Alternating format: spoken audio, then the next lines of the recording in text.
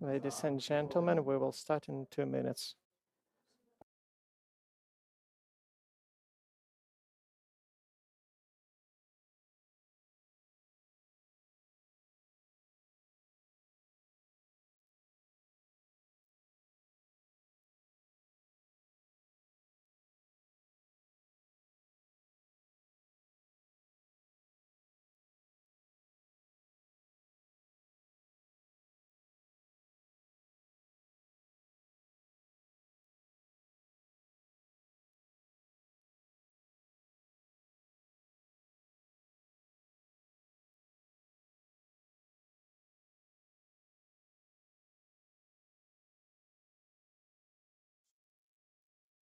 Ladies and gentlemen, so we pronounce the moment of silence for the commemoration of the people who lose their lives for our country.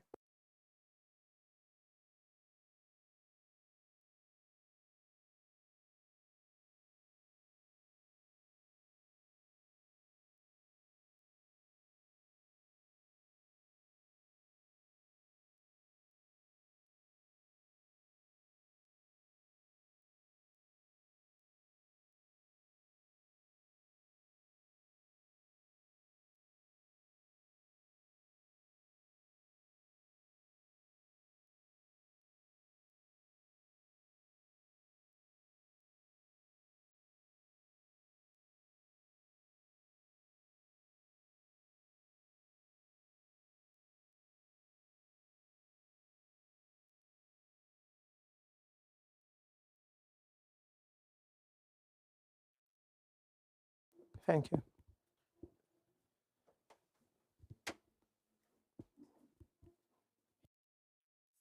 So I want to thank today all of you here in Lviv, to our colleagues from Kharkiv, from Zaporizhia, from Ivano-Frankivsk, Chernihiv, and Kherson. We are happy to greet you here on the forum of the local self-governance, the resilience of Ukrainian cities. My name is Dima Skalenko. I also work in local governance, and today we will be speaking about the unbreakable people who actually work in these cities. So, who, after the night shelling, renovate cities. In any case, they finance the military. They actually provide the work of the schools, of the kindergartens, and so on. So today we will speak mostly about the unbroken people, because cities are, in first time, they are people. So right now it's not only the people who actually provide for the cities, but these are the people who are physically working. And in 2022, these are people who stopped the tanks that were going to the Ukraine and on Ukrainian cities.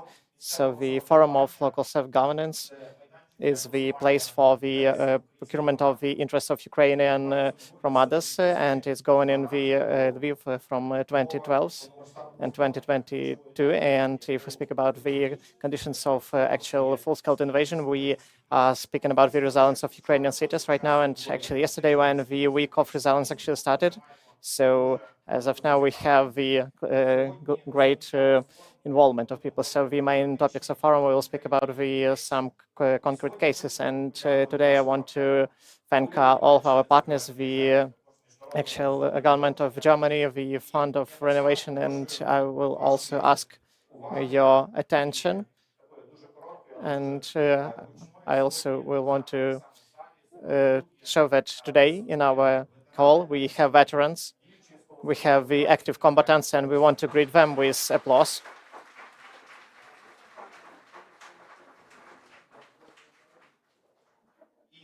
And today we're going to the key moment, key aspect, because we have the unique actually honor, because we will have Marta Kosik here, who is the Euro Commissioner, if we speak about the enlargement of EU, and we are really honored to greet her here on this actually scene. So please your applause to her.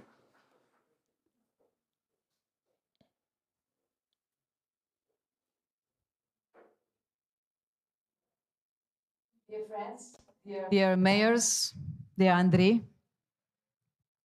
I'm very happy to be here with you in the great city of Lviv.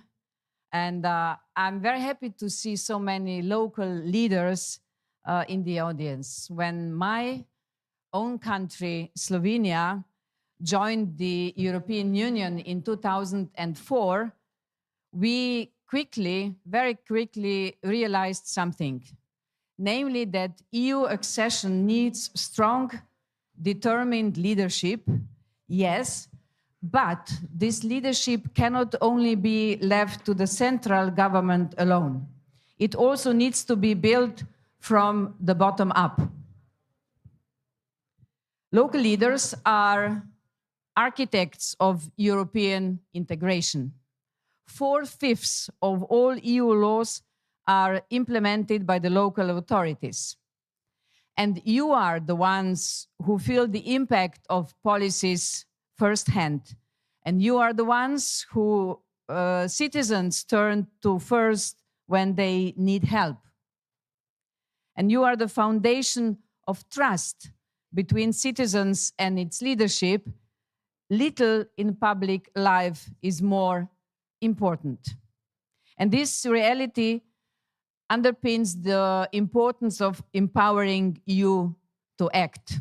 Because what works in Lviv may not work in Kharkiv, and what works in Dnipro may not work in Zakarpattia, where I have been yesterday. And this flexibility brings better results. It creates healthy competition for the best ideas. And above all, it ensures decisions are more accountable, more transparent, and closer to the people they affect. This morning, Mayor Sadovi, dear Andrei, you told me how Lviv has become a hub for internally displaced people. You are coordinating not only the housing, but also education. You put a lot of emphasis on this, and of course, healthcare. And I will see those places myself late today. Other cities are showing their strength in different ways. Mykolaiv is securing water supply. Vinnytsia and Khmelnytsky are turning into hubs for energy resilience with biomass and solar. And each city charts its own path, but collectively, it makes the nation of Ukrainians stronger. And this is the strength of decentralization.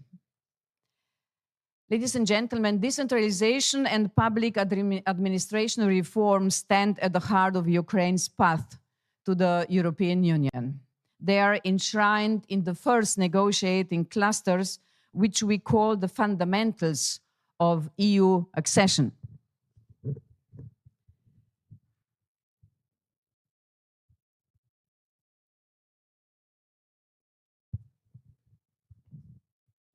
Decentralization is the single largest reform that EU has supported in Ukraine.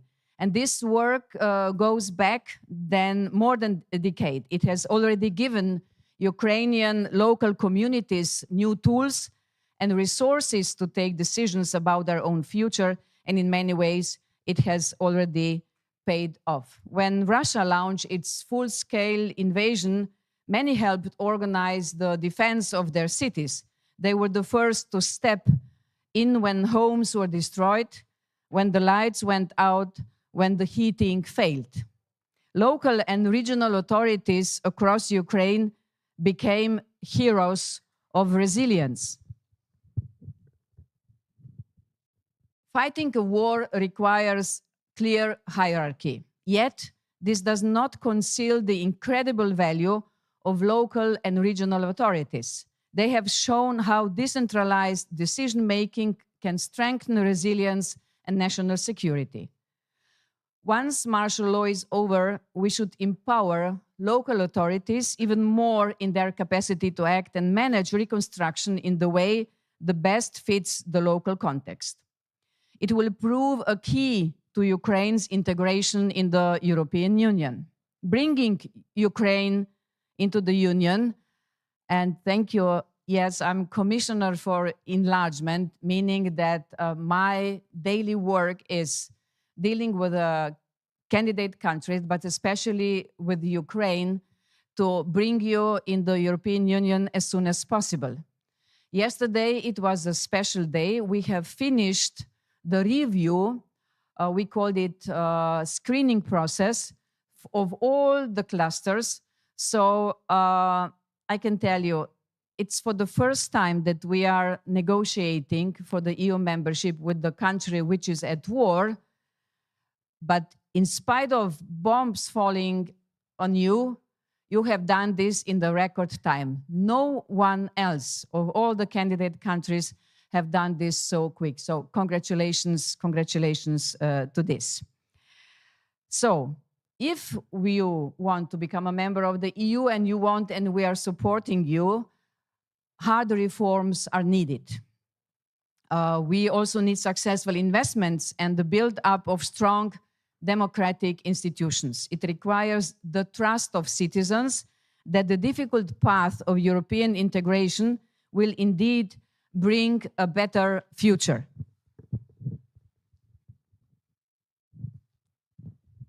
But, hello, Madam Deputy, the work starts always at the local level, making change possible, making change tangible, inspiring citizens to join the change.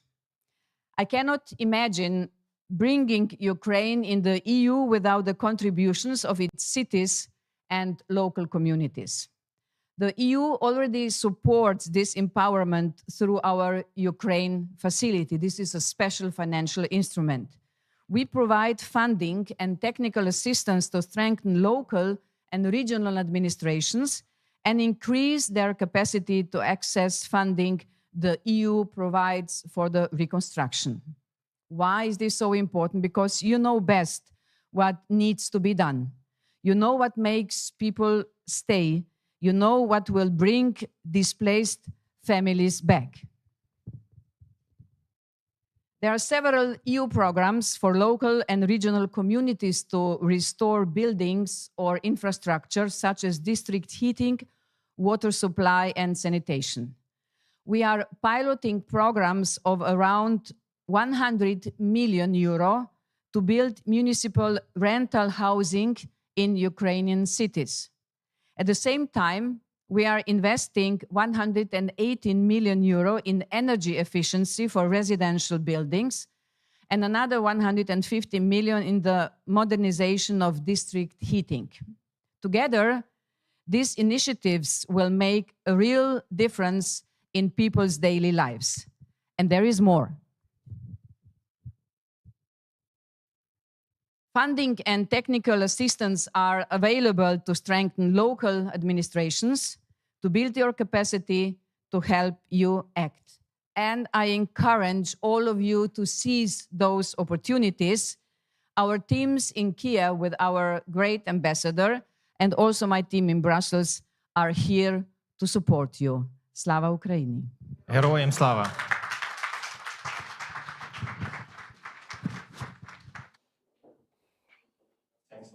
Отже, дякую за вашу промову та за вашу підтримку. So today we have a great honor. So I want to invite for the opening of the Forum of Local Self-Governance the first Deputy of the Ministry of Development of Hromadas, Ms. Alyona Shkrum.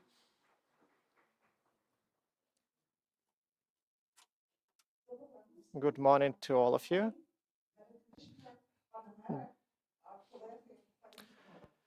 Colleagues, ladies and gentlemen, so it's a great honor to open this forum. So it's an honor for me to be here today in Lviv, and I want to thank the organizers for organizing such an event. And I also want to thank Ms. Commissioner who has done this work. And we were in Uzhgorod yesterday in Chop. Also, we were inspecting the first Ukrainian European railway that goes from Uzhhorod to Chop, and that actually connected Ukraine and Uzhhorod with Bratislava, with Wien, with different cities of Europe. And today we are in Lviv, and we also have great travels planned. So I guess I need to thank European Union, Ms. Commissioner,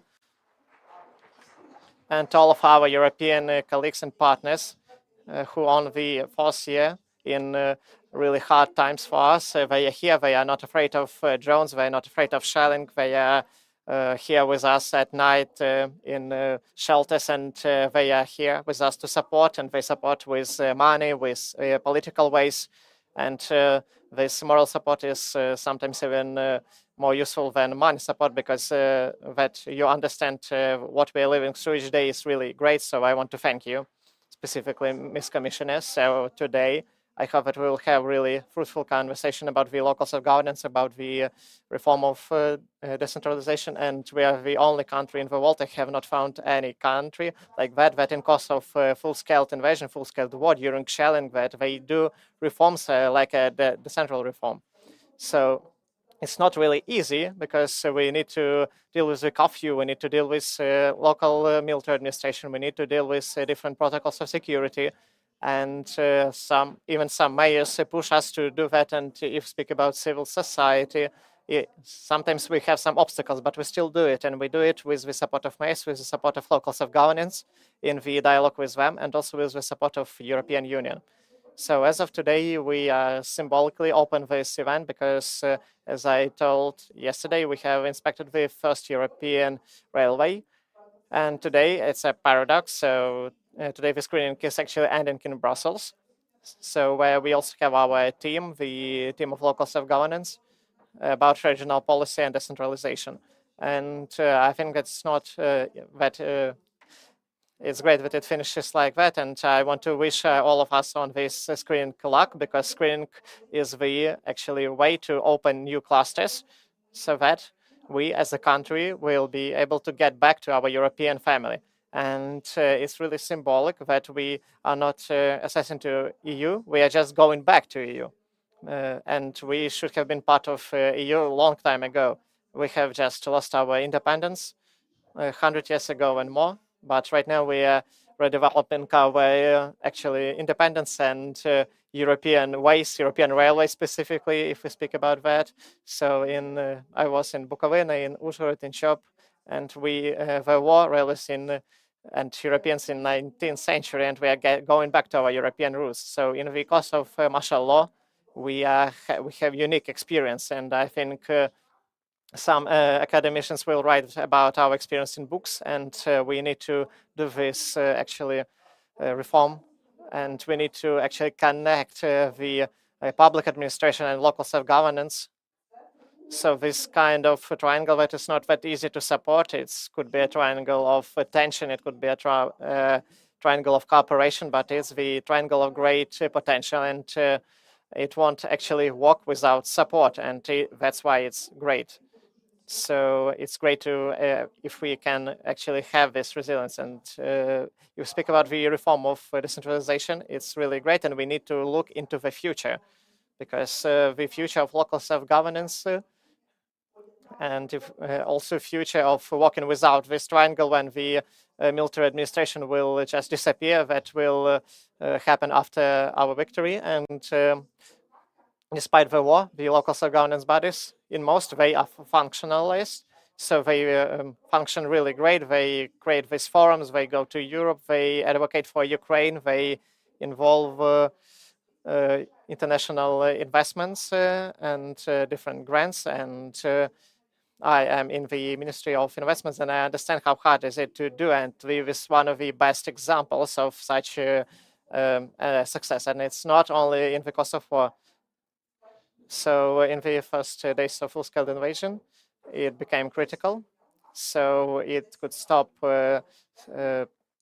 actually invasion. It could have gathered some money. So we were doing that before even waiting for the framework, and it helped us to actually deal with the enemy. So actually, military administrations right now are the temporary measure to actually have the security on the places, but without the trust of people, they won't be able to do their functions. So as of today, we need to actually get more attention to the near front communities, near front regions that have most of destruction. And if we speak about the European Commission, we also need to create RDN 4, and we are preparing RDN 5, like it's the quick register of all the damages done by the Russian Federation. So 85% of all the damages are in 11 regions, and these are frontline regions that are near the border to Belarus and to Russia. So in these regions, 75% of all damaged buildings in Ukraine. And of course, without housing, people can't get back to their homes and can't live in these regions. So if we speak about all the houses that are damaged and destroyed in Ukraine, we have four cities of Milano or 14 cities of Venice. So I was speaking about that in Rome, and Italians do not believe us, but it's like that because Ukraine is a great country, it's a big country. And without the synergy of Western regions, the frontline regions, partners, European Union and other countries, we won't be able to actually recreate the buildings for the people and to get back people there. But it's really important for us, for people to return, and so that people will live back in these regions. And if we speak about frontline regions, they are not the territory of not living. So in Kharkiv, we have more than 1 million people, and people still live there, and they buy pizza, they pay taxes, they continue to buy apartments despite the war.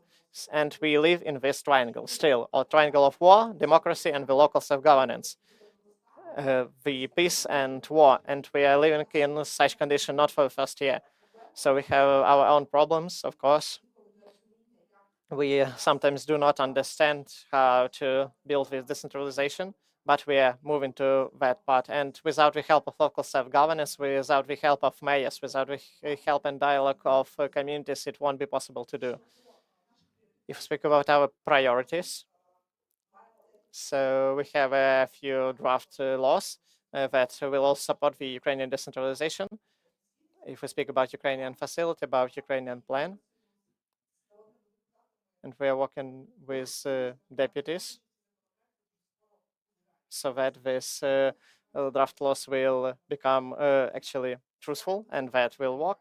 And also some of them will be passed in Verkhovna Rada very soon. So we need to speak about the reform of the decentralization of local taxes, and we need to speak about that in the Kosovo, because in Kosovo we already know the answers to that questions. We also need to speak about the changing of mandate of local self-governance and regional governance bodies, and also the state governance bodies. We also speak about the territorial-oriented approach, so that it will be the key principle of reforming our mandate, and we are counting on the support of actually mayors and European Union and our partners. So we also have started the reform in public investments with the help of International Monetary Fund. And I know that in English, yeah, we can say that it could be really frustrating because we are just asking the local self-governance bodies to fill different forms and to work in the course of war, in the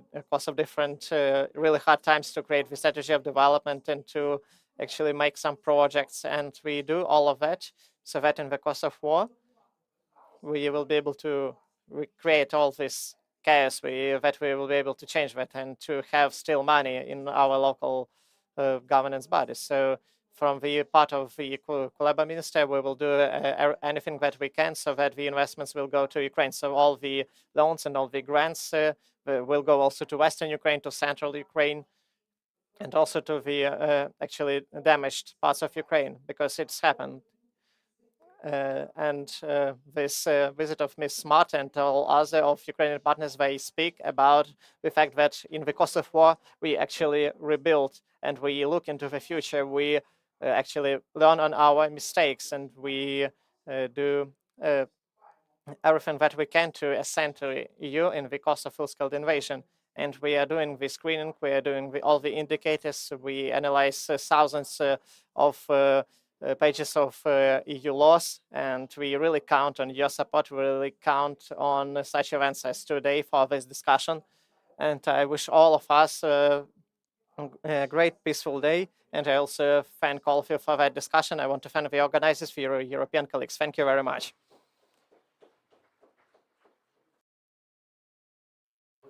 I want to invite Mr. Maxim Kozycki, the head of Lviv Military State Administration.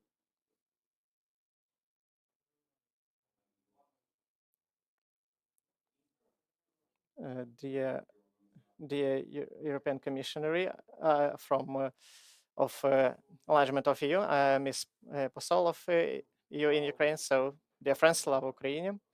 So I really thank you for such a forum today and for opportunities that are being created for Ukraine. So first of all, I want to thank the protectors of Ukraine, the armed forces of Ukraine, because without them, we won't be able to actually think about the future of our country and to be here. So I want to thank actually for Ms. Mata for being here, and it's the sign of that Ukraine is going to EU and that will be the part of EU not only mentally, not as it was signed, but also as physically on the map. So for us, it is important to create this forum so that we'll be able to see that Ukraine is being developed and that we are not only resilient, we also think about our future, because our future and the future of our children. So when we speak about Lviv or Lviv regions, it can say that we are really far away from the front line.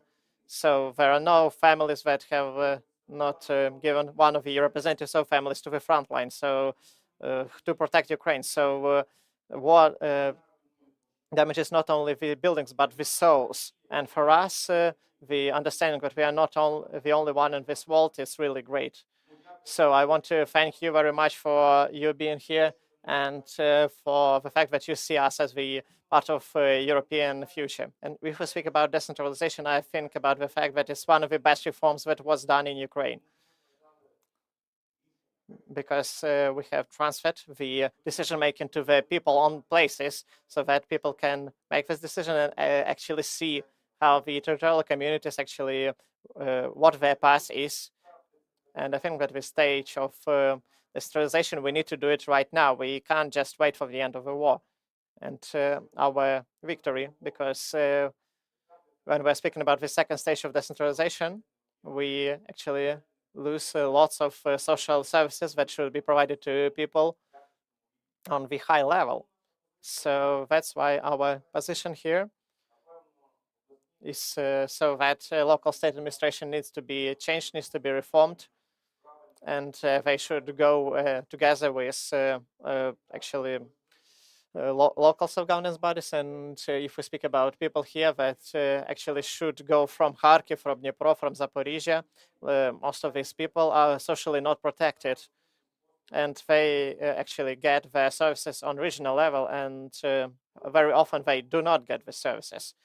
So the three main aspects that we have today, these are secure actually environment, because rockets, the bombs could go to Lviv, Stry, and Drohobych. It's the first point. It's the first thing that we need to actually avoid. So also the second part is the protection on the social sphere, and also the creation of new places of employment, so that people will reside in Ukraine and they will actually see their future in Ukraine and they will build their families in Ukraine.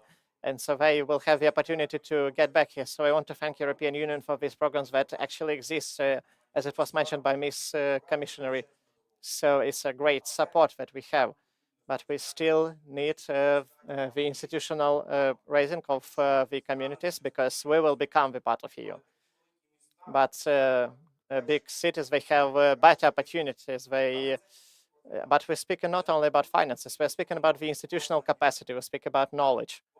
So when each of the communities of the region will have the opportunity to create new working places and they will understand how to deal with their own finances and capacities, then we will become a part of EU. So faster it will be better. So I asked the representatives of EU to also speak about working on the cities, villages, towns, because in the regions there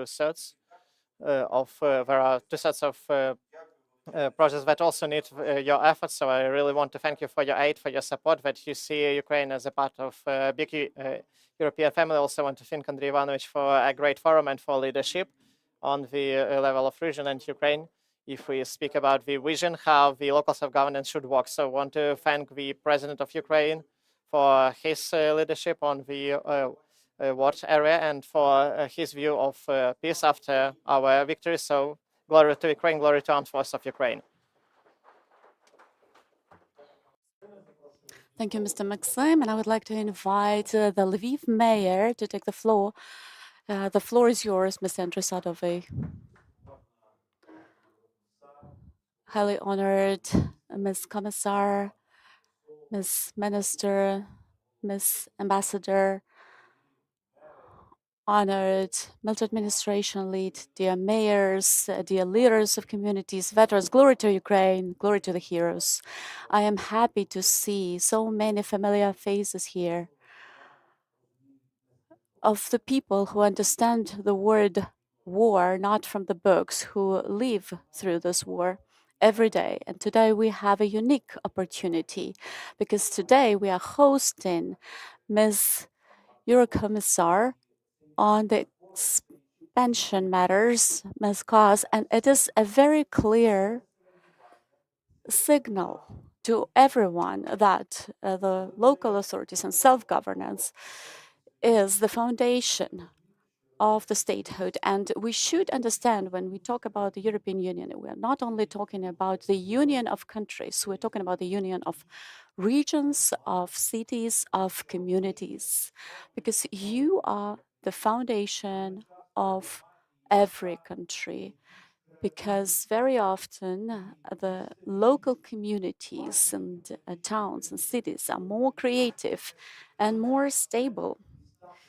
And in many cases, we see that cities demonstrate this resilience, the stability, and ability to rebuild. These days, we will be talking about resilience, about how we learn to survive under harsh conditions. We will be hearing each other out. We will be hearing out the mayor of Kupiansk, who lives in the city on fire, and he is saving people. We're going to talk about a lot of successful cases that we have here in Ukraine today. But I would like to point out that these cases are not only interesting to us. This morning at 5 a.m., I came back from Timisoara, where we had a Eurocities meeting, and we also invited the mayor of Sofia and the mayor of Timisoara to participate in our event. And I could see that agile interest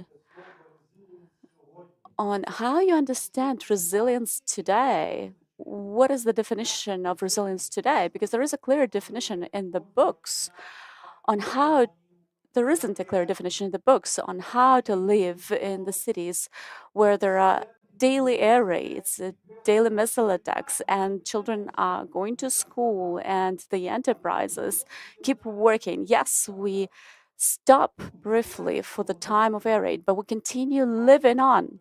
And my colleagues do not have an understanding of how we do that. You saw the case when 19 UAVs entered the Lviv city. You saw different provocations of the enemy country, and we understand that these provocative actions are going to grow in number because this is in the nature of the aggressor country. The aggressor country is to create problems to others. So this is why we need to prepare today. We need to enable our European colleagues also to understand what resilience can be. And I am really grateful to those leaders who are not afraid, who are visiting our country, and honored Ms. Eurocommissar, Commissioner. I believe that today the residents of the European Union countries should visit Ukraine to understand what the shelter is, what air raid and a UAV attack is, what are the countermeasures, because this is not something that can be seen on TV. I was surprised that after an attack on Poland, we've had journalists incoming to a country and asking us very simple questions. I believe that 70 kilometers from Lviv, some simple things are very clear to understand for the people. And yet, a lot of people are afraid to visit us. Ms. Marta is not afraid. Mr. Turner lives here under the shellings, and the last attack during in Kiev happened. The building of the European Union administration has been damaged. And I am going to ask all of the present here to be absolutely blunt and outspoken and speak your mind as it is, because by the results of this forum, we are going to vote, we and you are going to vote for the resolution that will be brought to the table of the President of Ukraine, of the Prime Minister, and obviously of the EU Commissioner, because they all request us today to provide agile, actual information. We are going to talk about the responsibilities that are going to be brought top down to the local level. We're going to talk about the increase of the budget by 20 billion hryvnias. We are going to talk about the cooperation with the European banks, and we are going to talk about the reverse rotations, and we are going to talk about the justice. But we also are going to talk about education during these days. We are a strange nation. At the time of war, with the priority of supporting the armed forces, we still find resources to support both culture and education, since education is enabling us to leverage the lives of the communities and of the people of this country. And today with us, we have people who are great speakers and are very elegant speakers in public. And we have established the School of Municipal Leadership in our Unbroken program. We are going to also restore and run programs for architecture, for ecology, for economy, for medicine. Obviously, we will not be able to support everyone, but it is very important to allocate time to these matters. And I would like to invite representatives of all of the communities to join in. You cannot think like myself, and I can't think like you. We have to think together. We have to be creative together every day and find unique solutions to the daily challenges that we have. I believe in our resilience, and I believe in the ongoing support of the European Union and of our unity. You are great. I love you. Glory to Ukraine. Glory to the heroes.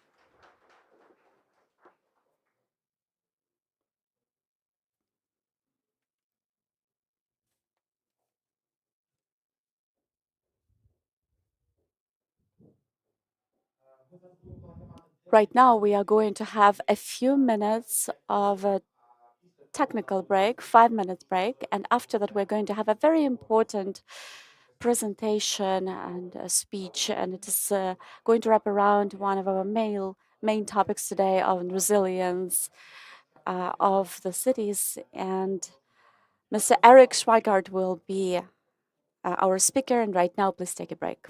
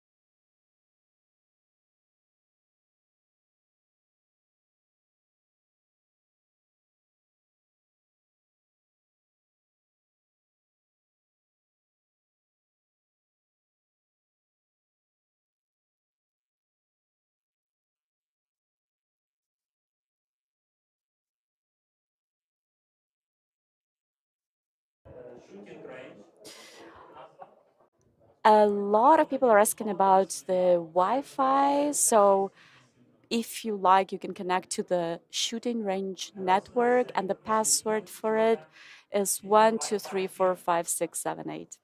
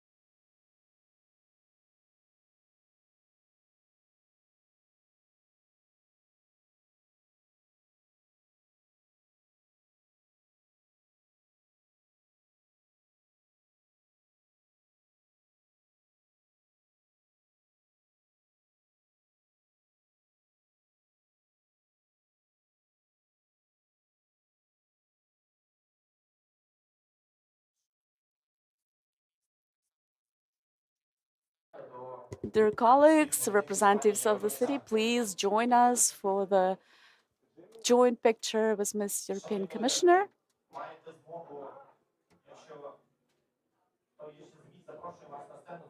To colleagues, if we have representatives of the mass media, please join us for the picture together.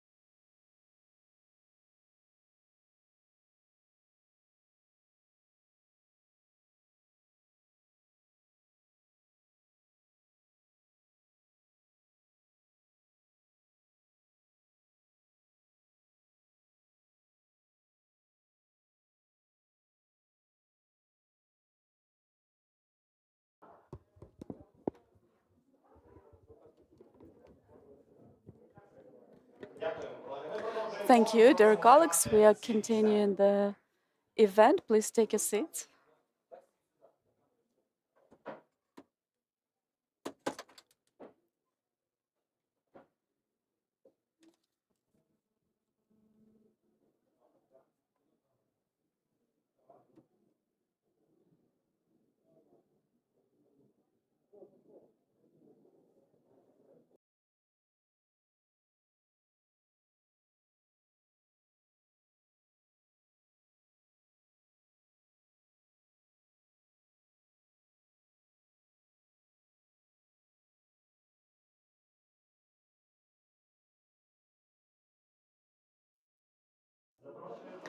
Dear colleagues, please return to our conference room and take your seats. We are going to continue our forum on self-governance.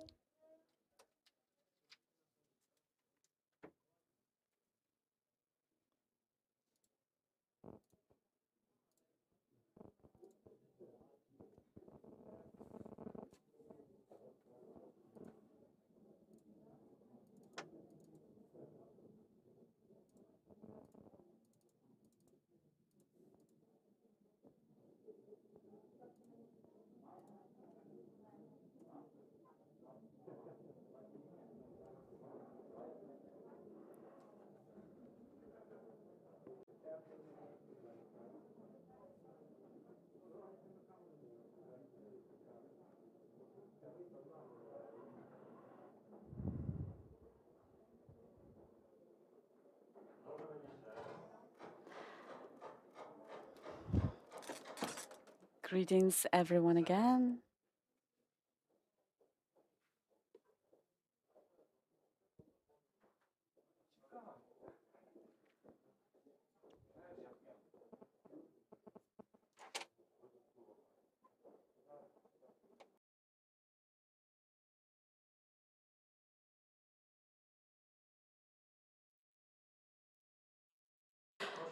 Dear colleagues, let us continue. Please take your seats. My name is Maxim Terletsky, and I will be a moderator for today's event, but obviously I'm going to have support from my colleagues. We have moderators for each of the panel sessions, and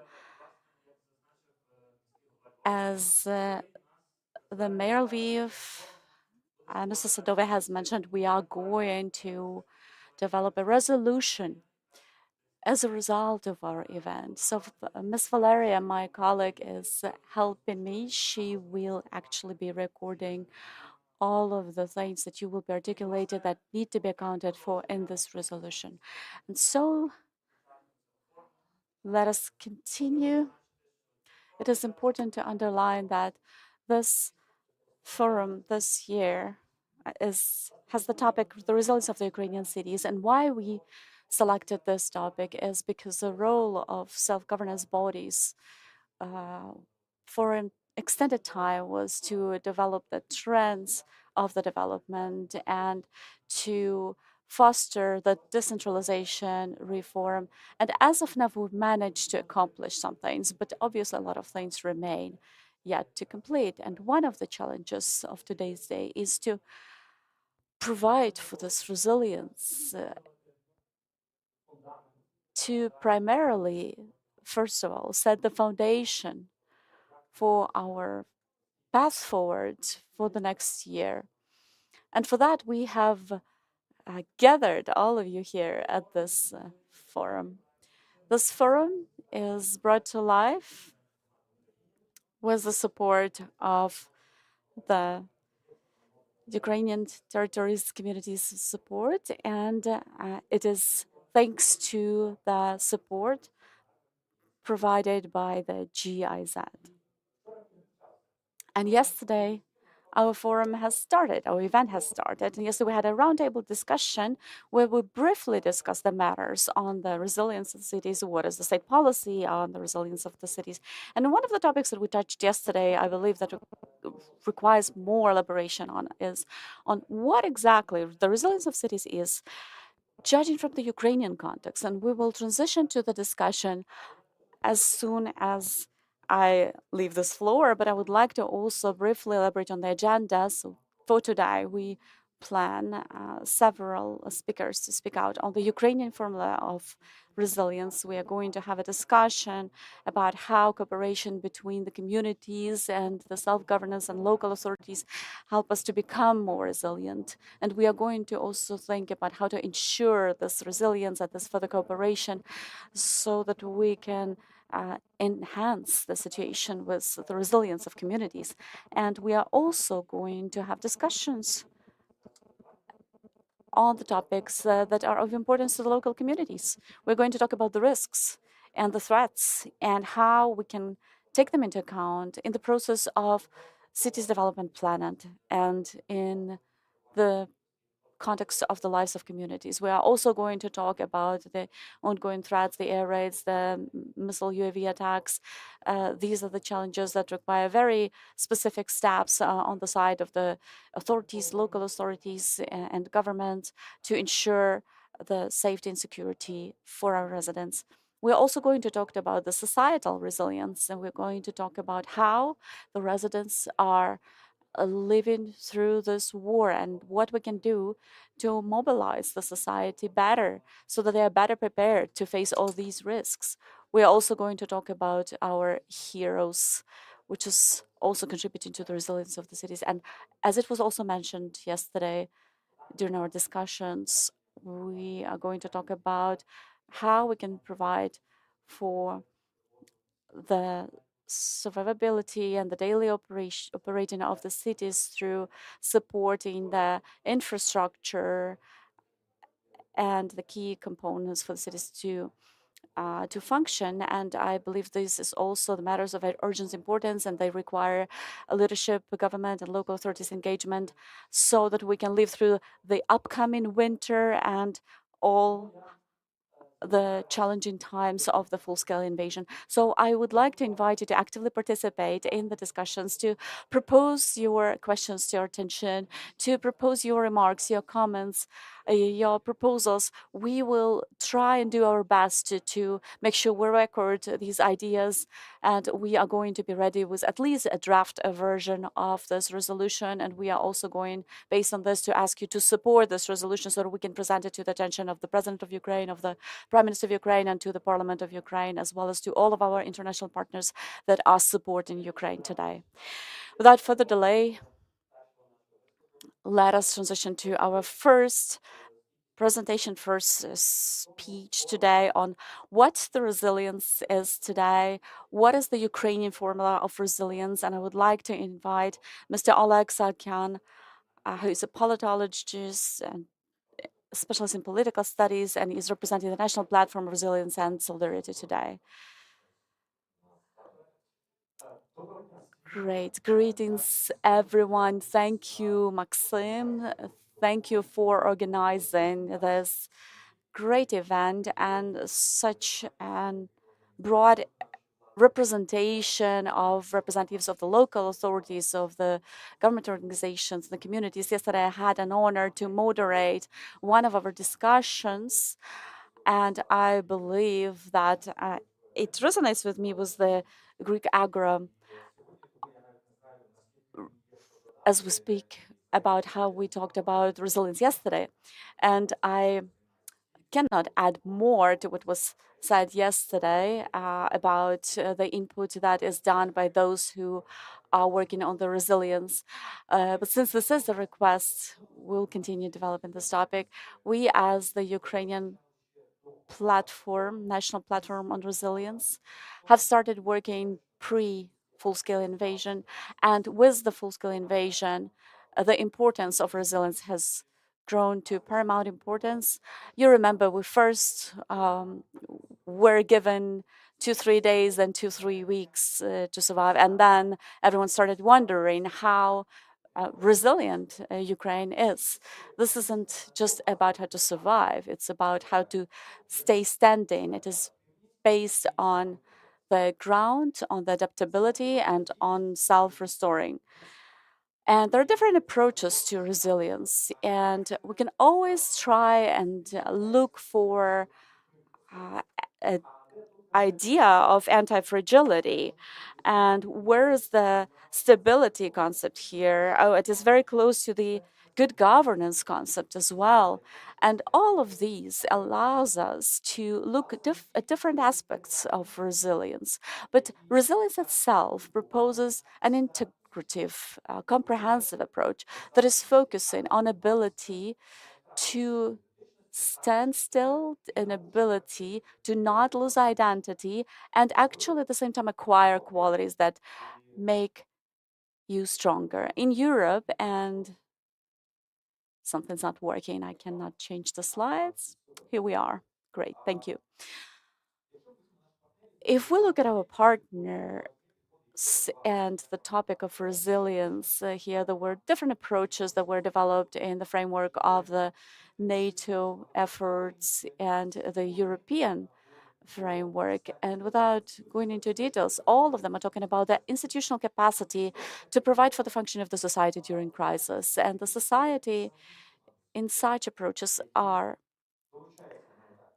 considered to be participants, to be participating parties, and they participate in the consultations, in the risk analysis, and in the mitigation of the risk and countering those risks. But the main entities, the main stakeholders that are active in this process are the institutions. And the Ukrainian case has demonstrated that the society themselves can be not only just active participants in this process, but the society representatives are actually the entity who are creating this resilience.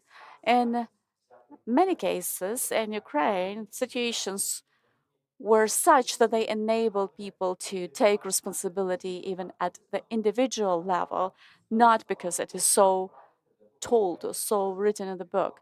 And this served the initial point for kicking off some processes to start processes running.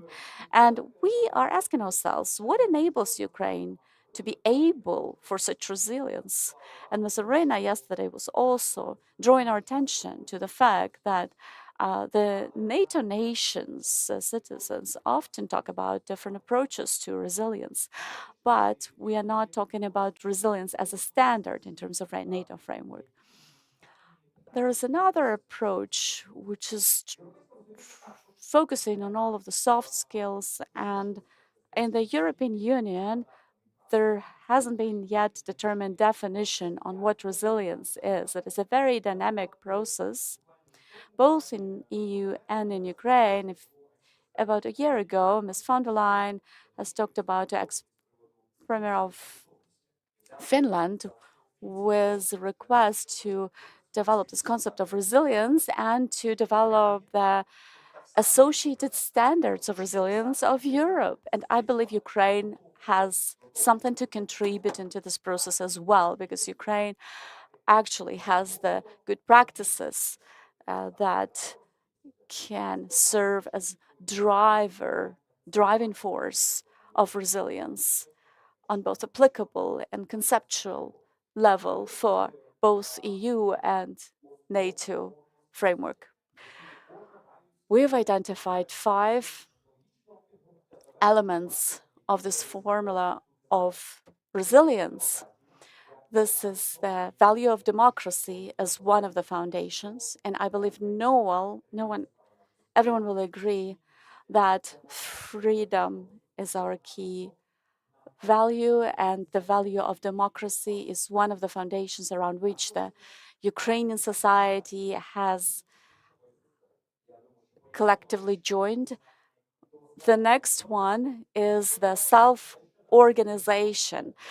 I think it goes without saying that we all know that we are able to self-organize regardless on whether there is certain guidance on how to act or whether there is certain algorithm of course of action. Obviously, this can also bear some drawbacks. They shouldn't bring us closer to anarchies. Again, we would want to have more government level institutional engagement, but we should also be looking for this balance and golden middle where self-organization is not substituting what institutions should be done. The third element is the social solidarity. Yesterday, we had a speaker talking about the horizontal and vertical level of social solidarity, the vertical level of solidarity, that's about the coordination between the government and the people, and the horizontal one about the coordination among different social groups horizontally at the same level. And without the solidarity, it is difficult to talk about resilience. And the best examples of resilience are where the communities were with the highest level of solidarity initially. But the worst one was when there was no of such presence of solidarity, where people were indifferent towards each other, where they didn't know about each other. So the communities which were highly competitive among themselves, where there were a lot of business enterprises that were highly competitive with each other. Even if we go back, spool backward into history of the COVID time in Italy, and we had even some mafia representatives providing services to different groups of societies. So, spooling back to Ukraine, in those communities where people do know each other, even if they compete, even if they are in conflict, they know they can expect something from each other. And the worst situation was where people would just simply did not have contact with each other, where they wouldn't know about each other.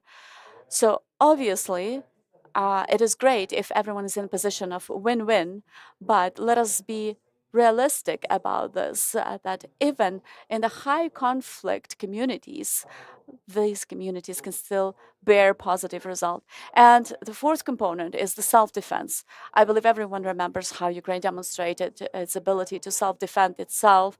If we are going to talk about territorial defense forces, we know how much we were deterred. We know how much we were deterred with the development of the territorial defense communities. It happened either in 2014, and we know we have the Azov defense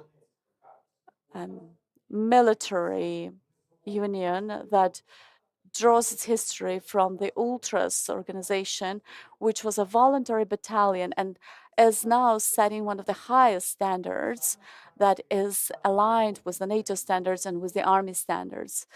And this particular quality of self-defend ourselves allows us to talk about this foundation of resilience. And the very last one, but not less important, is the creativity and social innovations.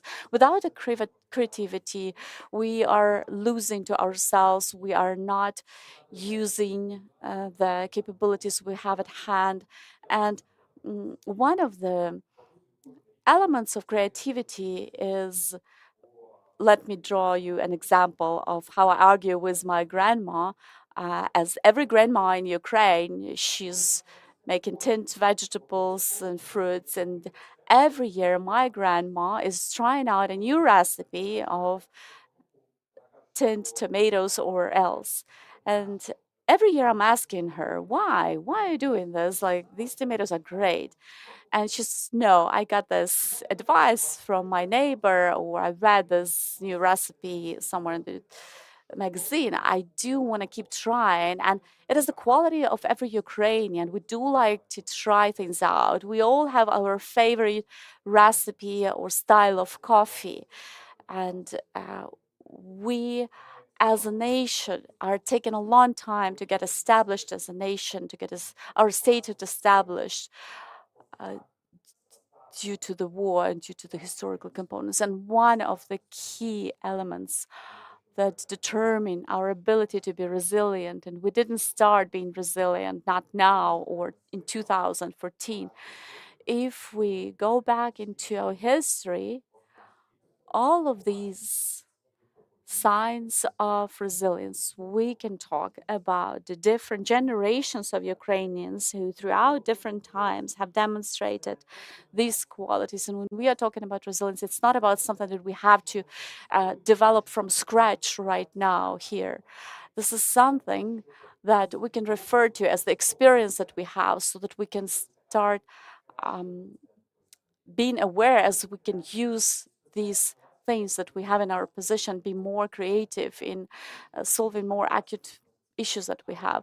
Those social innovations that are mentioned here as well, they also include the technical innovations, but also as we're talking about new social practices, this isn't just about adapting a new state-level policy or strategy, but taking something that is something that can be supported through donations of the donors.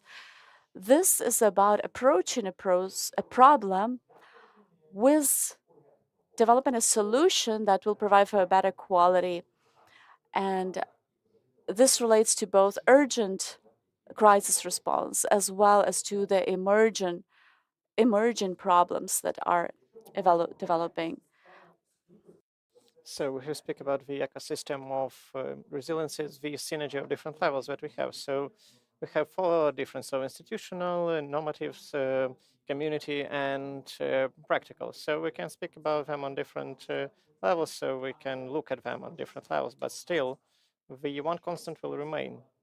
So the resilience is on different levels, and it depends on the whole network of understanding. So this forum today gives the opportunity to exchange experience, of problems and challenges, and also the threats that could be presented, and to look at them in the scale of different practices and different things that could be done in different communities, that could be upscaled and that could be really improved, and to see as a model of how we can go to the decision and they can be copied to get their own decision, and to actually look at the fact that we actually can do that. So the model of resilience have shown to the world that democracy is actually strong when the community is really a subject of this democracy, when the democracy is able to actually protect the society, because it feels that the society is valuable, because they know that, and democracy cannot live without the society. And this component is not just the trust to the society from the stage of bodies, but it's the ability to actually delegate, to speak about subsidiarity on the lowest level of realization. If we speak about volunteer organizations, for example, different social entrepreneurship, if we speak about different local self-governance bodies, we can go on completely different levels down, and we can speak about different levels of identification of practices of different values and projects, and we can also look at different values of synergy, and this is one of the aspects that actually Ukraine can give to the European resilience, and that's why the communities are actually dealing like a frontman of the and they're like a leader, because that's where the resilience actually is created. So it could be coordinated on different levels, and it could be implemented specifically there. So on this point, my time is over. So I only have the contact information here to show you. So you can write down my phone number.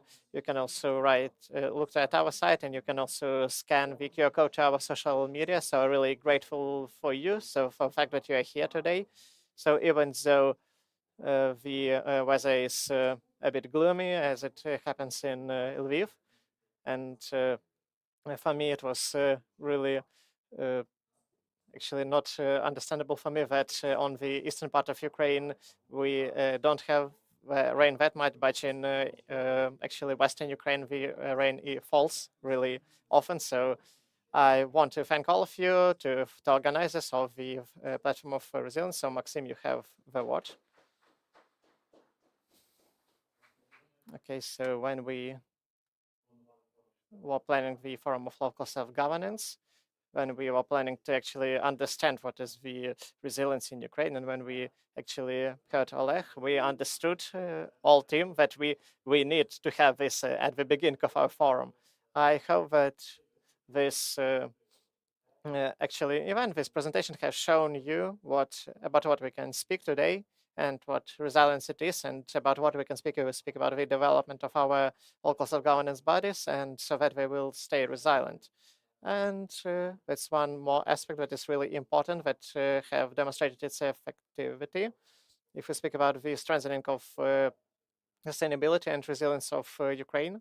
So it's the fact how the communities between themselves, they can actually mobilize their forces, how we can actually develop our communication and to deal horizontally, not only with the central governance bodies, like the state governance bodies, but also with different organizations, and also have this multi-municipal cooperation and to create it, and what lessons we can actually take from that. So I want to invite Andriy Darkovich, who is the representative of Kyiv School of Economics. They have done the actual study on how the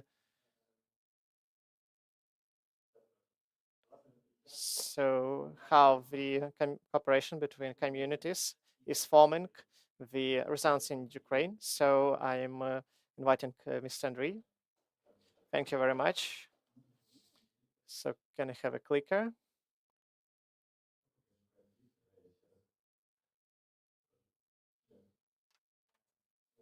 Okay, so I will say a few words about me. So my name is Andriy Darkovich. So, and you have two main components of what I actually do, academical researches and the particular researches speaking about the data. So today we'll speak about the resilience and cooperation, and I want to actually have words, and I will like to start a trend so that we need to actually take our sources and show our sources of information so that all the proofs will be created. So my presentation is developed on three main sources. So you can see them on the slides, and you will have the QR code to each of these sources. So and you will have the teaser of the researches that we have been doing for more than 2 years.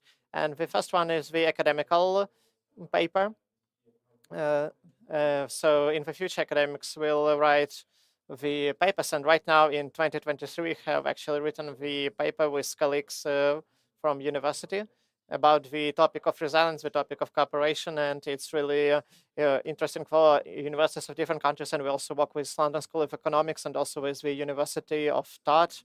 And this is the topic and this work that we have as the academicians is to get your experience, practical experience, and try to get it through to the academical community and also to try to find it in the data. So please try to take my presentation today. It's not like educational, it's just with data and how it actually works and how you can use this data and use these researches in your work, and how you can work with donors, for example, and explain to them why resilience and cooperation is really important. And also I want to thank all the donors that were involved in these projects. So the first academical page was helped to be written by ULIT. Also the second research was done for the Swiss municipalities with the ICLD, and third cooperation was done with the International Fund of Resilience. So what was the actual research? So there were questions that we asked at the beginning, but all of the answers will be about the cooperation. So the first research was about what actually involves the resilience, what influences it. So the second question, what is the dynamics of changes? And we have actually started this 2 years after the beginning of the full-scale invasion. And what is the passiveness of different people here? So each of the answers actually involves the cooperation. So cooperation of communities, it's a really great resource and a really big resource of the cooperation with stakeholders, and it's the cooperation with the people and stakeholders. So I want you to remember these three sentences about which we'll talk throughout the whole day. So if we speak about the cooperation with communities as we are presenting today, you can see the QR code, and this is the link to the actual paper. So this is the academical paper that was actually published in Governance magazine, and it's based on the 134 and 474 communities. And we have used actually the open data also, and we need to understand that what we actually have named the resilience. What is the resilience for us? So why different communities have better actual results here? Like, I can't say that there were lots of researchers that deal with that, but we are speaking about the particular features that are important for us. So it's the readiness, it's the robustness, and adaptation. So on these three pictures that you see maps that I will show it to you because we like maps.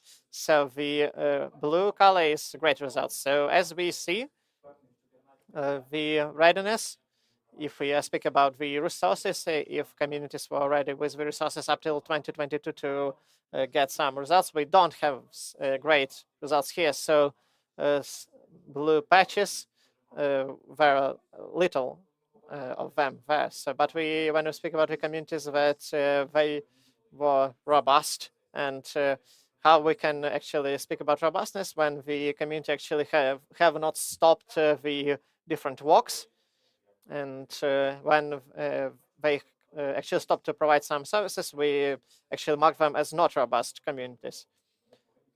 And of course, we need to understand that not all of the communities on the 22nd of February of 2022, they had all the resources they needed. And also, if we speak about adaptation, we also have asked them 5 questions to communities, how they have actually adapted to, we have this survey in 2022, if they are ready to the heating season that was really hard for us to live through. And communities did not have all the resources, and but still they had the good results in adaptation in the future. But it's really hard for me to actually show some statistical data as we as academicians do, but I will show to you the map that actually represent all the blue points that I have shown you. So this is the map of cooperation between the communities. So these 3 main actually results that we have here. So the main results, the best results, actually show that the number of these actual reports of cooperation, they show that the communities that they have more of these reports, they can actually work together better. And me as the researcher, I can say that I can say that it actually represents one another, but I can say that there could be some actually connection between these topics and communities that work with different municipalities. Maybe they can manage things better. Maybe they have better understanding and better experience. And we have asked to the communities that have most cooperation, and we see that we have this context that we can discuss and we can speak about. We also have different cooperation, and we see that communities have stopped actually work, some of them, and with this cooperation they were able to work on.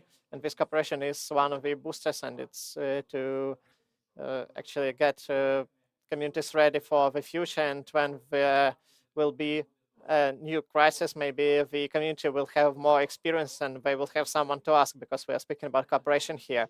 So the second research that I want to present to you is the actual survey of 180 communities in 2024, and we were comparing the data from 21, 22, and 23. So we are speaking about the cooperation of stakeholders. So I just want not to ask important questions that I will show to you, but we also have different representatives of donors, and I want to show to you that there are different other factors that will actually help your community to be more resilient in the future. So we have done this research for the Swiss municipalities, because they are actually interested in experience of Ukrainian municipalities. So we have asked 180 communities, and we have seen the characteristics of readiness. Like if we speak about did they have any plans, did they have any storage, and we can see actual these things, and we have seen some tendencies. So what dynamics, in which dynamics we were actually interested? So communities have actually overcome the problem of not being ready. So actually lots of communities were not ready on the at the start of full-scale invasion, but right now they are ready, and it actually was supported by actually improving the mid-level and high-level readiness, and it has actually raised, was actually raised on the actually October 2022, and actually it has fallen by the spring. So we're speaking about the fact that actually readiness is a dynamic number. So what we actually have seen here, because we have asked them, do you work with stakeholders? We see different NGOs, different IDPs who were asked, and we see that if we speak about different city and, for example, village factors, so the more community involves different stakeholders for decision making, the more actually indicator they have of readiness. And also is the second decision that I want you to actually remember. So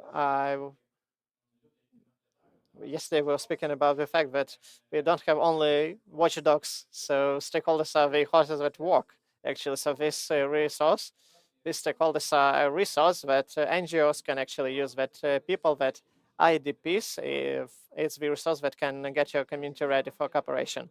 And the such result is the cooperation with people. So we asked we have asked 2,662 people from 12 communities about the fact what actually people feel about such a social resilience. I also don't know if we actually speak about resilience, we can speak about cooperation, social cooperation, but we have created this scale that actually can be translated as the scale of understanding of resilience by the community. So we see that the best indicator is that the members of community does not feel isolated, and that the members of my city does not feel isolated from the other community. So what is important here is that cooperation that we have here provides the citizens the understanding of that they are not isolated, and maybe that this actually scale that we have here is one of the main elements. And also I want to add that why the scale is important, because in our researches we show that the understanding of sustainability is the main factor here is trust for mayor. So if you want to develop communities only for resilience, we also need to speak about the understanding. So the more resilient the community is, the more trust the mayor has. So it's just a rational thought. So the sustainability is important. So I will get back here, not to speak about the results. So if we speak about the cooperation in these three dimensions, it's really important. And we see that the cooperation of communities actually provides this resource. So we can speak about the exchange of experience. We can speak about in communities that Opishня, for example, who was speaking about their experience, and Mykola Riznik has asked that in first days of war they have calls from the actually neighboring communities, and they have exchanged their experience, and we need to remember that it's also a resource. The resource of communities and exchange of the experience that was actually spoken about today. So different experience, for example, communities that live near front, it's a future resource that we can use, because information is resource, people are resource. And stakeholders are also a great resource, and we need to remember that. And so, so these are my contact information. And I also want to thank that these results won't be able to be made without the people on the places or people on local level that actually provided to us the answers, and that we will be able to use these answers after to speak with donors, to speak with different communities. So I'm really grateful for your everyday work, and I'm really grateful for the organizers for this great forum. Okay, colleagues, if you have any questions, so you can raise your hands and I will give you the mic. Okay, so you don't have questions at the moment? So I think in this case, just take a look at the research and also write to Mr. Andrei, because it's really an interesting research if we speak about even the plan of work in your communities, and you can take a lot of information from there and understand decision making on the community level. So yeah, you can write to me on this email right now, the answers. So you can, okay, so you can do a resilience survey. If we speak about the fact what year the actually mayor is serving as the mayor, and we can ask them if the mayor should be changed, because if the mayor is not changed, it just reflects the policy of the aggressor country. So we are speaking about the fact that mayor is here for the second and the third time, and this academical research was done with the main survey. We wanted to look if it reflects on the data.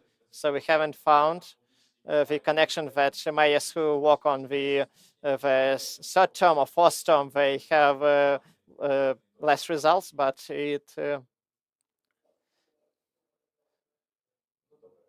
okay, so I will take a look at the data, but in general, I have shown you that the connection that we can see in one community, it can be seen in different others. But thank you for your question.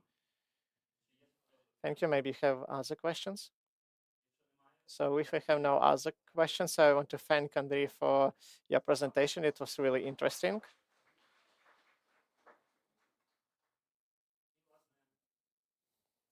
And so when we get from the theory to practice, maybe, so don't be afraid. So the actual sounds that you hear is because we're in municipal shooting range here, and some of the people of Lviv here, they are getting ready to shoot. So I hope that it will not actually be a lot of distraction for you. But I have talking to colleagues to maybe make the sound less.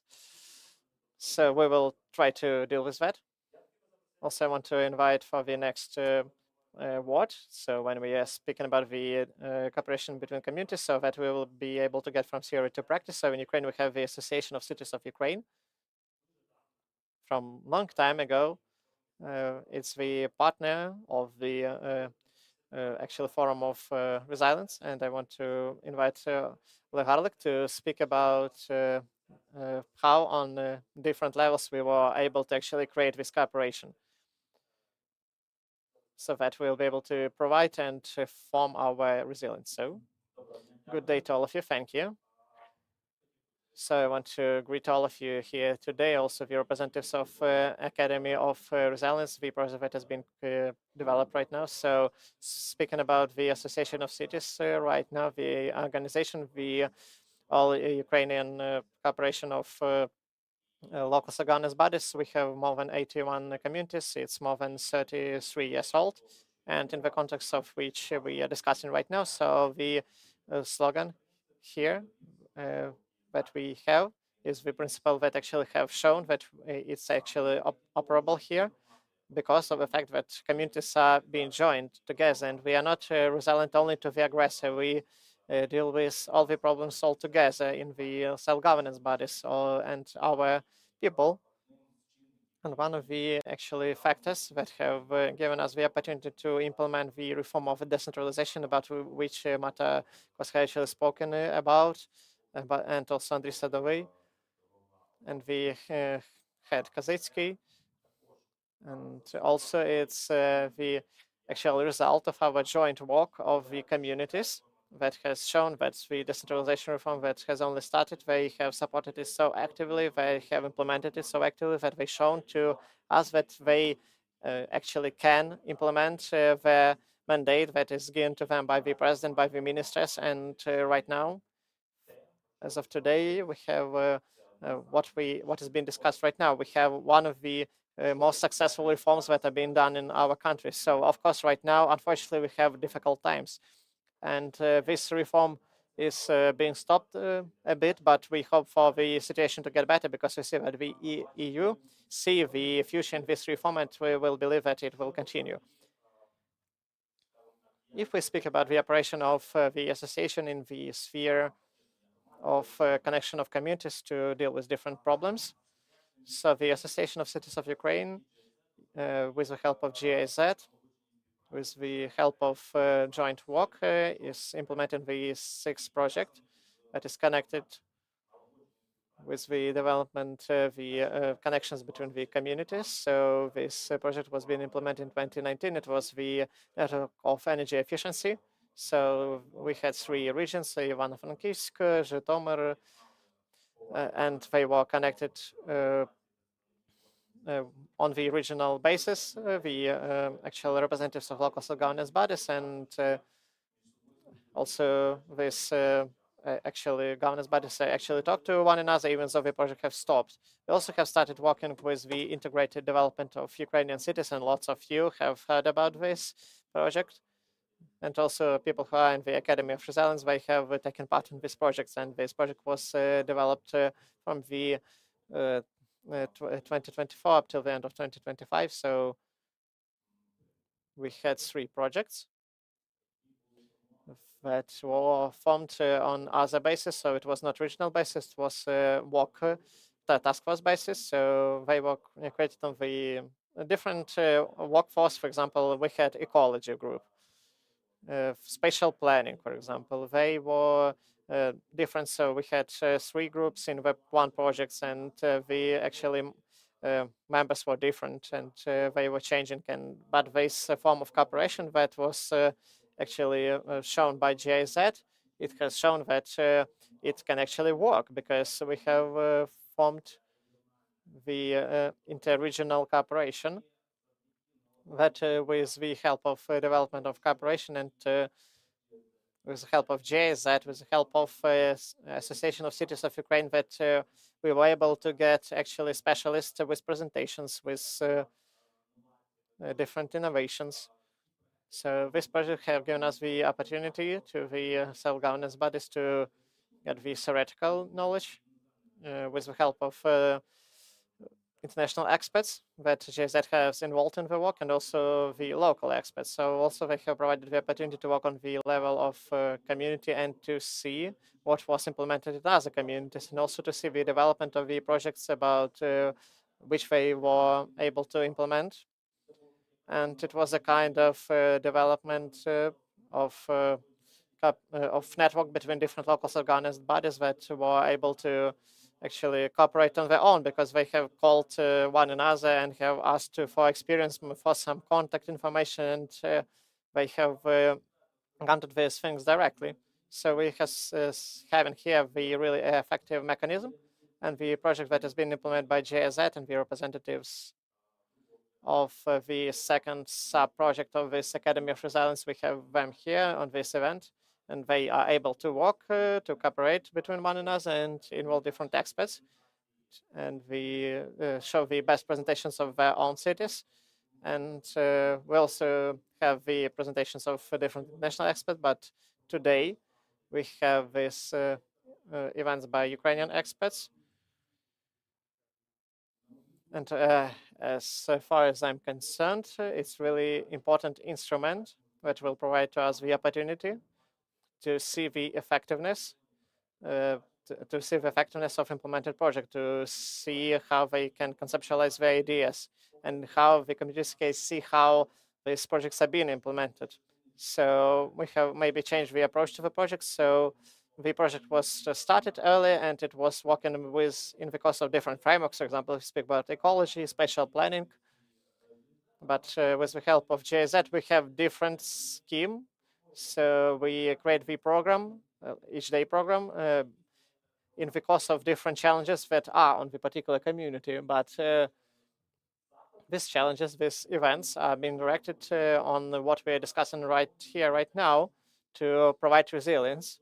So yesterday we were speaking on Academy of Cities about the academical resilience, and we were also speaking about the critical infrastructure. Before that, we were speaking about other things. So this is the dynamics that is actually changing. It will be changing to 2026. And I hope that is not the last project that GIZ will provide to us, and because of that, the communities of Ukrainian cities will actually get the opportunity to get the experience from their colleagues. And I also want to say that the dynamics and geography is being widened. So it was on regions when we had 8 cities, and right now we have 20 cities. But we are really open, And if some of you want to get involved, we have different online events where representatives of Academy of Resilience, we have coordinators, we have organizers of these events, and in any case, you will be able to find us here and get to this project in the future. We have lots of work ahead of us, and I hope that it will be effective. And I really hope that this work will be directed and will give us results if we speak about resilience in really hard times for our country. Maybe you have any questions. To colleagues, if you do have questions, please raise your hand so that I can pass the mic to you and you can ask the question.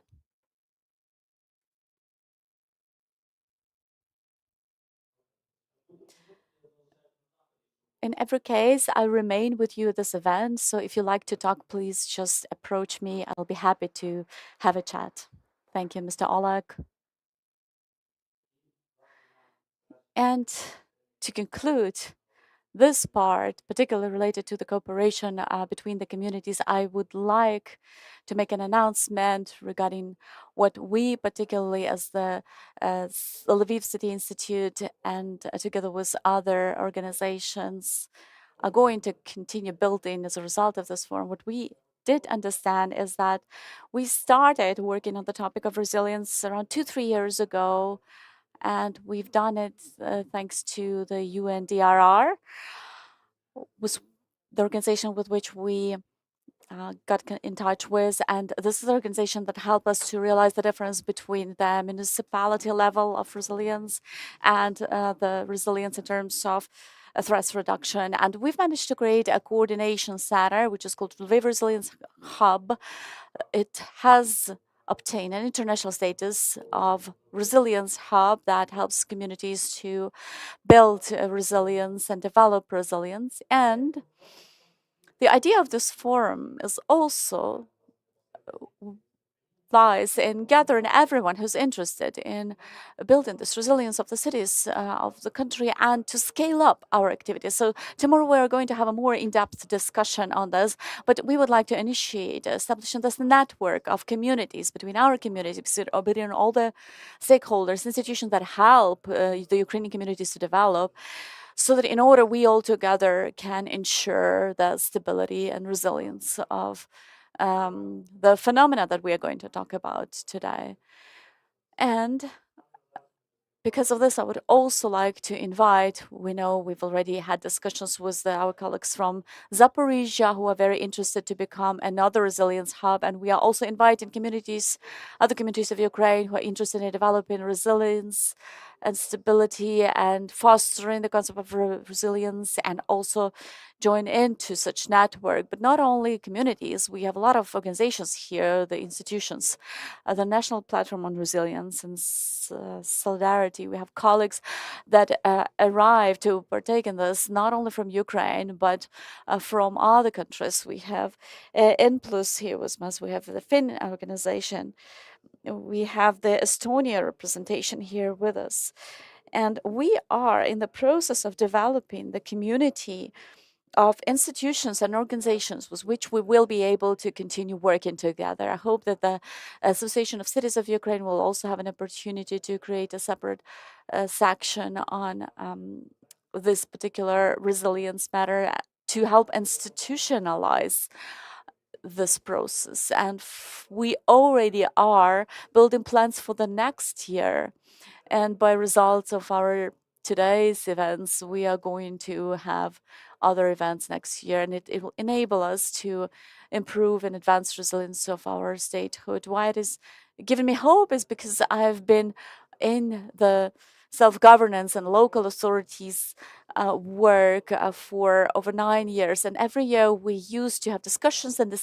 But once we reached the level of state-level decisions, what we were tracking that a lot what has been discussed at our level was also depicted and laid ground for the legislative level framework.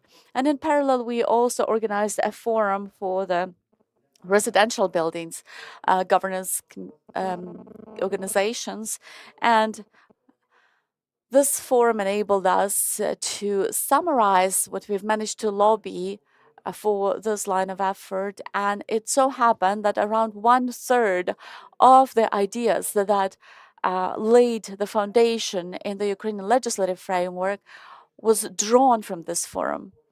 So these events set the foundation for us to step by step, sometimes in a very mundane, routine way, but yet foster the agenda of resilience building of the Ukrainian communities. Which is why I very much invite you to partake in this initiative. You all have our contacts, and if you would like to participate in these activities, please also, when we are going to have coffee breaks, just approach our reception desk. Please leave your contact information, leave your business cards so that we can continue working with you as well. As of today, oh, by the way, I have just found a little bit more of what is happening at the shooting range. We cannot stop the shooting practice right now because this is the training practice. I hope it's not going to distract us from our discussion. I just want to once again encourage you to be very active and actively engage in our discussions. Topic by topic. Right now, we're going to have a short coffee break. And we have coffee served on the first floor. So it's also an opportunity for you to stretch a little bit, go down, then go back up, talk to your colleagues. And 15 minutes later, we would like to see all of you back here. And one more thing. If when registering, it so happened that you were not registered or you didn't receive a badge, this is on us. Please just approach the reception desk and register once again and get your badge. Thank you.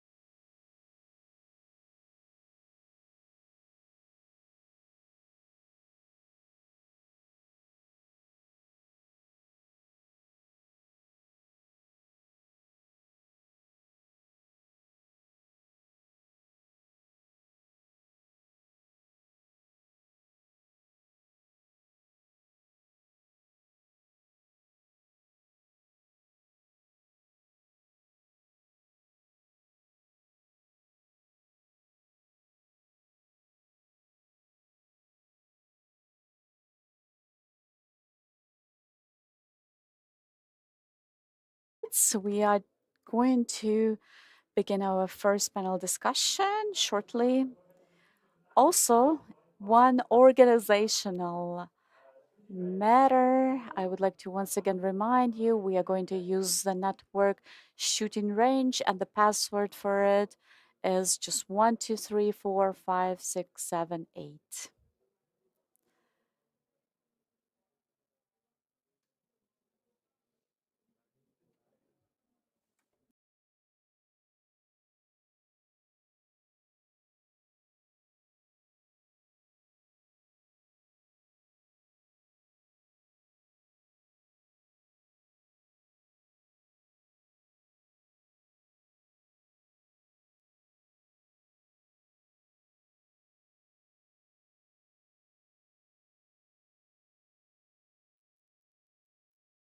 Once again, I am happy to greet all of you at our self-governance forum on self-governance. And it is time for our first panel discussion, which is related to urban planning, how we should plan for the development of our cities, of our communities, with the account of the threats that we face today due to the whole-scale invasion and the overall challenges that communities face in their transformation and development process. And I would like to give floor to the moderator of this discussion, Ms. Natalia Misak. Greetings. Thank you, Maxim. And I would like to once again invite everyone to join us. There are a lot of vacant seats over here in the front rows. This is going to be quite an agile discussion. It is going to be a two-way discussion and also a bilingual in nature panel discussion. So please use your translation headsets. And we are going to mainly focus on the resilience of the Ukrainian cities from the perspective of the local authorities, local governance, but we will also try to look at it from the perspective and the framework of the national resilience as well as international resilience. And we can truly say that we have been witnesses of the unprecedented resilience of Ukrainians, which was its response to the cascade-like, multiple, versatile threats connected with the full-scale invasion. And it is very important right now to come to an understanding how this impulse can be transitioning or can be transformed into stable, resilient practices. And it is a very important matter in the context of the city's development, urban development, and this will be one of our main focus areas of this discussion. Well, the three focus areas that we will be talking about is what resilience is at the level of communities or cities, why risk analysis is a must component in the decision-making process on resilience advancement, and how to integrate risk assessment in the urban and spatial planning.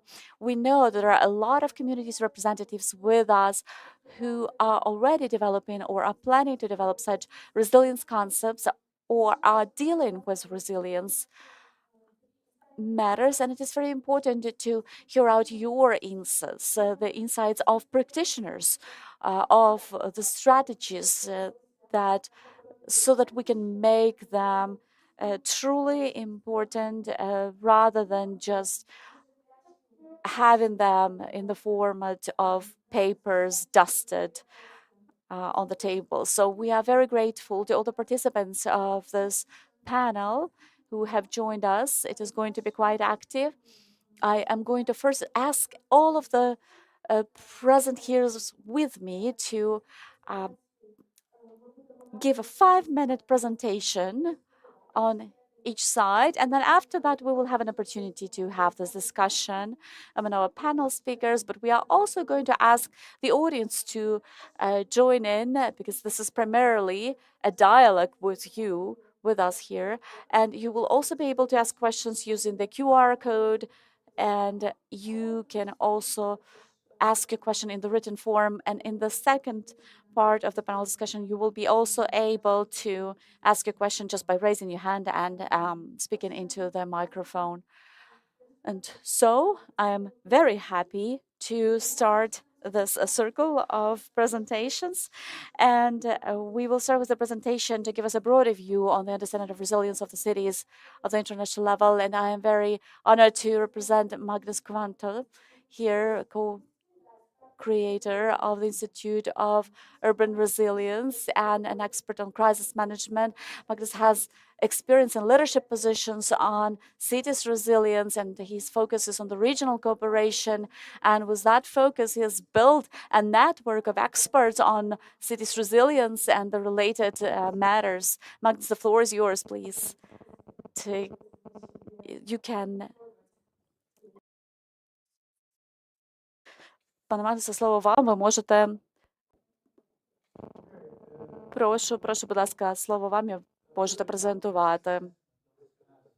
Я хочу трішки поговорити щодо аналізу ризиків, зокрема в аспекті стійкості. Коли ми говоримо про аналіз ризиків, ми порнаємо в розгляд усіх ймовірностей, прогнозів, передбачень. І у цьому процесі ми помітимо 3 концепції, які будуть виділятися перед нами. Перша стосується загрози в середовищі, загрози інфраструктури. І це стосується загроз, з якими ми стикаємо зараз і з якими ми можемо стикнутися в майбутньому. Ми також будемо помічати концепцію вразливості, як ці ризики, ці небезпеки впливають на нас, на наші бізнеси, підприємства і так далі, і так далі. І, звісно ж, третя концепція – це концепція ймовірності. Наскільки часто, наскільки ймовірними є ті чи інші події, які трапляються, які впливають на нас з позиції кліматичного впливу, також впливу на промисловість і тощо. Тобто це те, що лежить в основі аналізу ризиків.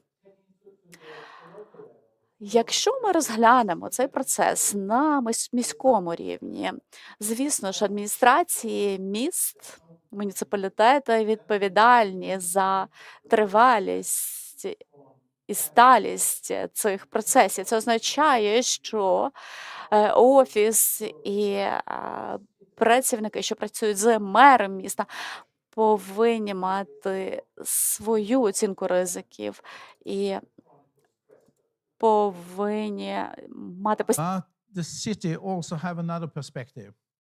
The city also have the ability, need to focus on the ability to maintain the city's functionality. And that responsibility is a geographical responsibility. And it goes beyond the border of the city administration. It includes city operators, it includes stakeholders, and even includes citizens. So that's a perspective where the mayor has a leadership role beyond his or her own administration.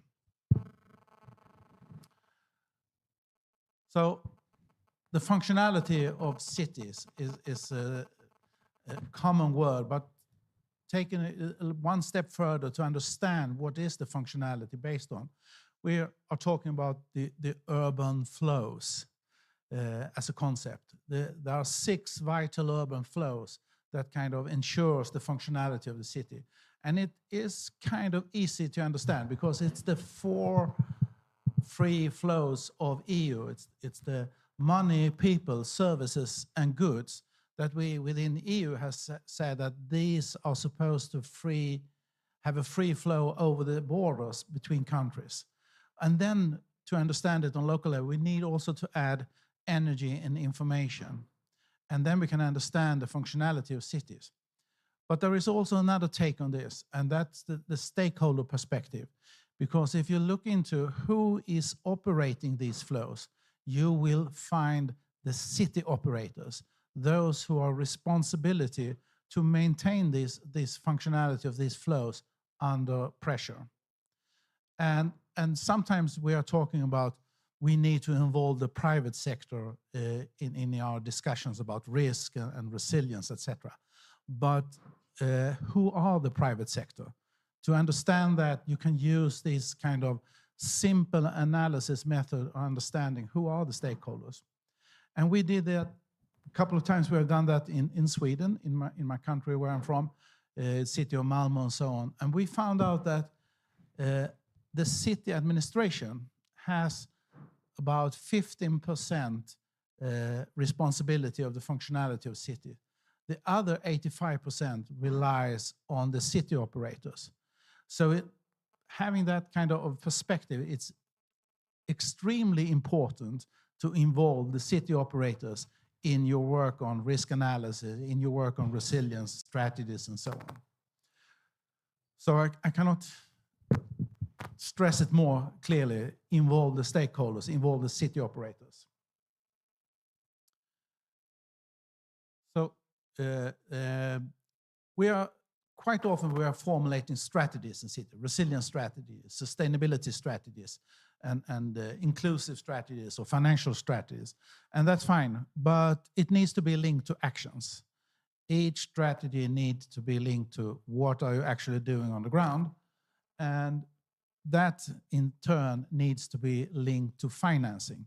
So if you have a strategy without having action plans, without having idea how to finance your actions, then the strategy most likely will become something that is laying on the bookshelf and never put in use. So you need to have these kind of 3 points, and that brings me to why is risk assessment important is. Well, if you have this kind of 360 degrees perspective on your risk assessment and also doing your specific detailed analysis on climate, on industrial risk or and so on, then you kind of getting somewhere where you can start formulating your strategies and moving on to prevention, to how to prevent things from happening and how to invest in preparedness for these things. And again, it is a geographical responsibility and the geographical functionality. That's the mayor's responsibility, the cities. And we all live our lives in cities where we are dependent on childcare and elderly care and the city services. So having this geographical perspective takes you out of your legal responsibility as a city administrator. You need to use your leadership to bring on the stakeholders. It is a participatory process involving these stakeholders, of course, and your risk work needs to be future-oriented. You need to embrace the emerging risks and the risk beyond the horizon and trying to identify them, because your investment is done in 100 and perhaps a 200-year perspective, rebuilding your cities, etc. So you need to understand that you're looking into what will come next, not only what you have present at the moment. So this was my very short introduction on the topic of risk, and otherwise I'm really a practitioner of urban resilience in that. So thank you. Thank you so much, Magnus. Thank you. Так, дякуємо дуже пану Магнусу. І зараз ми продовжимо, власне, досліджувати це питання стійкості, але вже в українському контексті, тому що українська стійкість має свою. Because Ukrainian Resilience has its own formula, and it was investigated, researched by our other speaker here, and also with respect to the challenges of the social resilience, we're going to ask Mr. Volodymyr Lipatzy to take the floor and elaborate a little bit on that. Mr. Volodymyr Lipatzy is the a creator of the National Platform of the Resilience and Solidarity. He has completed the Shevchenko Kyiv University. He's the candidate of social studies, and he's got an MBA in finance and was advisor of the Strategic Studies Institute of the President of Ukraine, as well as the lead of the humanitarian changes on solidarity and resilience in the Ukrainian Business Council. Mr. Volodymyr, the floor is yours. Yes, thank you. First of all, I would like to thank Mr. Magnus because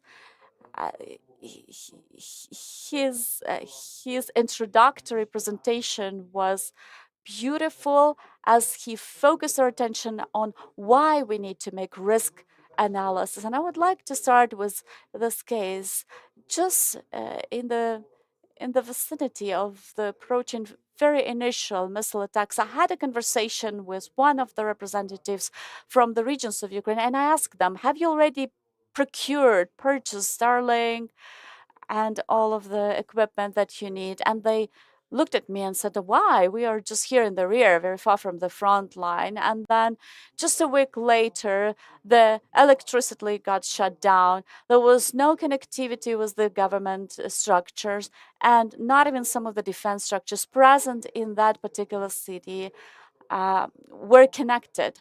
So this is an example of a case where for the city that would not be an issue if they knew the risk that would be coming, and they would need to prepare themselves to respond to this risk. This is not related to all of the communities and all of the cities. I know some of the cities were taking initiative, were preparing and not waiting for others to let them know that this risk may be emerging. But this is just to let you know that the lack of this risk assessment, risk analysis may lead to the fact that those structures that are in place to respond, they are limited to providing just an on-the-spot response without any preliminary information. So this absence of risk analysis makes us vulnerable at the very first turn, as we don't see what awaits for us even at the very first turn. The second aspect, also very important, I would like to go back to the statement that risk analysis and risk assessment is among the responsibilities of the local authorities as per the concept of the resilience measures. It is implied that the timely risk analysis and threats identification, as well as building up the registry of the risk and threats and creation of the risk assessment center, it's implied by it. And so for the community that is taking care for the concept of resiliency to be brought to life and to practice of the local authorities, this is the minimum task to set these priorities and to make sure that they are implemented, that they come into force. We have a very strong theoretical framework, but we have a really poor situation with the practical implementation of the theoretical paragraphs. And that is why we, together working with the stakeholders, with the Euro-Atlantic office, with the parties on Euro integration that are particularly taking care of this resilience matters, we as national platform, which is not a government structure, decided to run a pilot project and just to run this risk assessment project at the local level. Since we had cases, we can say that at the regional level it is a little more difficult. So we've chosen 5 regions, 5 oblasts, and we prioritize Odessa, Kherson, Mykolaiv, Zaporizhia, and Kharkiv region, the frontline regions. So what we've done, first, we've determined which methodology we would be used, and we use the approaches that have already been developed in Ukraine and fostered by the international partners, that is the Index of Social Solidarity and Index of Resilience. But rather than mass surveying, we've conducted special interviews. We had experts across the regions, and we've conducted that assessment across 5 domains. The first one is social solidarity, oriented for human well-being. The second one is the human safety and security related to the third one is architecture, provided access to the infrastructure and direct engagement of the citizens, the subsidiary to the political party self-organization, and informational resilience, which is often underestimated. So taking these 5 dimensions, we've had questions allocated to each of them, split into 19 categories, and what were the results? We worked together with the Inclus, the Finnish organization, which will be introduced later today and which will propose its own presentation tomorrow. So we had a very good software that enabled us, software support that enabled us to work with these experts. And as a result, we had 60 questions and we've got this picture. And as Mr. Magnus have mentioned, we are able to see a comprehensive picture because we have separate specialists very well versed in particular threats and risks. But to see the general picture across these 5 oblasts, we could say that 36 out of 60 were in this red zone. So these are the risks that affect resilience most, and they also estimate them as highly probable risks. So, first of all, this enabled us to see a bird's-eye view picture, an overarching picture, and the maximum risk identified was the increase of the people with difficult life conditions in the frontline areas. We understand that this was in the frontline areas, and this was the highest risk, which then again relates to the outflow of capital. This also is connected with dequalification, with the outflow of human resources, with the decrease of qualifying skills of the community, and also one of important risk that was recorded by the experts was the approach to the actual civil protection system and how much it actually correlates with the real risks, and also the lack, the absence of the appropriate risk assessment system, which means that anti-crisis readiness, as we'll have risk assessment system absent, is already a risk. So if we speak about the near-front situation, it's really specific. So when we have made a presentation of results for the bodies of power, for mayors of city, for the local self-governance bodies, we also have done the presentation for the actual Council on National Security. And also we have different particular things because not all of the risks we have actually think about, and local experts have actually make add-ons to, because there is the risk of actually famine in different regions, because when the system is being destroyed, what was presented by Mr. Magnus, so when system operators in the course of risk, they actually withdraw from the region, and country even can't deal with such basic things. So people don't have bread. And after that, the International Humanitarian Organization actually go there, and Ukrainian volunteers that work with that. And so this other thing that is important is the evaluation of cascade risks that we have here. So we have seen 5 dimensions, and what is actually going on when we see that there are really high risk of social unity, for example, and the sustainability of power and informational stability. So I want to remind you about the time because, so if speaking in brief, so what we can speak in the as a result. So we need to have the evaluation of risks, and large cities may be the pioneers in that, like Lviv, Kharkiv, Odessa, Dnipro.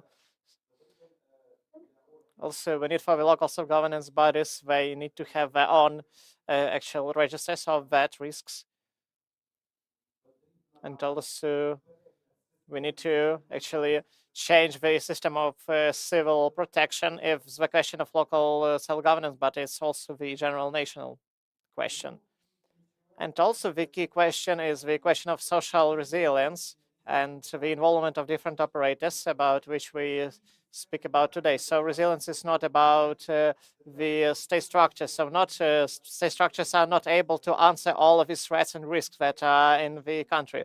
Only the involvement of business and local self-governance and civic society and cumulative effect and synergy about which we are talking today, and which Alexander mentioned, we are able to actually fight for Ukraine. So I think I can add later. So I'm sorry that I need to remind you about the time, but we will still have the opportunity to say what we want to say in the discussion, and we will open the discussion to everyone here in this room. And I am really thankful to you for your presentation. It's really great and really big. So I will ask our next participant of panel to continue the topic of the evaluation of risks, and also in the context of planning and administration in communities. So I'm really happy to ask Ms. Agnieszka Basecka for a presentation. So Ms. Agnieszka, she is the expert of civic protection, and she is the graduate of Academy of National Protection of Poland, and she is involved in lots of projects of security in Ukraine, and she's also involved with the Solidarity Fund Pale, and she all specializes on the evaluation of risks and planning of social security in communities, and she also have prepared the actually changes in. So thank you very much. Thank you for the opportunity to actually be in the front of the such a great community. So I want to speak about two main things. So the first thing is about the evaluation of risk is really important, where we speak about the evaluation of risk on the communities and in administration and development of all of the documents and all the plans of reaction and all these strategies and plan of reconstruction, and also about some problems that actually prevent us from providing all these changes and what we can do about it. So damages. So why we have created this methodology. So two main things are important. So a few years ago, when the program firefighters have started working, when we have started creating all these components, so we have created a passport of risks, and we don't have any executive answers to all the questions that we have. So there are lots of risks, and they were actually listed there, and together with the characteristics of territories, and what we can do about it. So it wasn't connected to nothing apart from that, but we have some plans how to deal with different irregular situations, and we have created our own methodology with which we actually work in the course of our program. And also, speaking shortly, why we need to actually try to prevent all of that things. So if we speak about the fact that money can encourage people really well. So when the world have provided this and the agreement on prevention, it was created on the basis of understanding the fact when we are reacting to something. So So it will cost a lot of money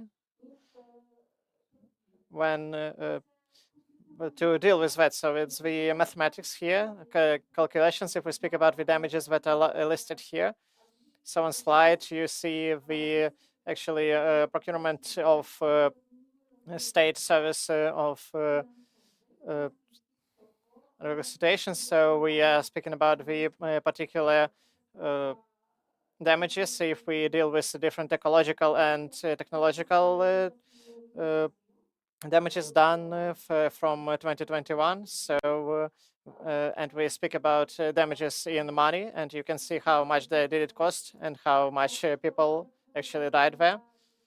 And we also need to understand that if we try to prevent it, we will save money. So our methodology has three main parts. So the first one is we create the history of incidents and we classify it, and we try to evaluate the direct and indirect losses with the methodologies. They are already existing, but we need to understand how to use them in particular and to actually create this particular data. So we also need to deal with the anamnesis of the history, and we need to understand what has happened here before. And we also need to involve the local community. And we also need to understand what we need to say, what community has remembered, what we need to actually involve. And also we need to understand the severity of different violations. So we speak here about the how much money and how much people were lost, and what actually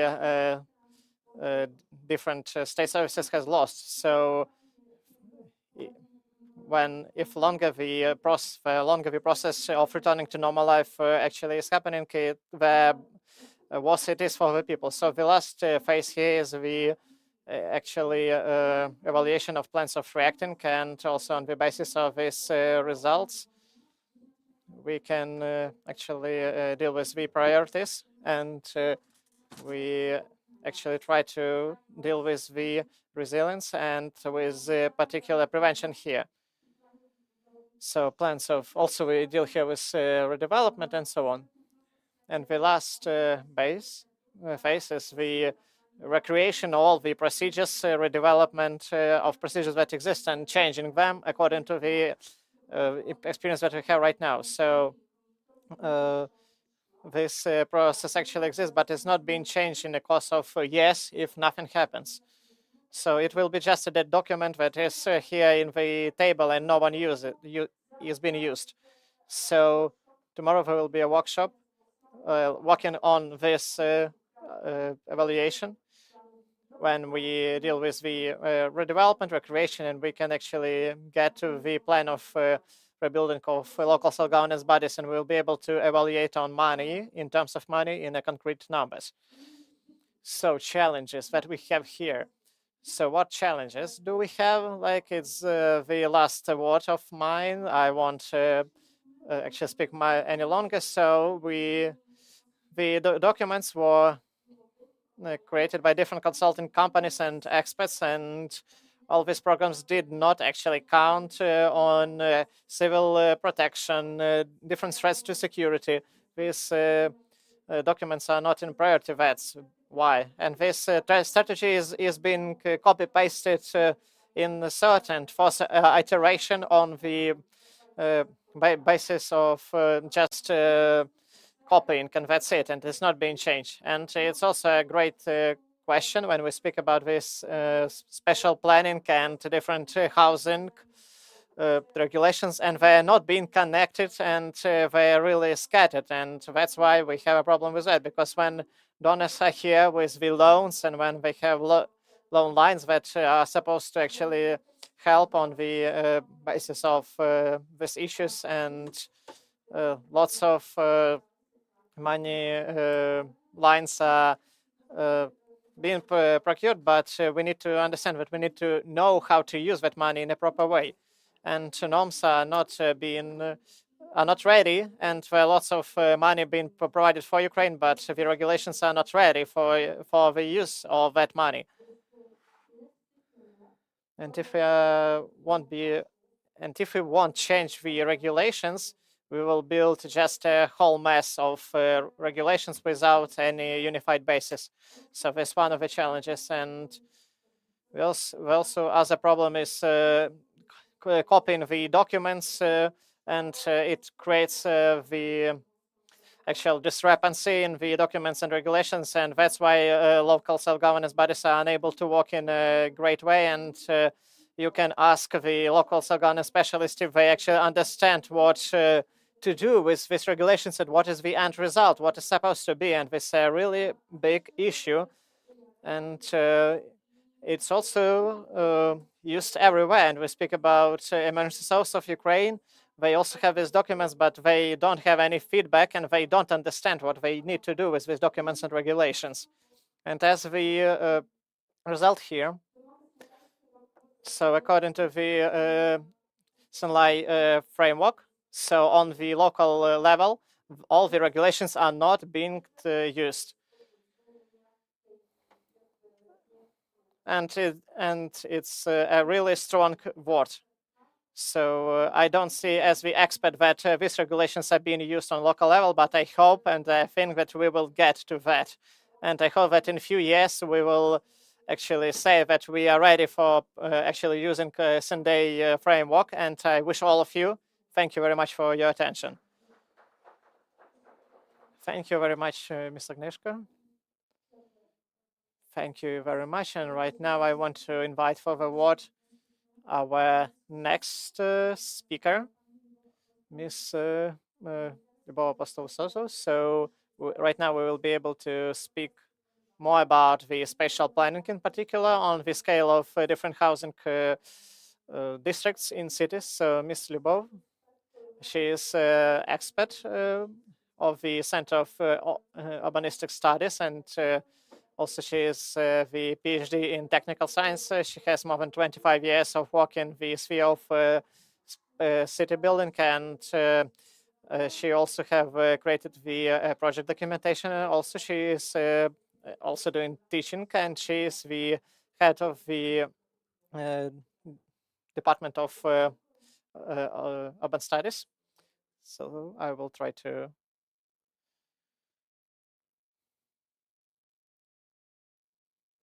something's not working here.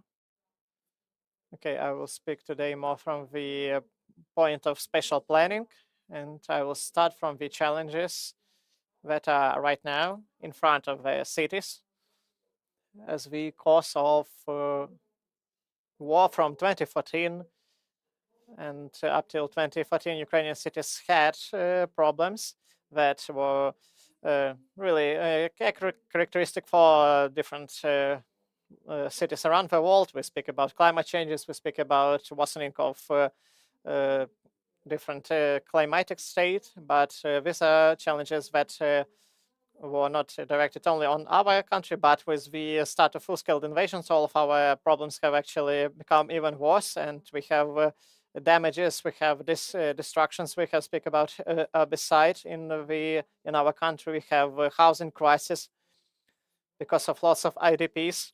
And of course, we have outflow of people, and we have demographic changes. We have lots of combatant losses, and I'm not even sure if we can overcome these damages done. And we also speak about the protection of critical infrastructure. We speak about overcoming the catastrophes, the technological catastrophes. If we speak about Kakhovka dam. And these are the challenges that are being discussed by our cities and being challenged. So our main tasks are to react on to these challenges, also to see these problems that are right now. So we live in the times when we do not know what will happen tomorrow, and that's why it's important to use the specific scenario. And this is one of the weak points in our country, because we don't have the actual framework of working there. And also we improving the resilience of the cities, and one of them is one of the main tasks that helps us to live in these conditions, and not only to work in, and also in long perspective, we don't actually see and don't actually know what will happen tomorrow. And we will try to adapt to the existing situation because life goes on, and we still need to do some work. We need to reconstruct something, and all of the housing projects should have some urban documents, and we have enough challenges that are connected with the fact that register is being closed right now. It's really hard to actually get the data needed. We have a situation changed constantly, and sometimes we don't even have the access to some territory because of some occupation or military conditions. So it's really hard to create some predictions in that point. And you speak about relocation of people. Actually, make the situation worse about the decision making in the spatial planning. So on the local level of planning, we speak about the improving resilience is one of the main aspects that should be included on each stage of documentation. So on strategic documentation or in documentation of implementation of state regional policy, if we speak about the program of comprehensive development of communities and also development of territorial communities, and also on the level of documents on spatial planning, like different plans and so on, and how we can implement that on practice. So one of the examples here is the Resilient Neighborhood Planning Project and Center of Urbanistic Studies that has been involved here in that problem. So in the course of improving city resilience with the help of and support of GIZ, and in the framework of this project, on the second wave of the project. So on the last wave, we have created the actually concepts of improving resilience of local communities. And on the second stage, we have started working with different cities, with Poltava, with Nizhny, and we will continue our work with Ohtyrka. So in the course of this project, we will have different issues of sustainability worked on, and the list of the needed projects and needed states will be discussed, and that's how we will be able to help cities to implement this views on practice. And in the framework of this project, we will try to involve different communal enterprises. To involve different bodies who work with critical infrastructure, because their thoughts are really important, and all of that should be in the course of development, so that it will be the thing that actually this or that community actually needs. And I really hope that developed project will involve different aspects that are connected with the development of resilience, and will become the basis that will help our communities in the future to prosper. Thank you. Thank you very much. Thank you, Ms. Lubov, for your presentation. And continuing the topic of spatial planning, I would like to invite the main architect of Lviv, and Ms. Anton Kolomitsev, to actually share how the topic of resilience is important in the context of the timely and actual processes that are happening, and how we can integrate resilience in the spatial planning here. Thank you. It is a great honor. I understand that it is best to speak Ukrainian than English right now. Okay. Please just switch on the presentation to the first slide. Thank you. It is a great honor for me, especially after all these presentations which presented information so systemically. I would like to share the case of the city of Lviv, of how we can see the resilience of the city from the perspective of different projects. And I focus specifically on the resilient city. So what is a resilient city? It is a city where the members of communities cooperate, where they know each other, where they clearly build and construct the priorities. And in Lviv, the Lviv City Institute, the organizer of this beautiful event today, has been working with the communities for an extended period of time. And we, as architects of our department, are also working tightly with the small communities. And in the time of challenges, of crisis, this work is just invaluable because cooperation and fast actions of the people on the ground serves the foundation for any response operations. And this is how our adaptation of the regions, of the districts appear to the needs, adaptation to this needs of the people who have disabilities related to movement. And what is resilient city? A resilient city is a city that supports everyone, but mostly those who need the most of the support and the most of the care. So this is the city that is the habitat of care in a way. And in the time of war, Lviv has become such a city for dwelling for the people who were wounded, who moved from the frontline areas to Lviv from other cities. And this is how the Unbroken project was born. And I remember this, this project, this particular building, where we had the second and the seventh floor connected in a not very appropriate way. But then we've managed to rebuild an entire rehabilitation center. And this is what you see is the building that we plan to build. Mr. Jurban, the architect, is who has developed and designed the building. But this is done for Miss Yana, and her mother, who has lost two of her legs. And after rehabilitation, Yana is running marathons, as you can see in the picture. So the city of Lviv, the resilient city of Lviv, is the city where the planning is done with the thoughts about every of its residents. And like most of the cities should be in Ukraine and in countries of the world, we obviously lack some funding and resources. But the city of Lviv, let's say, replaces the tiles on the road. And you understand that a person who has limited movement opportunities, it is important for them. And also it is the city where we are talking about working in symbiosis. We're talking about the war related challenges, but we also should be taking into account the climate induced challenges and risks and others.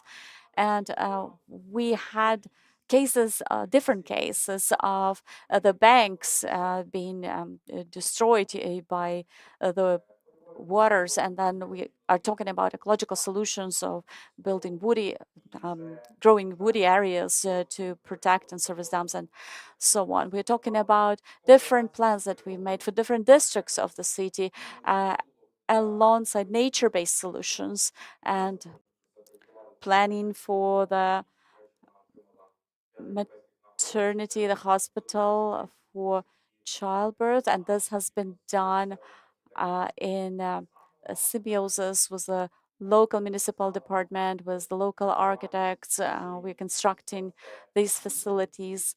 Also, the resilience of the city is about people who are never too self-confident to stop learning. And our scope of learning is so big. We conduct so many events, so many forums, like the one that we hold today, to exchange experiences, to do our lessons learned. And this ensures resilience of the city. And also the resilient city is about the people who never stop nurturing the future.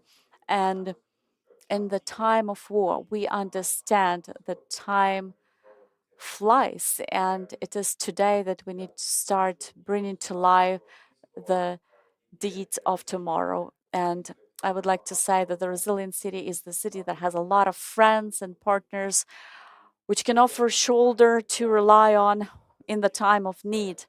And what is important for the city that is resilient is to think about the alternatives of functioning, of operating as a city of hospital, as a city, a rehabilitation center, and also a city that is a shelter. You can see different shelters here. Can we have a shelter that is a museum or that is a hospital? Or can we have a shelter where we can hold conferences? All of these can be done, and it can be done in quite a timely manner. And also, we should plan for the unplanned. It is said flexibility is the king here, but flexibility is the queen, obviously. And this is how flexibility looked in the times of war, as you could see in the photo. And the very last one aspect, the instruments. The integrated planning, the strategic planning, as Mr. Magnum has mentioned in his open remarks. Is it possible? And is it possible in the time of highest challenge? This is my very last slide. So we are planning in a whole integrative manner. And here also we are looking at the railway system, which will increase the resilience of the city of Lviv. And thank you for your attention. Thank you very much for your presentation, for sharing your story about Lviv. And in this presentation, a lot has been mentioned about the climate as well. And I would like to invite one more of our panelists regarding the commenting of these matters and also how these aspects could be integrated and building the resilience of Ukraine. I give the floor to the representative of the Ukrainian Association of Mayors. Greetings, colleagues. I believe a lot of you know me, and it is a very comfortable way to have this dialogue with you, but I want to be your trigger today. Recently, my son, who's 11 years old, is kind of a trigger for me. And I used to think about it in a negative perspective, but then I understood that thanks to this triggering, I am growing.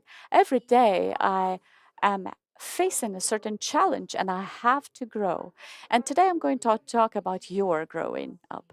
And here in this room, we have with us the deputy mayors, we have the leaders of the communities.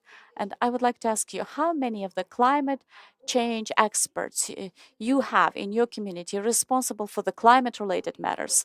Please raise your hand. Just who would like to raise your hand and say, I have the best climate management expert in my community?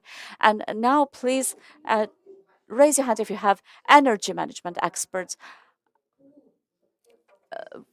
Be more active. Yes, we do have this pool of people, of experts who are mandatory experts in the communities where we are talking about energy resilience, where we're talking about energy crisis, where we're talking about energy security.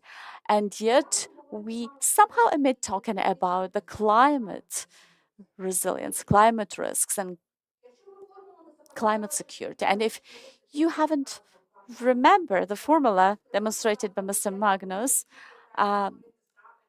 come tomorrow, we will be talking about climate-induced challenges and risks, and we will recap that. What is that sort of risk, that sort of vulnerability? But most important is to understand that without developing your institutional capabilities, the integrating of and taking into account the climate-induced challenges, the war will be lost. Our guys will win on the front line, but you as community leaders will lose your battles. Why you will lose your battles? Let's look at the water supply. Water is something that community cannot live without it. Maybe in your community you have plentiful of water supply or not. If you have, let's say, plentiful of water, we read the message, Odessa has been flooded. Let's transfer it to your infrastructure. What happens to your infrastructure facilities if there is too much water? What happens if this is flooded? What ecology-related, social-related challenges you will have emerging? Accessibility, right? So we are talking about vulnerable social groups. We're talking about cost of damages, and we are talking about your water supply lines. What is happening at the level of the water supply lines? You gain more water. If you water purification facilities work fine, then you have plentiful of water, and that plentiful of water will affect everything, will affect the financial situation, the health, and everything. For example, I love Zhytomyr, Mr. Sergey. I love Zhytomyr, but most of all, I love the river of Teterevsk, which is the only source of, the only access to drinking water. And when there is a drought, and we know the population of the city, it is actually creating a risk. I believe it was in 2019, around that time, there was information in the media that you may have 8-hourly basis of water supply. So can you imagine that you are announcing to your residents that you will only supply water for 8 hours? This is a collapse. This is a disaster. Let us look at the opposite situation when there is insufficient water. Do we have someone from Volyn, Rivnenshchina, Rivnenska region, Ivano-Frankivsk region? Yes, we have some people in the audience. All right, then please give me your feedback if you think I'm wrong here. We've talked to one community in the Rivne region where people grow berries, and before the war, for the past 3 years, they were building their economy to launch these berry growing businesses, agriculture. But it so happened that there has become less water in the soil. And what kind of berries we're talking about? Some berries grow in the woods, some in the special plantations, but at the plantations, the water is not there. And so it results in the shortened economic harvesting for these people, for their families, but also for the economy overall. And they've already prepared the foundation for these businesses. They created cooperatives, they've bought the equipment. And so if there is insufficient water for the particular, let's say, sorts of berries to grow, which require more water supply, what will happen with the economy of these rural, smaller rural communities? We also were talking about the increased risk of fires, but let's get back to the water. The crisis of the water supply will be 2030. This is not a joke. This is not going to be in Mykolaiv, in Zhytomyr. It will be in Vinnytska, in partial in Khmelnytska region. And my question to you is, are you ready to answer your residents when they ask you, where do we take water from? Considering the fact that we are right now also talking about Ukraine recovery, we are going to recover, rebuild the country. But in order to rebuild the country, we need to assess the risks. And this is what risk assessment gives us, especially water supply risk assessment, whether there will be sufficient water for the enterprises, for the households, and for the economic enterprises. And the third moment, please remember, you have to be the innovators. You should understand, for example, we are now in the process of creating a project for water supply for the stadium, grass growing. So please think of being innovators, and thank you. Thank you very much, Ms. Oksana. And I see that we already have the first comment from our first panelist. But before that, I would like to ask a question to the audience. Do you have any questions to ask? Please pass the microphone to the front rows.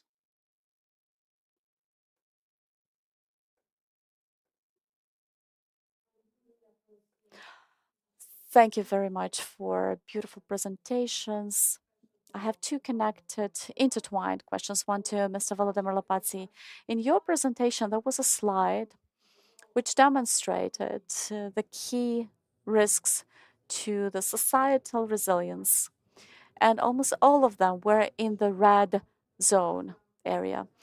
And if we scale it up to the national scale and consider all of the risks, you depicted only frontline regions risk. If we look also into societal, economic, climate-induced risks, these will expand, and more of such risks will also be in the red line. And if we estimate the budgets to be allocated to mitigate such risks, leave aside the preparation for response to such risks, we will lack, even if we allocate the full national level budget to the mitigating this risk, we will still lack funding. How would you propose to prioritize risks that would be financed in the primary line? And also, I have a question to Ms. Agnieszka.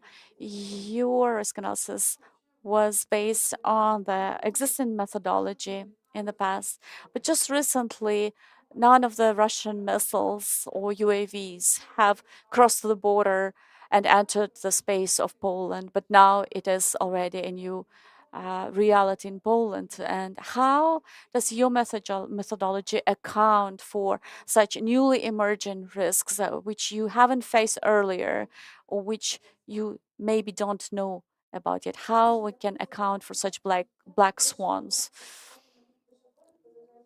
Thank you very much for your questions. I would like to ask the speaker to answer in the fastest possible manner, since we've taken a little bit more of time than allocated. And let us give the microphone to Mr. Volodymyr first, and then to Ms. Agnieszka, and then we'll proceed with the question. So, Ms. Hoda, I'm really grateful for the question, because I actually wanted to do a quick comment before the beginning of discussion, because we have actually missed in this discussion one important remark that Olga Reznikova has given to us. She is one of the best experts. If we speak about the policy of resilience, we have missed the moment of context, because all the evaluation of risks, we have different methodologies. So the main thing is not to lose the context, and I just will speak about the context. So right now we are in the situation of the escalation, of the further escalation for all of the cities. So what tactic could be here? So tactic of carpet bombarding on new technological level with actually unmanned aircrafts. So terror of civil population will be ongoing. And if we speak about the situation, all the cities in actual that are not so close to the front line, they are also damaging, and it could become the case for Kharkiv, for Chernihiv, and so on, even though they are already being damaged. So the main systemic risk that we are speaking about here is the population of cities.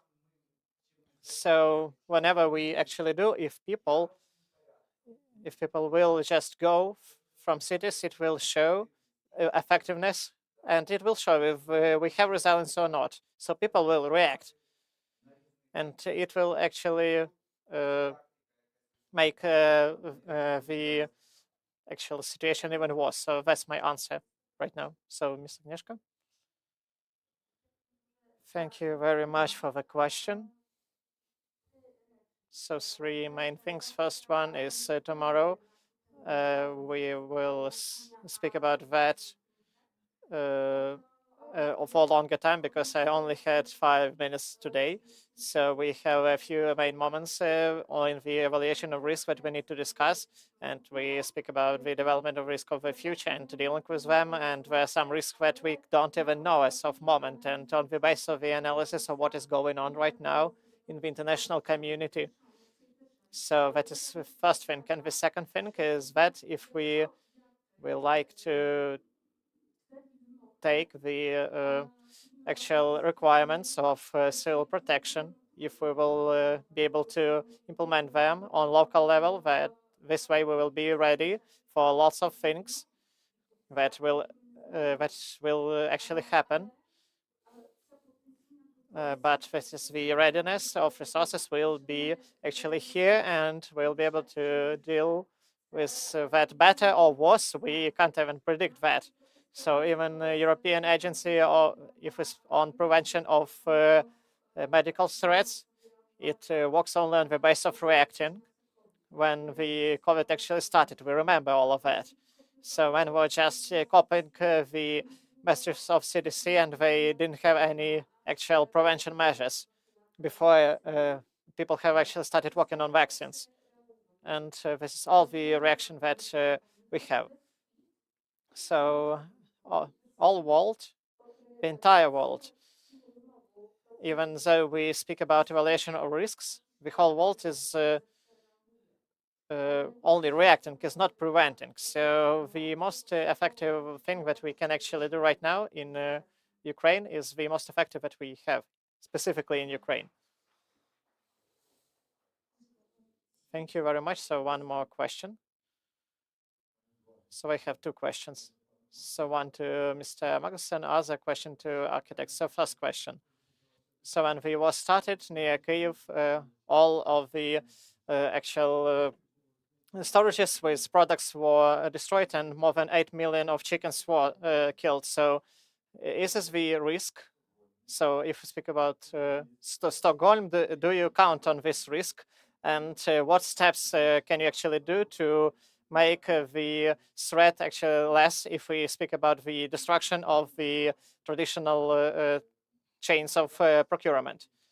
And also the second question to architects. So there is a trend of actually population of world being less, and if we speak about also diffusion of population in villages and in small cities. So do you look in the, if we speak about spatial planning of cities in Ukraine, do we speak about the renovation of this trend? And do we look at this particular risk? So we have lots of relocation of businesses, and that the development of new business actually raises the risk of attack on this particular territory, and how we can prevent that. Okay, thank you very much. So this will be our last questions, and I will want you to answer only for 2 minutes. Так, звичайно. Is about if you have an attack on your industrial plant, in this case a chicken farm, how do you mitigate with such a risk? Because that risk is happening. First of all, you need to understand that the risk exists, and then you kind of, how can we prevent this from happening? So of course, when it comes to the risk of having an airstrike or like that, then you may be thinking that, well, maybe we should have some kind of air defense. So you can realize that beforehand. However, sometimes those measures are not possible. Then you have to rethink and think about, well, it's about the vulnerability part then. So how can I make myself less vulnerable to the fact that our chicken farm will not exist anymore, for at least for a couple of months? Can I get the meat from somewhere else? Can I get supplements? Can I eat beans or something else that contains protein instead? So I can be prepared to kind of cope with the situation in another way. So that is the two big things. You can cope with the hazard and mitigate and try to prevent it from happening. But if it happens, then you need to be prepared to take other measures to secure the functionality of food supply in this case, and replace the chicken with something else. So I think that brings you back to this more theoretical perspective on how do you create your strategies, and how do you use your risk analysis to find new ways of moving forward. Дякую, Magnus. And we also have a second question that was directed on the architect. So I also will give the mic to Lyubova, to Anton, to react. So thank you very much. I will start. So the first thing, I don't know about the trend of reducing the number of people in the cities, because the population of planet is also rising. Like it's slower, but it's rising. So I 8 billions. We already passed through 8 billions, and the population is growing in all types of cities and villages. And so city is really great because it's a synergy effect when we can actually improve the cities. And of course, we speak about different cities. So Lviv, for example, is a city with 800,000 population. But still, in the city, we understand that the main thing of resilience is the actually compactness of the city. So we need to think about the fact that system should have the sustainable public transportation. It also needs to be developed. We also need to actually build, if we want to build new buildings, for example, new housing, we also need to provide actual public transportation there. And we also need to understand different challenges of smaller and bigger cities. And it's the actually question of actual crisis infrastructures that should be provided to all of the population, if we speak about water, heating, and so on. So we speak about industrial plants. Right now in Lviv, we have 3 industrial parks. We have lots of relocated enterprises. And of course, we work with such types of issues. And we have different instruments to provide more security. If we speak about attacks, I am not allowed to speak about that publicly, but we have such instruments. For example, if we speak about the protection of people who work on such enterprises, maybe to relocate them a bit so that the threat will be mitigated, and to create the spatial planning so that the threat will be neutralized. Also, I will add, of course, this question of urbanization of local self-governance is actually rising, but in particular for Ukraine, if we speak about the cities, which is the number of population in cities which is lowering, this was a question even before the full-scale invasion, but in future we will need the actually change of the system of regional planning, for example. But as of now, we don't have enough information so that we will be able to clearly speak about how we can develop, how the structure of population will develop and what will be the demography. So if we speak about the horizon of planning, we need to plan for 20 years. And it's really hard of today to even make some points. And I think that is the question for the future, and we should be answering this question in the future. And also add about the second thing. So Mr. Anton has spoken about the relocation. If we speak about different enterprises and principle of local resilience, I speak about decentralization there. So if we have relocated enterprises, for example, if some parts of being collected in one place, and there is also one final relocation. So the decentralized enterprises, and when we have the context of decentralized enterprises, it's really easy to make it more secure. And we also need to have interchangeable enterprises and interchangeable techniques. So we also need to deal with different alternative methods, like the underground, urbanistic, and so on. I also wanted to add one thing. When the cities in which the actual population is lowering, it's a really pressing issue that will be in Ukraine. And we need to, and if we speak about people who live in smaller cities, it does not mean that they should be less happy. But if we actually speak about, compare our cities with actually Eastern Germany, for example, it's really hard to make the city smaller. So it's really hard to relocate cities from 2 houses to one another house. It's really hard to build a city. So in Eastern Germany, it's really easy to do that, much easier than in Ukraine. So each of the people has their own share of the company, for example. But in Ukraine, if we speak about flats and apartments, we have completely other system. But right now, we're speaking about these strategies. We will have, for example, one theater, how we can use it.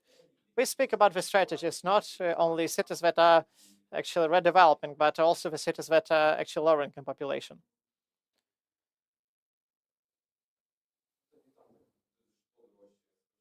And so the housing prices are actually getting higher each day. Okay, so that's the question that we can't stop with our discussion. We have finished with more questions than we have started, but we have got some directions of sorts. And let's thank one more time our experts that have taken part in this panel discussion. And also you will have the opportunity to talk with them in course of day and in course of other days. So please, we invite you to continue this dialogue. And also I want to thank all of you that you have encountered into this discussion. So thank you very much. Thank you, Natalia, for moderation. Thank you, all the panelists, for the discussions and presentation. And we are continuing right now. So our next discussion will be about the civil discussion and protection and response to threats. I pass the word to Vasil Kundrik, who will be the moderator. So colleagues, please stay here. We are going to the second presentation, and after that we will have the lunch break. So good day to all of you. I'm happy to greet all of you here, and we are starting our panel from you can see the full name as the war as the driver of changes in civil society. And we have chosen this provocative naming because we all have seen that right now we have times when we need to change or die. So we need to understand that war does not give any positive moments, but it actually encourages the changes, the qualitative changes, and we'll speak about them right now. So I want to invite on the stage Regina Harchenko, the Secretary of Kherson Local State Administration, the Mayor of Kherson this for a moment. So also Taras Ustinov, so the main head of State Security Service of Ukraine. Mikhailo Chernov, the director of the project of protection of Ukraine and the director of the Partnership for Strong Ukraine. I will also be here with you, Vasil Kundrik. I'm the national consultant of Fund of International Solidarity. I also want to invite Alexandra Orekhova, so the representative of Charitable Foundation, and also Rostislav Hrynek, the actual head of the research center of Lviv State Institute of State Protection. And also I want you as on the last panel. So we will start from the intros, from the presentation from our panelists, and we will try to be concise. After that, we will have questions that we would like to discuss all together. And after that, in the end, we'll also speak with you. So we will have questions from the audience. So I understand that maybe having panel before the lunch is not a very grateful thing, but I hope that you'll be interested in that.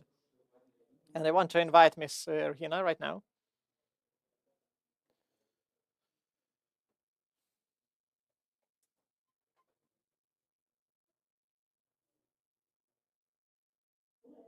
Colleagues, hello. Thank you very much. So I will start from the asking question. So please tell me how much in the last week, how much times have our enemy shelled the city of Zaporizhia? Who can tell me? 33.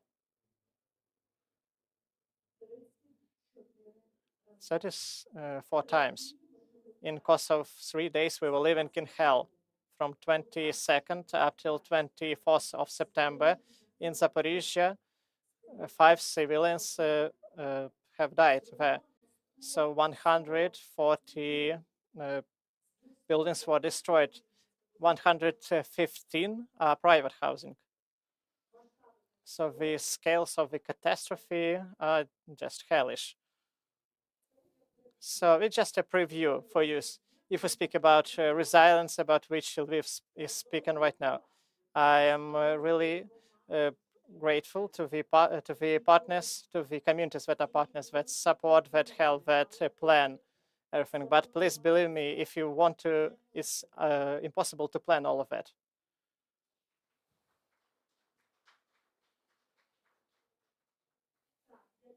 I'm really thankful to you so that you understand that, because when we speak about resilience of Lviv and resilience of Zaporizhia or Kupiansk, these categories could not be compared. So if we will speak about Mariupol the same way, you know why it has the most to us? Because 150,000 IDPs that live in Zaporizhia, they have actually passed the pain to the whole city. What is to lose everything you have? To lose your city. To lose your city is to lose a part of your life. You will never get back to your school, to your home. You will never see the emotions. You will never feel these emotions that were in your city. But I'm not here speaking about pity. I don't want your pity. I want your support, because we, inside in Zaporizhia, we have found this support. So our panel discussion is about civil protection, but I want to speak about civil living and civil surviving. And I'm not exaggerating the problem. I want all of you to remember the city of Kharkiv, Kupiansk, Sumy, Chernihiv, because they are also speaking about the civil surviving. So speaking about Zaporizhia, even though all the hell that we are going through about, if we speak about losing of people there, in Zaporizhia as of today, we have 700,000 people living there. And 156,000 of them are IDPs. I had a discussion with actually a local of the mayor of Lviv, and I told them that IDPs in Lviv is IDPs that have money. Is speaking truthfully. So my 150,000 IDPs are just elderly people that have gone from Donetsk, from Zaporizhia. And they are here just to be close when we will get the victory, and they do not even know where to go. They don't have where to go, because if you can go to other city when you are 25, it's easier, but when you want to go to other city when you're 64, it's completely other story. When we speak about 3 years, we had more than 1,000 shellings, all the different types of this destruction, and only with the help of God, nothing serious actually happened. Speaking of the civil protection, I want to thank to our people from the Department of the Emergency Management, people who never sleep. We visited their situational center, you know, the State Emergency Service, the law enforcement agencies, the emergency services, medical emergency. They have their units which provide for this operational picture for us. We've made in Zaporizhia such a condition just so that they all have one geolocation, and we can speed up the decision-making process so that we don't take forever to contact and reach out to people to get permissions. It happens within 30-minute framework.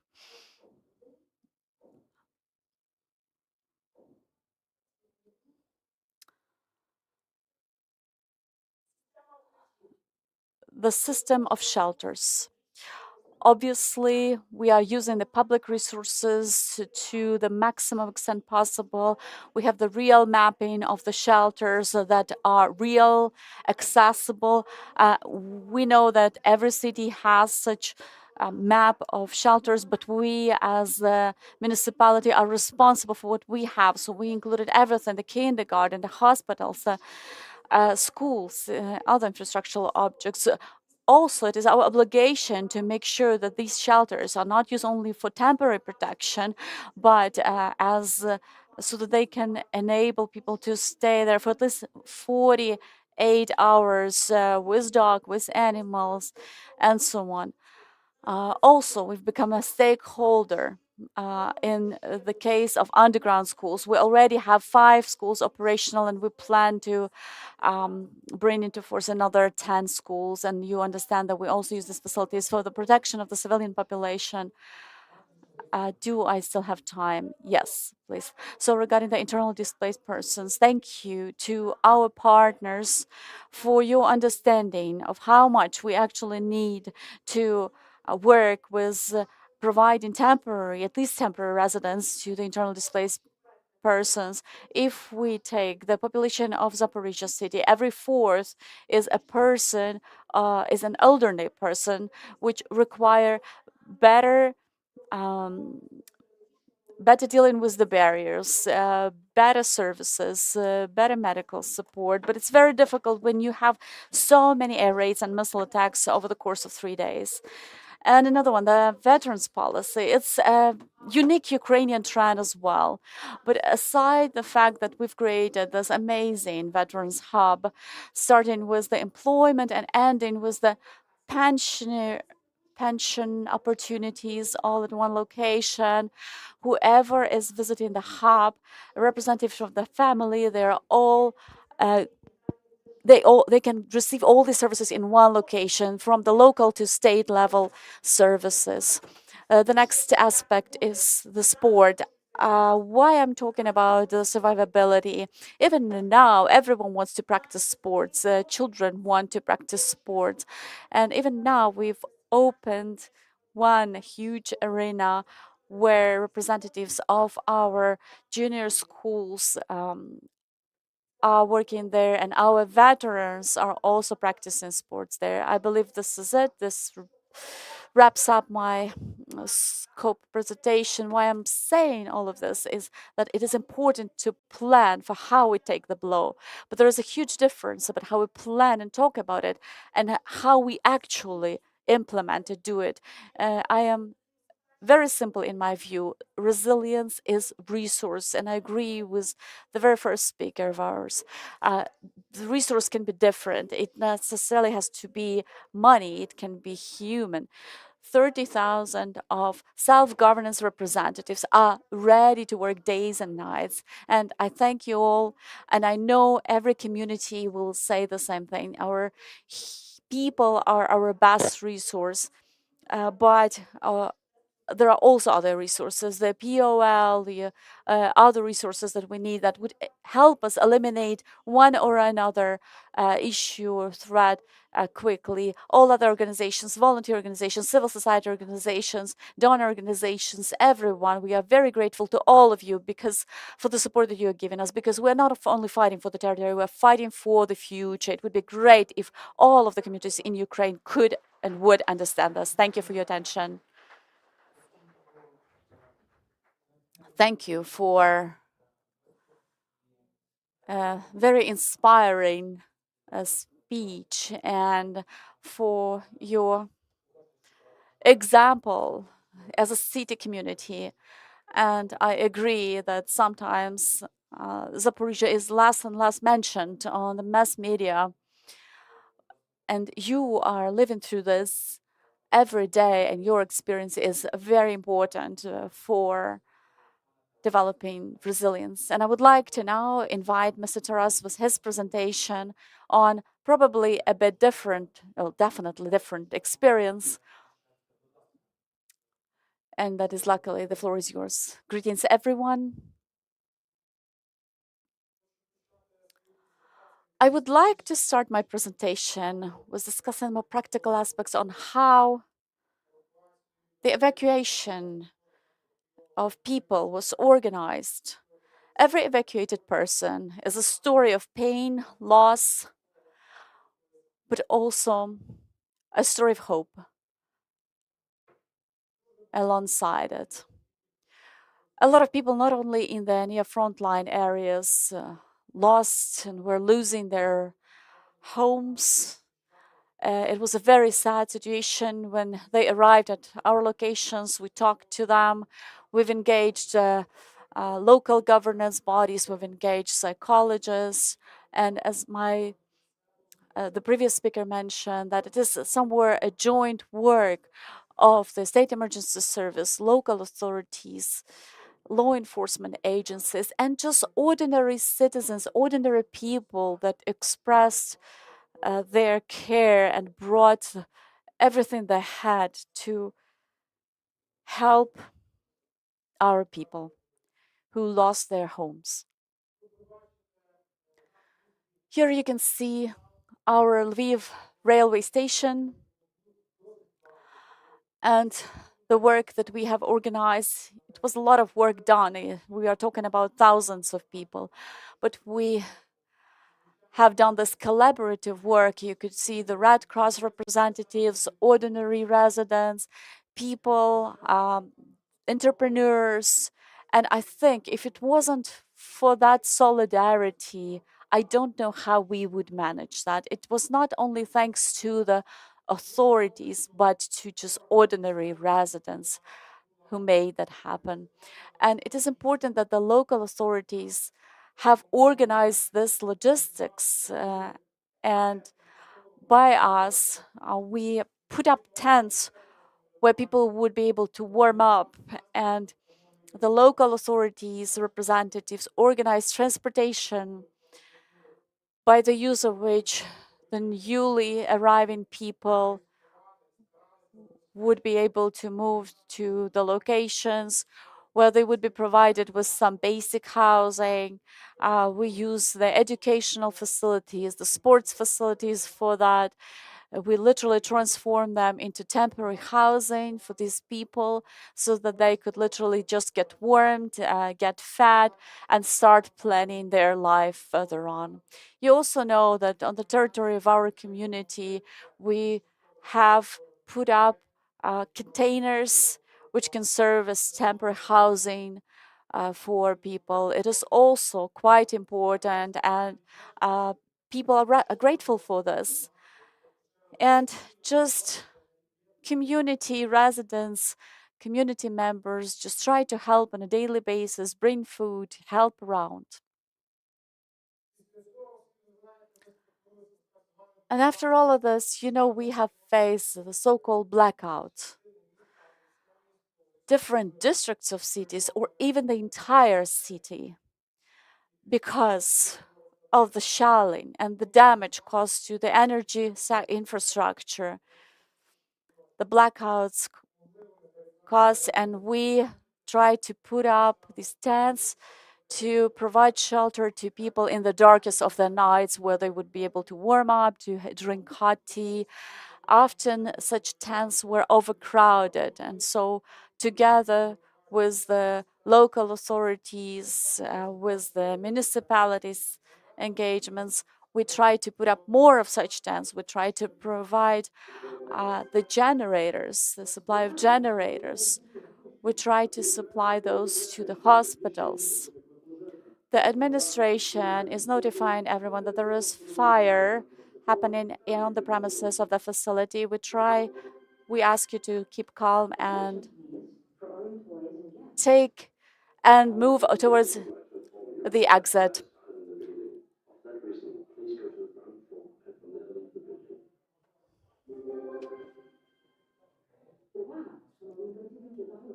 Адміністрація повідомляє, що в приміщенні виникла пожежа. Просимо вас, зберігаючи спокій, спуститися по сходових ліфтах на перший поверх та вийти на вулицю.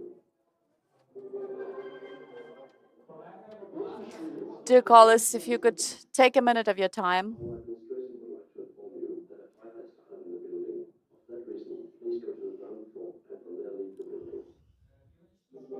Dear colleagues, it's very ironic that it is while we have state emergency services here with us as panel speakers, we are just checking whether this is a training alert or a real alert.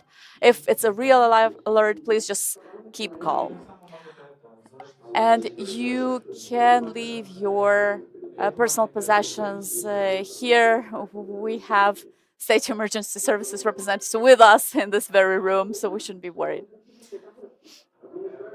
Okay, it is a bit difficult to overshout the voice of the announcement. Please raise your hand if you can hear me. So this alarm is a false alarm, fortunately. So please just get back to your seats.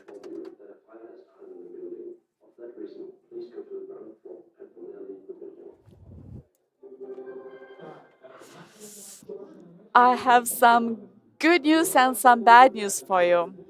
The good news is that this is not as serious a real fire. The bad news is that our lunch has burned out completely. So please get back to here and let us continue.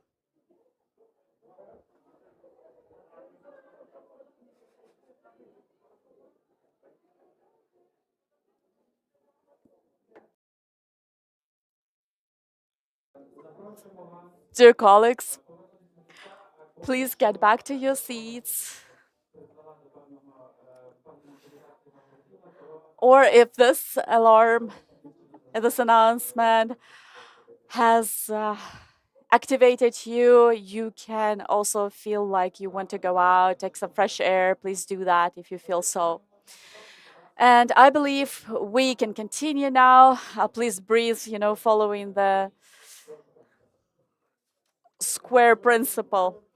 The floor is yours, Mr. Taras. So allow me to continue. Let us get back to the tents of the unbroken, which supported the people in the times of blackout. We also have the houses in our facilities that are 15th store or up, where there is no gas supply, just electricity supply. So the people, the mothers with kids, would be also attending these tents. They would just want to cook food, to cook meals for their kids. So such tents are very, very important, especially in the time when we have cold weather. And one more thing about some simple shelters in Lviv. Unfortunately or fortunately, we have a lot of them. 5,090. This is probably the highest number in Ukraine. But these shelters are all very small in size.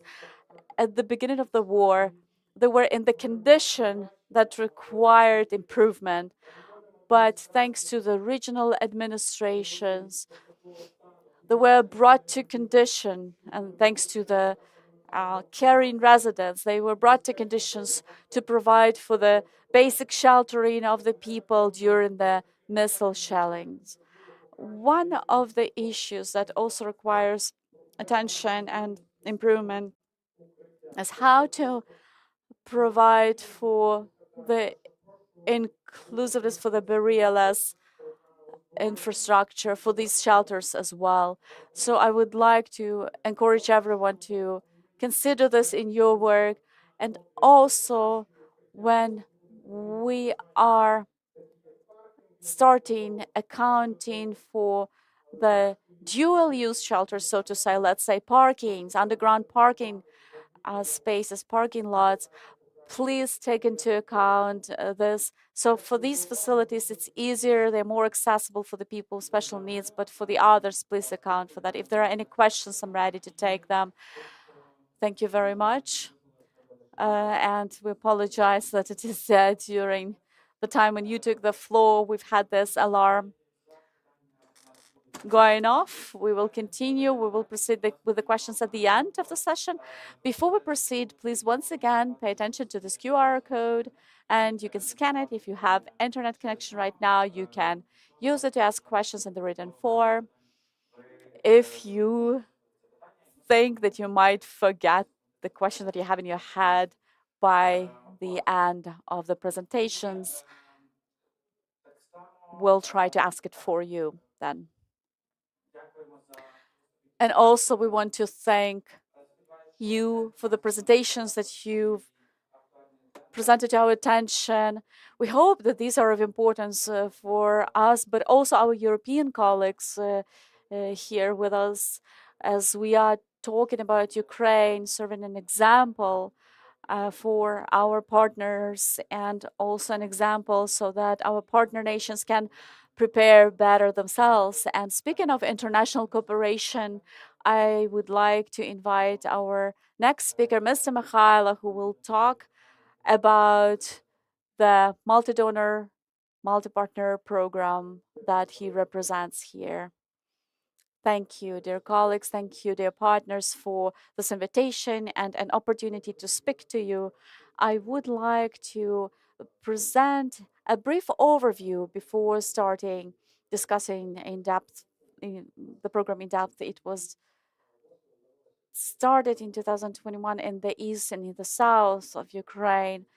And particularly, we try to support the communities in the near front line, communities that were on the controlled by Ukrainian side territories. But with the full-scale invasion of Russia into Ukraine, somewhere in March, April, the program was adjusted to face these challenges as well. We started working with the communities along the front line, and we started providing them with basic services. And during this, we also established quite close cooperation with the ministries, with the Ministry of Interior, with the State Emergency Service of Ukraine, with the National Police, with the Ministry of Economy, Ministry of Culture, General Prosecutor's Office, and the main beneficiary party that was identified was the Ministry of Reintegration of the Temporarily Occupied Territories. That was the then naming of the ministry.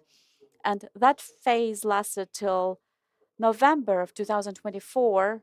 And starting December, we began work on transforming and transitioning to the second phase of this program. And right now we are in the second phase of the program, which will continue till November 2027. And as we look at this schematics, I would like to stress that we are working on survivability, on the resilience formula, on the resilience of community and of society.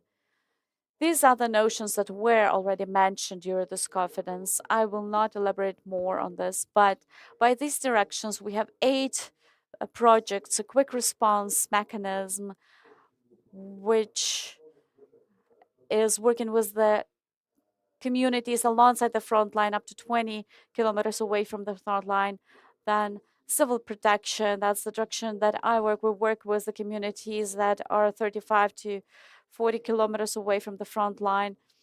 Also, the department on the restoration of the infrastructure. This is one of our core projects, to work with the certain list of communities which are supported by this project, and also with the consideration of the institutions which we support.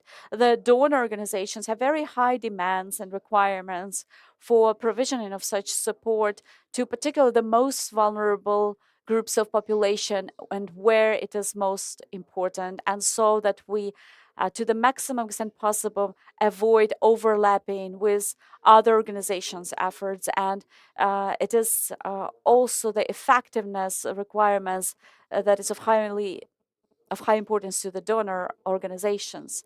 And this project allows us to support the local authorities, local self-governance bodies, and support them with the basic services on employment, on economic engagement. And in this regard, we focus our efforts on professional preparation and training of different categories of people, and on ensuring that they have better chances for employment and they have better chances to adapt to the new challenges that they face. And the next 3 projects deal with the resilient population, culture, and identity under the society resilience concept, where we work with such categories of people as the youth, the elderly, the veterans, and the people with special needs and limited capabilities. We have started it due to this high demand of the population for inclusiveness and barrierless infrastructure, and also due to the demand to deal with the cases of the people missing in action, with the children who suffered due to the war, and with all of the elements that include commemoration processes. And the culture and identity, the program speaks for itself. This program popularizes the Ukrainian culture, and it popularizes the idea of the versatile openness to the versatile cultures, but also to understanding Ukrainian identity in this area.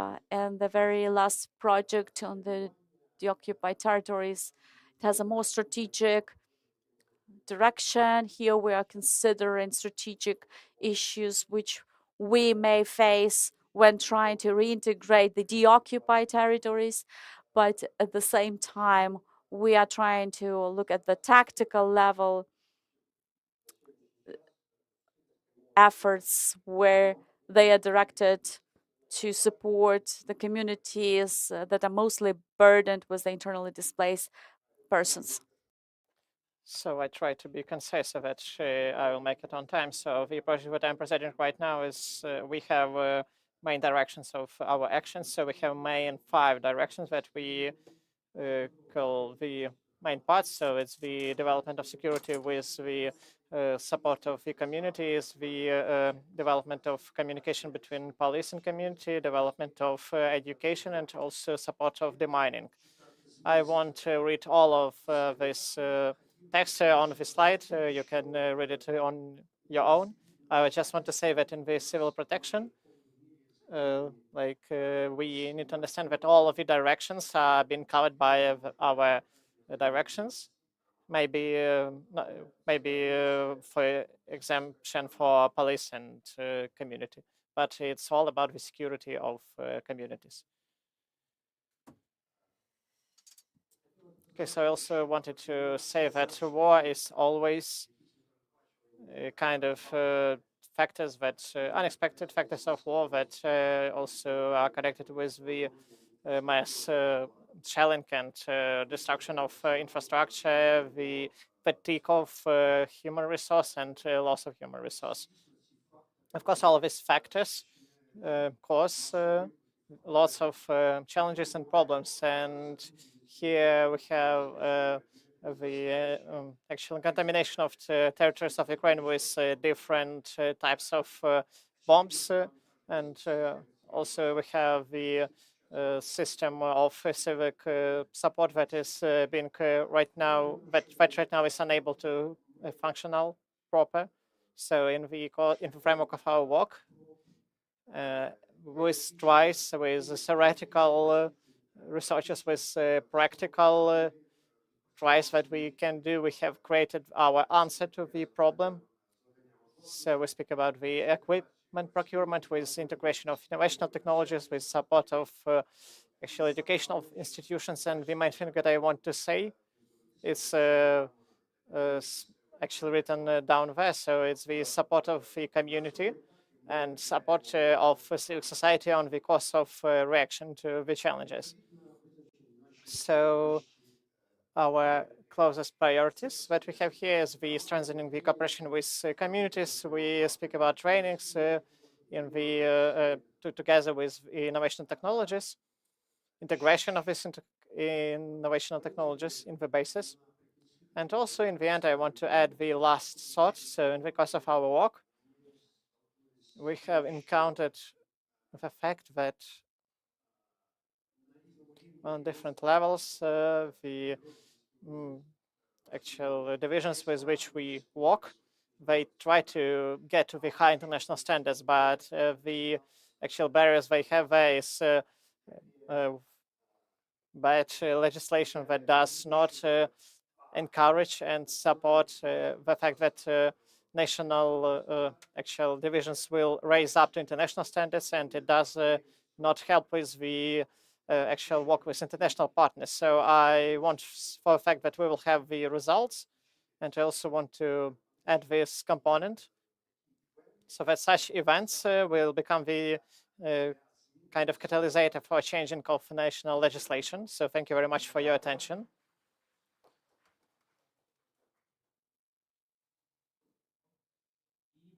Okay, so Mr. Mikhailo has created a bridge to our next presentation. So it's a great thing that it will be me. So we will speak about the actual voluntary firefighters, voluntary firefighter movement, about which Mikhailo has actually spoken.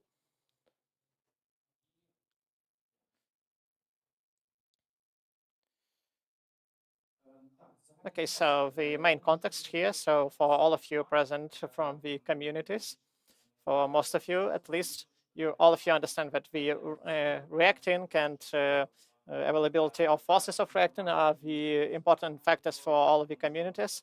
And it was the problem even before the full-scale invasion, and the question of actually fire security was really high. And we have almost 2,000 people dead from actual fires in Ukraine before the full-scale invasion, and right now it's really hard in the course of full-scale invasion to make a actually clear division between deaths. And actually, these rates of dead people, of casualties, are 4 times higher than in Poland, for example. And if we delve into this actual statistics, we see that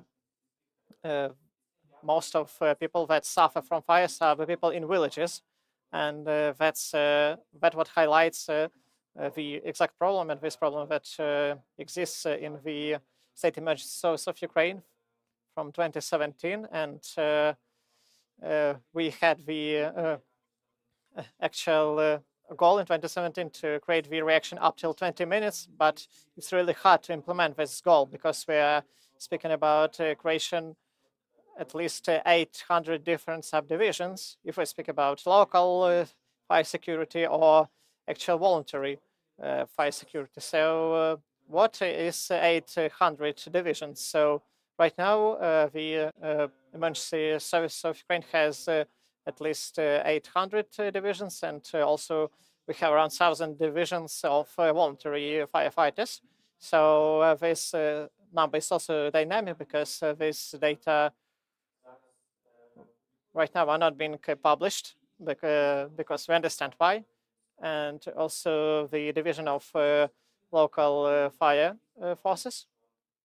And also in the closest future, I hope that we'll be able to look at the dynamics in a better way. So in our enumeration, so we are speaking about the need to create 800 other subdivisions of voluntary firefighters, but we are speaking only about the divisions itself, but not about the actual price. And if we how much money we need for that is around 10 billions of hryvnias.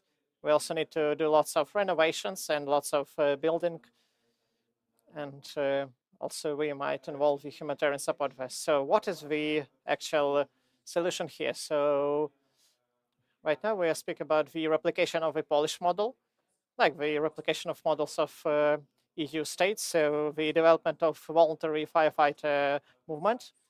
Of course, in cities we have our specificity, but on the villages, on most of the locations where we can do it demographically, we can create the sustainable firefighter divisions. Why it's important? Because the voluntary firefighter brigades are not only the reaction to fire, it's just the support of the communities. And we have the practice in Bilokrince, for example. So the voluntary firefighters are the first one to react into shellings, for example. And they didn't have any specialized training, but these are people who are involved for the first aid. So the sustainable and resilient fire team is economical and is actually useful. So the Trostnetska community have recreated and have actually changed the actual fighting squad and have created it on a completely voluntary basis, and even so they are being paid a little bit for doing their work. It's not entirely voluntary, but they are getting paid 3 times less than the state firefighters. If we speak about economical basis, so we understand that on village, the teams go to actually zone of active shelling is like almost 20-30 times per year. So we need to understand this and use it in the work. So we also need to speak about operational effectiveness. So when we speak about Polish model here, so there should be 12 members of team.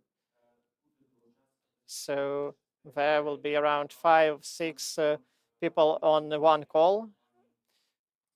If we speak about 5-6 people in Ukraine, on one division only, 5-6 people.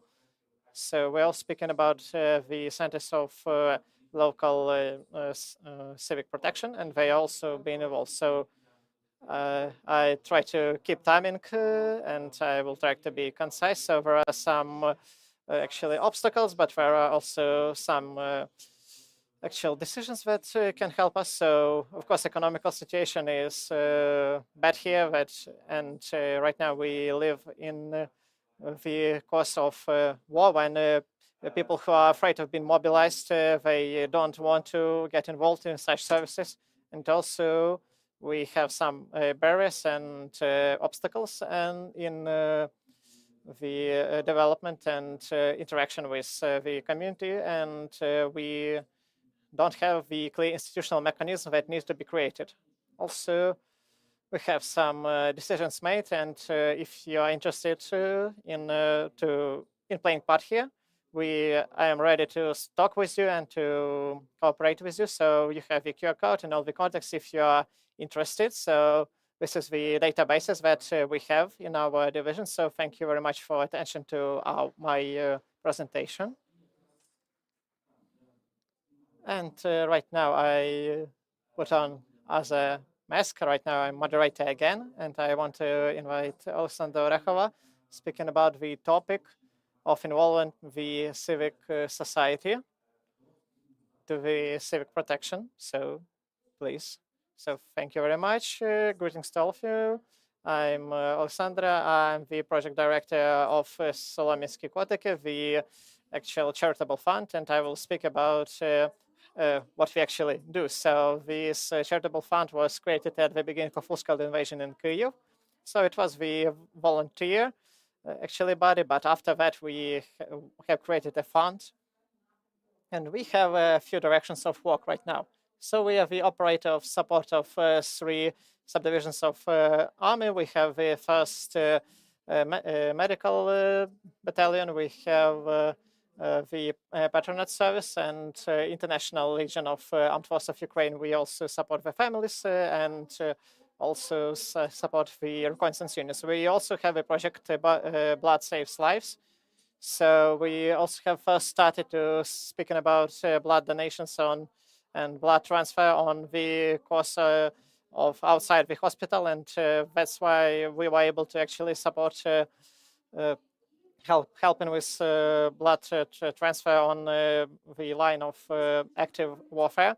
And also one of the projects that we have here is the Educational Center of Medical Support. So we have started from the comprehensive work with military. We have provided different tech med courses for them. We have given them the first aid kits, and we have gotten the certification from international medical technicians to actually create education on the new algorithms. And in 2022, we have actually widened our people invited, because we need to understand that this first aid is needed for everyone, because shelling could be everywhere.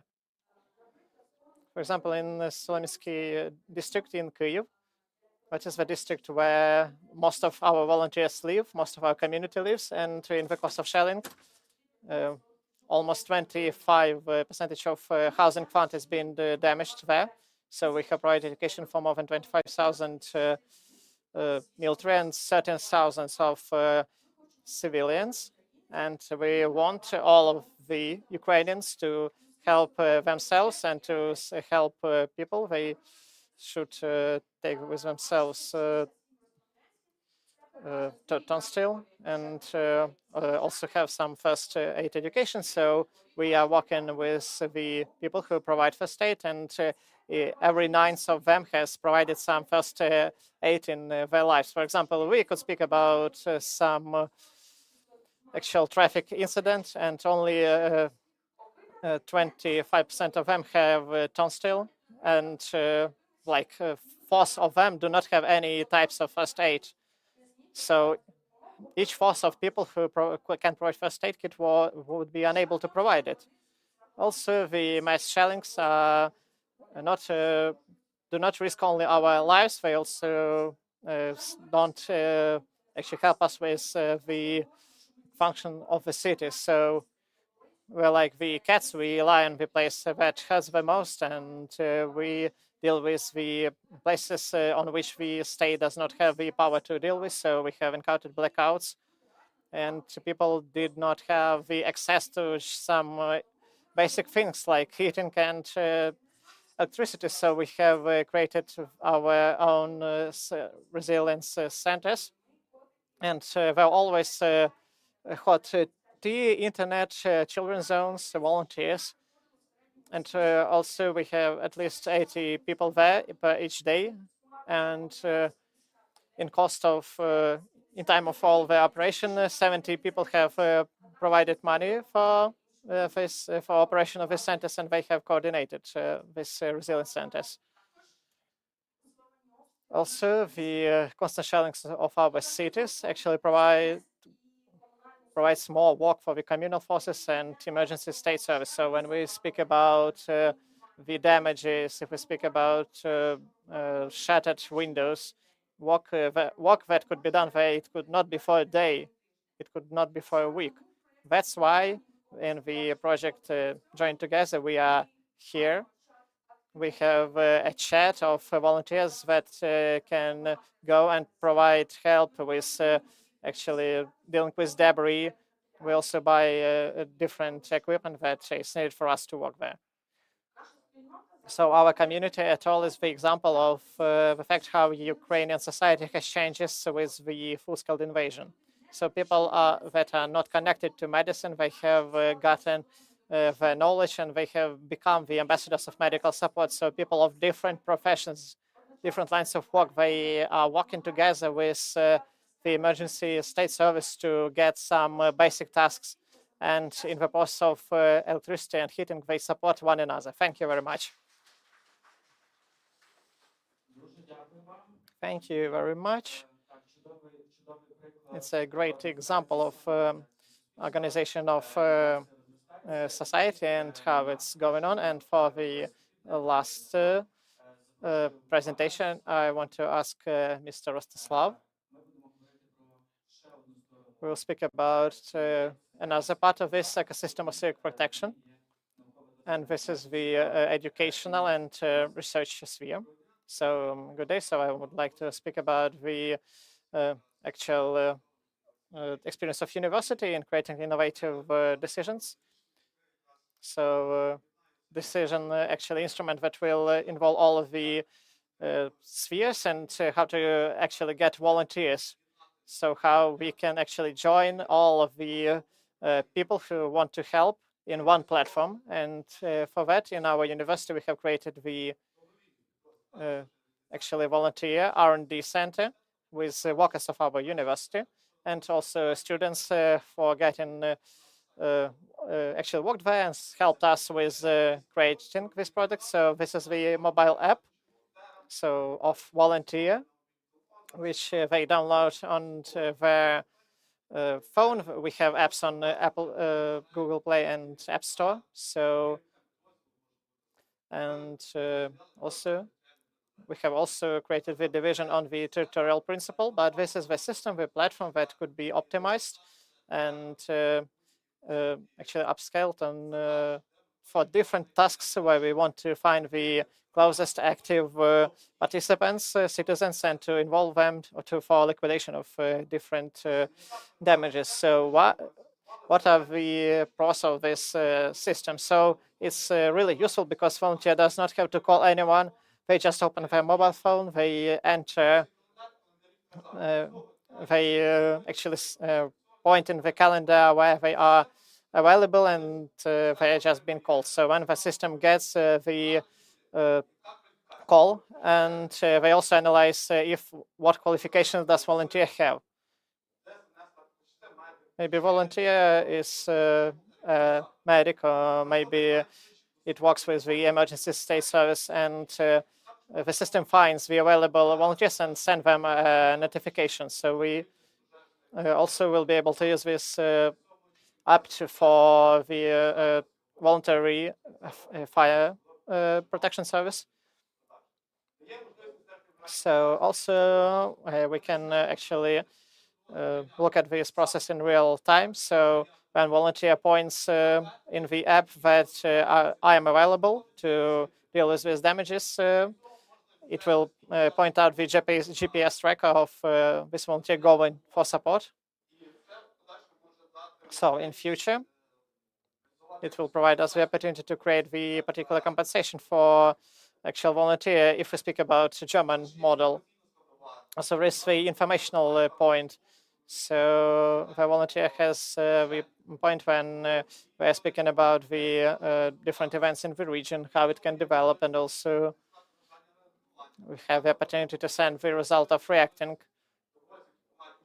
So volunteers who take part in some events, they can provide the additional information. Also, they can get the actual route where they should go, also the control of time. So only when the volunteer is at least 500 meters near the event, they can point out that they are near this point. And also we have two main channels of communication, and we don't need to use different kinds of communication. Everything is done by the app. So it's been supported by all the volunteers.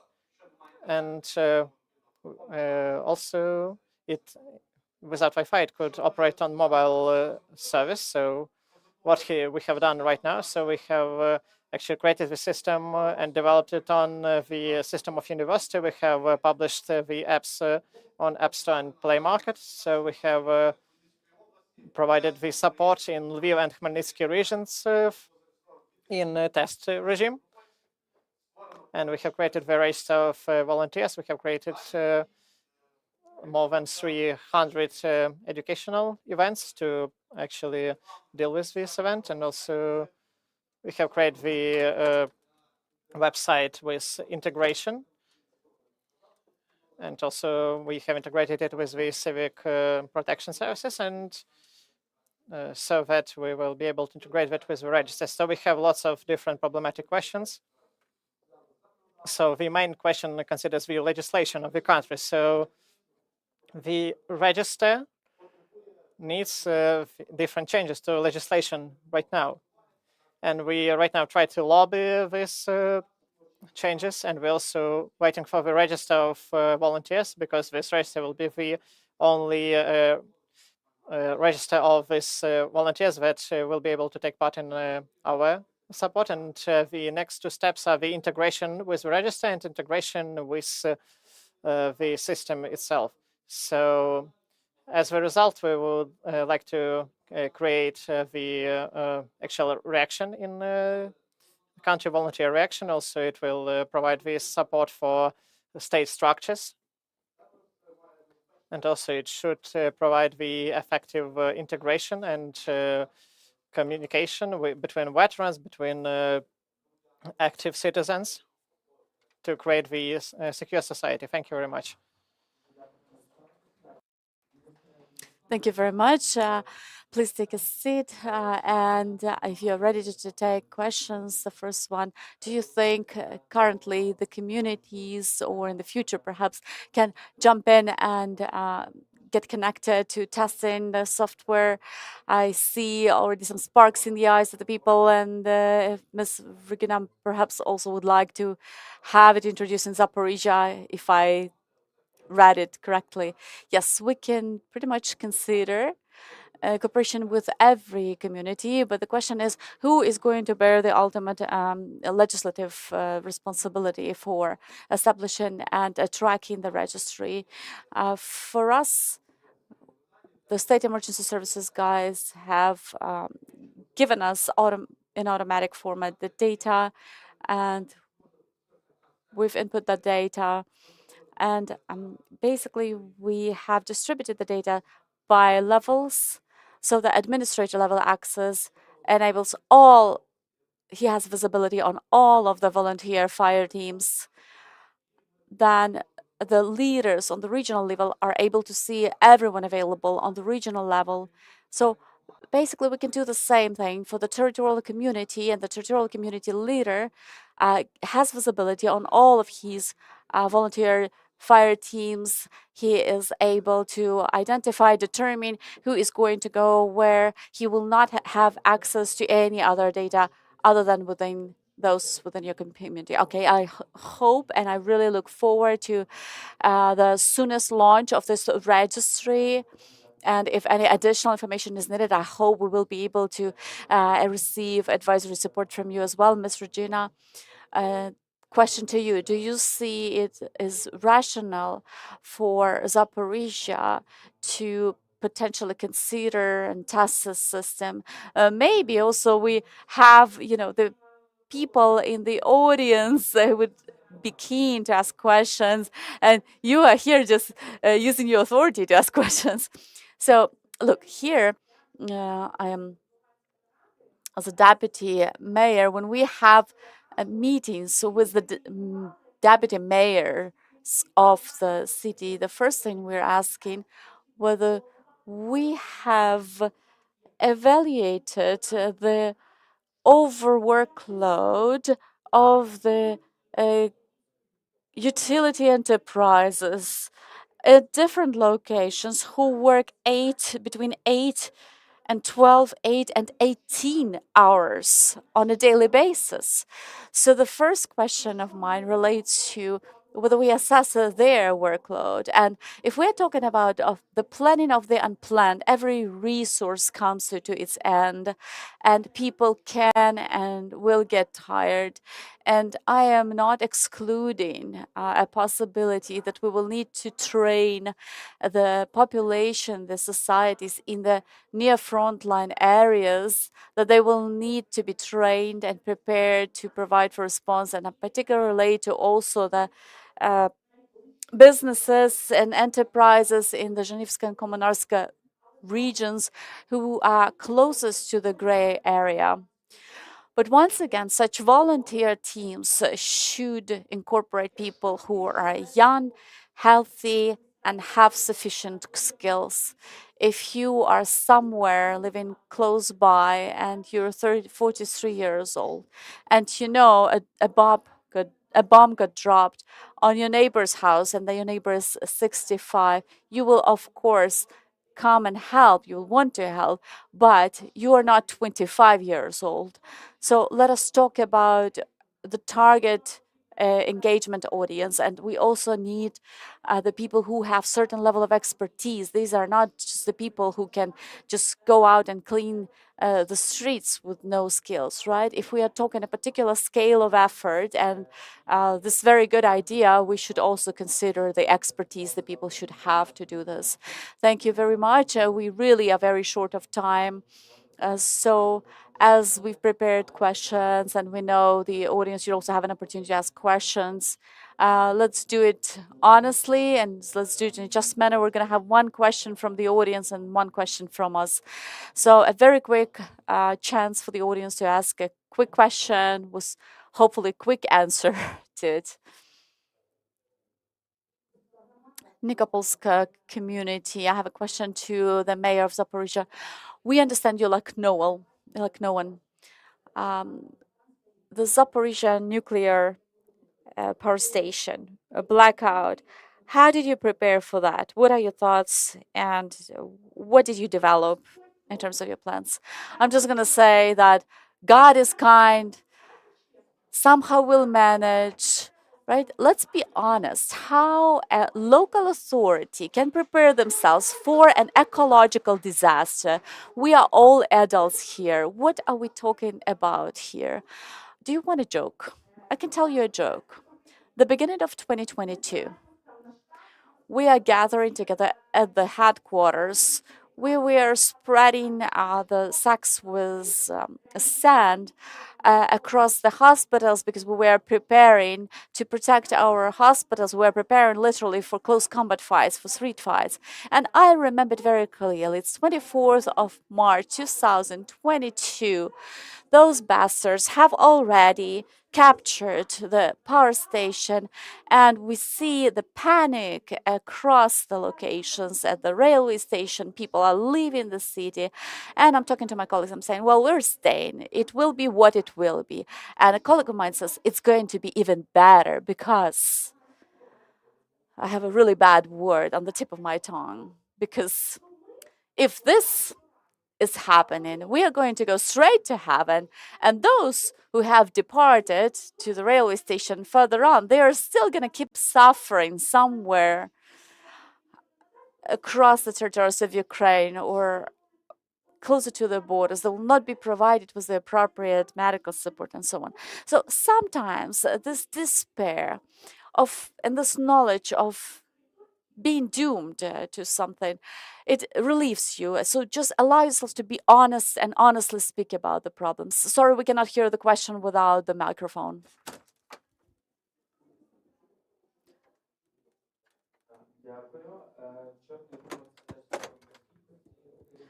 Black humor is another method of resilience for the Ukrainian society. Thank you for your questions and answers. I see the next hand raised, but briefly before we continue, can you please put up the slide on the screen? We have a representative of the Fund of the International Solidarity. Sometimes they do assess the civil protection readiness of the communities. The last data is based on the 31 communities. And here you can see what is the status. This is a very randomized selection of the communities based on the geographical principle, but mostly these are rural communities. We can see the 30 out of 31 cannot complete the automatic warning system of the public. 26 face issues with the notifying their population, and we also identify here the emerging climate-induced threats and as well a drinking water challenge. And whoever wants to comment, how do you think we can help the communities to deal with all these challenges? Because we already see that this is a huge scope of work required, and we understand that all this falls on the shoulders of the local authorities and self-government bodies, but how they themselves are to cope with this. Maybe you have a few words to comment on this, who can contribute. Perhaps you are also having some expectations from the local authorities or from the international partners. In every case, we are going to engage the State Emergency Service to combat any risks caused by floods, droughts, fires, and so on. But also, we engage the local authorities since they have specific equipment and vehicles that are necessary to combat and respond to such challenges. And also, we have certain programs established at the self-governance organizations, particularly also with regard to the public warning system. And working together, we can improve the situation. Thank you. Thank you. Do we have more questions? Do you have a comment or a question? Because we already have another question ready to be asked. I see someone holds the mic. Yes, I have a question, but it relates to another matter. Greetings. I have a question to Ms. Regina. My name is Oksana. I'm secretary of the Municipal Council of Shostka City, 30 kilometers to the front line. We understand you like no one else as well. Regarding the situational centers, could you share who is the head of the situational center and who is actually there 24/7 where it is situated? I would propose that we exchange our contact information, and I will also give you the contact information of the Terekov, because I called Mr. Terekov and I told him, look, we have this problem. We hear that it works with you. Someone I see a hand at the end of this conference room. Maybe it's someone from Terekov. And we also have we have the people of our directorate, and the head of this directorate is also the head of the situational center. But you understand that people work nights and days. They work shifts there, and they have 8 and 9 hour shifts. So they are particularly there, and this is all within the Directorate of the State Emergency Service of Ukraine. And yet some representation of the situations that are with the brigades, and in case of an emergency, as they deploy to the locations of the emergency. And even Kharkiv has estimated that this situational service center is able to provide for the support of only up to 40% of these emergencies. The rest of the cases are just the ordinary emergencies of the mundane origin, just ordinary emergencies that can appear in everyday life. So I will share the contact information with you, and will share on all of the mechanisms that we've already developed for its operating. Greetings, the representative of the State Emergency Service of the Kharkiv Department, particularly represent the coordination work of the Situation Center in Kharkiv. So if you are interested, I am really happy to exchange the contacts and ready to answer the questions. We do have people there 24/7, and we have the representation of all of the emergency services, the state emergency service, the patrol police, the Ukrenergo utility enterprises, air defense, and our department sections also, video monitoring guys. And we can explain in more detail how we actually established it, what recommendations were given to us, and how we mitigated the challenges we face. Please remember this person at the back of the conference room. We wear a uniform. You will recognize us. Okay. Could you please pass the mic to the front?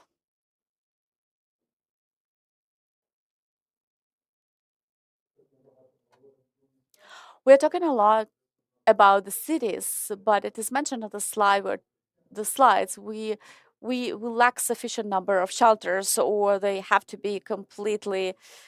There has to be an overhaul of these shelters in our communities. We have quite a few communities. Is there anyone who identifies and calculates the demands for shelters, and what kind of shelters, and by which principle they should be constructed? Can we address this question to the State Emergency Service of Ukraine? Thank you for your question. I think that the local authorities, representatives, especially the leadership of these authorities, are communicating with the main directorates on the city level. And in every city, there is a directorate on civil protection, where there are people who have expertise to particularly take the measures that you've mentioned. And this will also be aligned with the either rural or urban location, and you would be able to get consultations from them on the locations. And also we have the zoning of the territories, and they differ. The requirements to shelters construction is also dependent on that. But if we put layer and layer of demands, so this, in some cases, some villages makes it impossible to create such shelters. Well, we are talking about 3 levels of truth, right? So we have the truth, we have some small lies, and we have big lie, which is statistics. And if we just look at the statistical matter, we are just going to have these big data. We cannot have in the villages where we do not need to build shelters. We are, in some cases, just allocated hundreds of millions of hryvnias just to build those shelters, knowing that the people will not go any further than just into their basement. So there are a lot of cases throughout the country of such expending of money. And as you have already mentioned, like, we live with God in hearts, but we need to have specific algorithms. If we didn't have such algorithm, we would have many more civilian casualties, probably hundreds of thousands. But because we do have such algorithm, we preserve civilian lives. and people have an understanding that it is not just for the God to save them. It shouldn't be happening during the wartime. It is just for the God to save people during the wartime. Something is wrong here. We are at war. So we should consider that approach. And now I'm speaking to Shostka. Please don't look at the examples of the big cities. There's different human resource capability. Right now, we have only 10% of that resource available. And those who are not to be mobilized are mostly with hospitals. I am the mayor of Ochtyrka, and I have witnessed everything throughout the war, starting with the killings of the civilians and proceeding with the fightings of the military personnel. And the war hasn't started on the 4th, on the 5th. By the March time, we should have already had all the lines of communication established, and we faced that for a week. We literally had no lines of communication established, and on the 28th, we knew that the country did not cease to exist.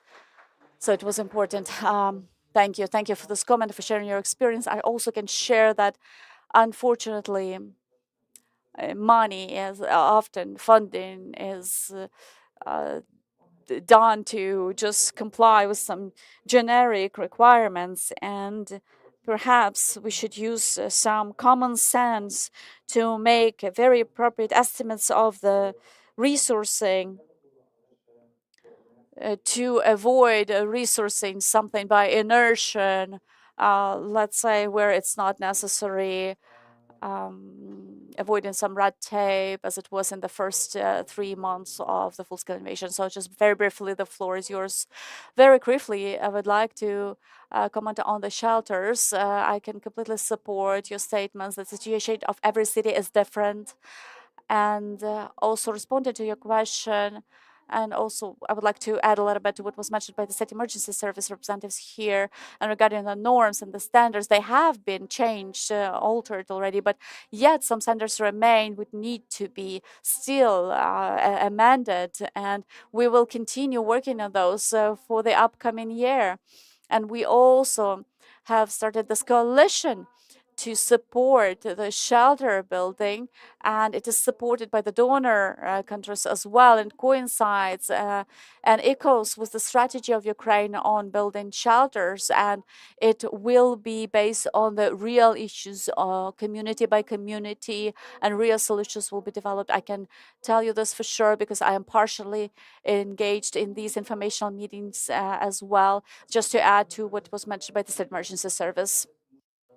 Sorry, Mr. Anatoly, because we need to finish if we don't go to it. So I think that something will go wrong here. But first of all, I want all of you to ask to actually thank our participants of the panel. And also I also want to thank the panelists from my point. And I also invite you back to the hall. And before, I'm sorry, I need to have a moment of your attention before everyone will go for lunch. I just want to pay attention to the fact that Mr. Maxim wants to say something. Good day to all of you. Thank you very much, colleagues. So right now we have the lunch break. It will also be on the first floor. And also, as a result of this discussion, I also want to actually add to the resolution your Regina, to add you to the actually thing that this Resilience of Zaporizhia, we need to upscale that, and we need to actually write that in the actually report that we will write. And also we have heard about Shostka, Nikopol, Ochtyrka, the cities that are near the front line, and they encounter these challenges, and we need to transfer this experience, and we also need to write that down so that we'll be able to transfer it to other communities, so other communities will try to create this resilience. And I also want to thank you for your presentation, and I hope that this information was really useful for everyone. And I also want to add that we as the team of Institute of Cities will help you with humans and with finances. Okay, so we also will add that. So I also want to add it to the resolution. So thank you very much, and have a nice lunch.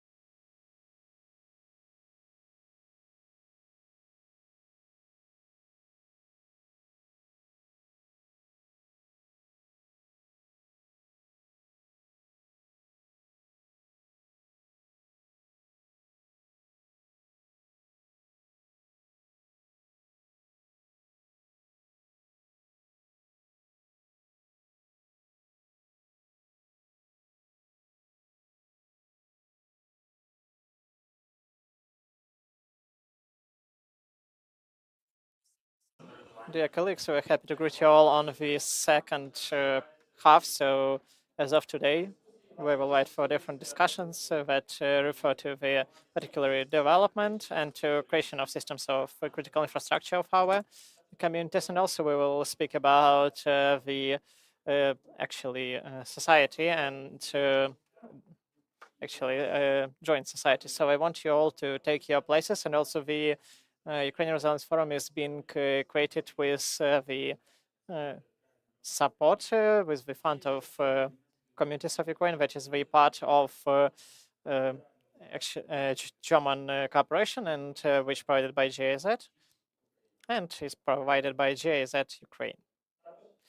Also, the forum actually is supported by the fund Відродження, so I'm really thankful for that. And colleagues, we have also one guest, honorable guest, that will be here in the format of a video. It would be great to see him here, but I also want the colleagues to put on the video on the screen. To the actual Council of German or in Ukraine, if you can put it on the screen.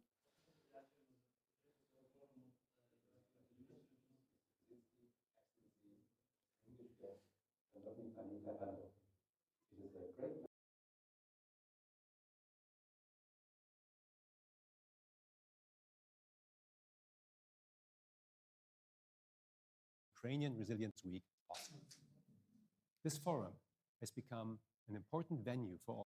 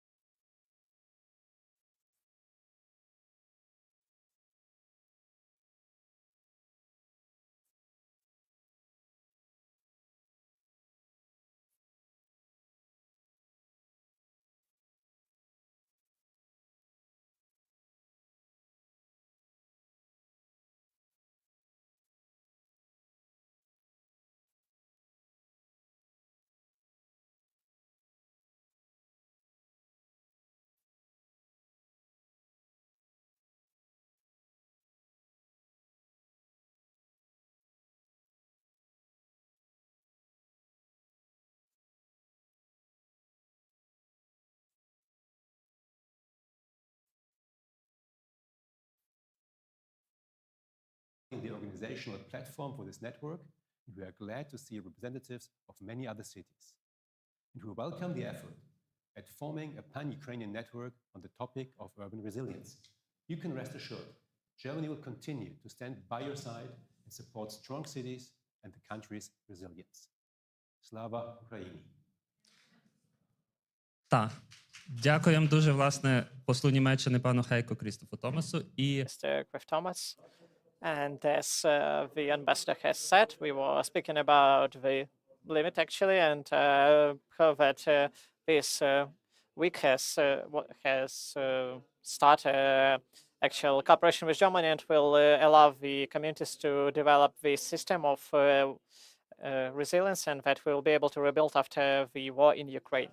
And so today, not to waste any time, I want to invite to the stage, we have our next discussion. It's called the Sustainability of Critical Infrastructure, and I want to invite Mr. Svetoslav Pavlyuk, the actual head of Association of Energy Effective Cities of Ukraine.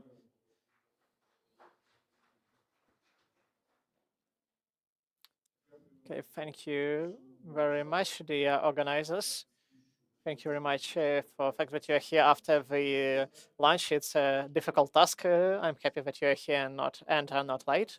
So today we'll speak about the resilience of municipal communal infrastructure. And we will speak about its capacities to actually deal with all the pressures that are being put on it and how different cities actually deal with these problems.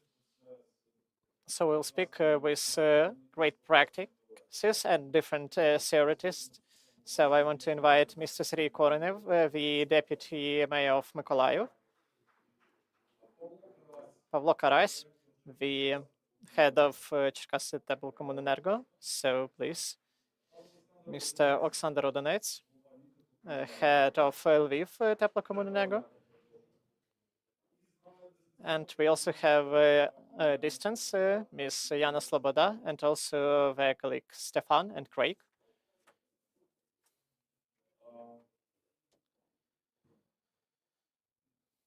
Okay, thank you.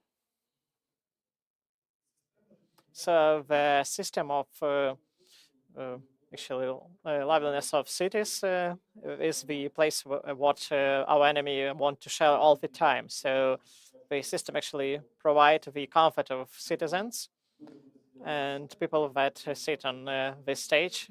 They actually are responsible for the coordination of all these struggles and all the work with the communal enterprise so that they can deal with summer, with winter, so that we have heat, water, electricity. So that experience that communal enterprise have actually got is really fantastic, and we will speak about that. And I will start our panel from our German colleagues because they have provided the actual research on the communal infrastructure. So I will invite Jana to have your presentation. Do you hear us? Yes, I hear you. Do you hear me? Okay, so please, you can begin.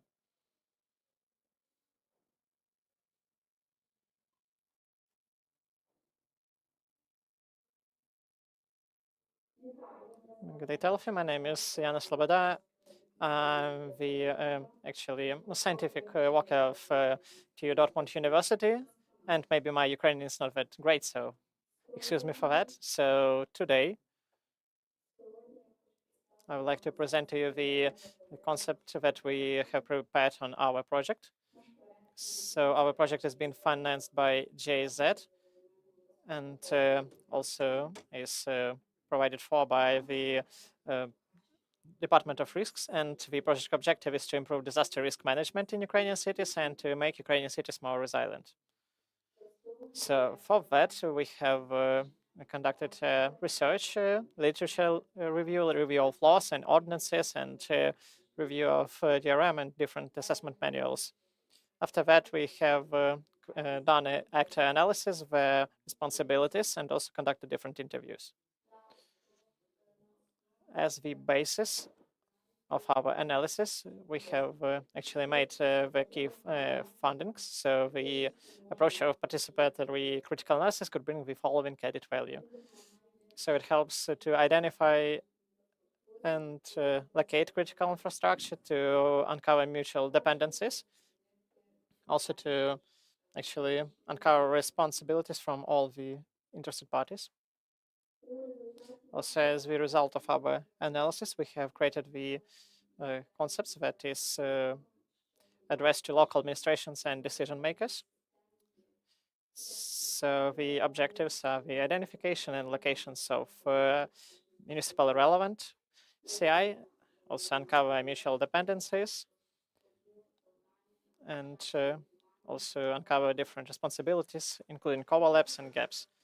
Also, this process actually helps us to deal with different contexts and improve the trust between the interested parties. So this is the main elements of our manual that involves the step of preparation, identification of critical infrastructures, assessment.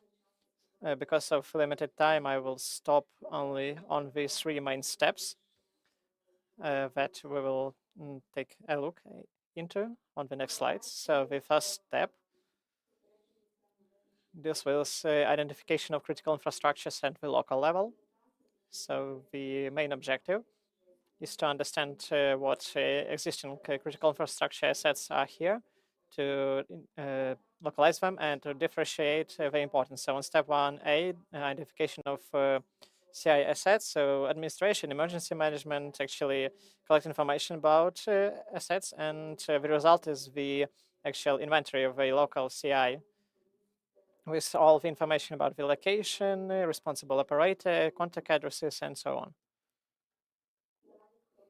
The step 2 is the actually criticality assessment joint. So on step 2B, the participants identify the dependencies and how all the members of critical infrastructure interdepend on one another. They create different diagrams, how actually critical infrastructure depend on each other and how different cascades of CI failure can look like. So the step 2C, it deals with the identification of cascading effects.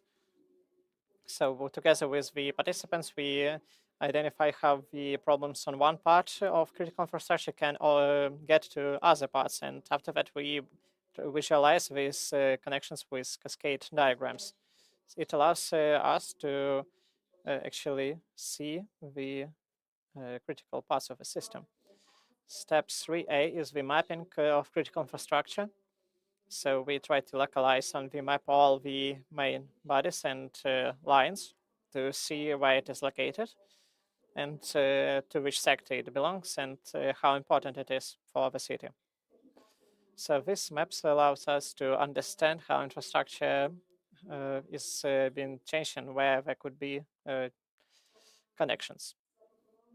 So this approach has a few main benefits. So it allows to identify the the most important critical infrastructure objects and also cascading effects to merge CI relevant actors from different levels. So thank you very much. Thank you very much, Jana. If I have a small question, if you want, if you can. So while you're doing this research with collaboration with cities, so did you involve the communal enterprises in this study? So did you involve the executive committees of the cities? So were they involved in the process of development?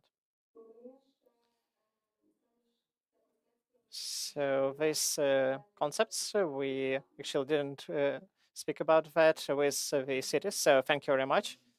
We will right now get back to Ukrainian participants. And we had the other situation because we weren't able to do theoretical studies. So we were able only to do the practical studies because we didn't have the understanding of interoperability and connections.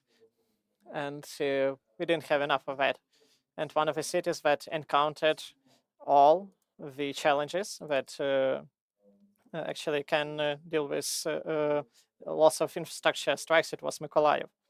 So Mr. Serhiy Koronyov is one of the people who are actually responsible for infrastructure, for the condition of infrastructure in the city and providing the citizens with basic services.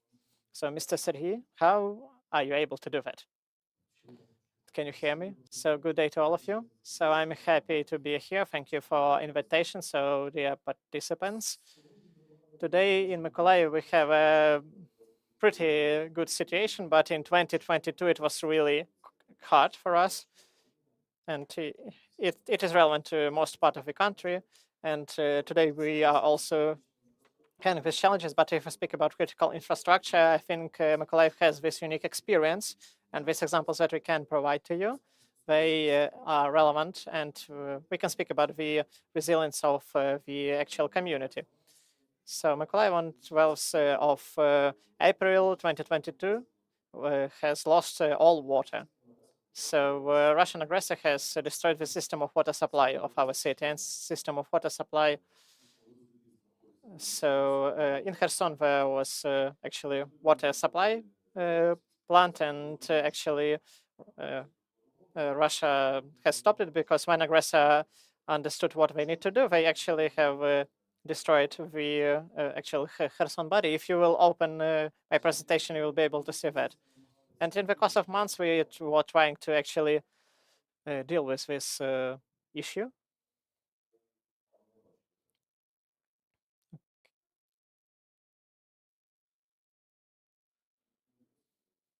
So the clicker does not work here.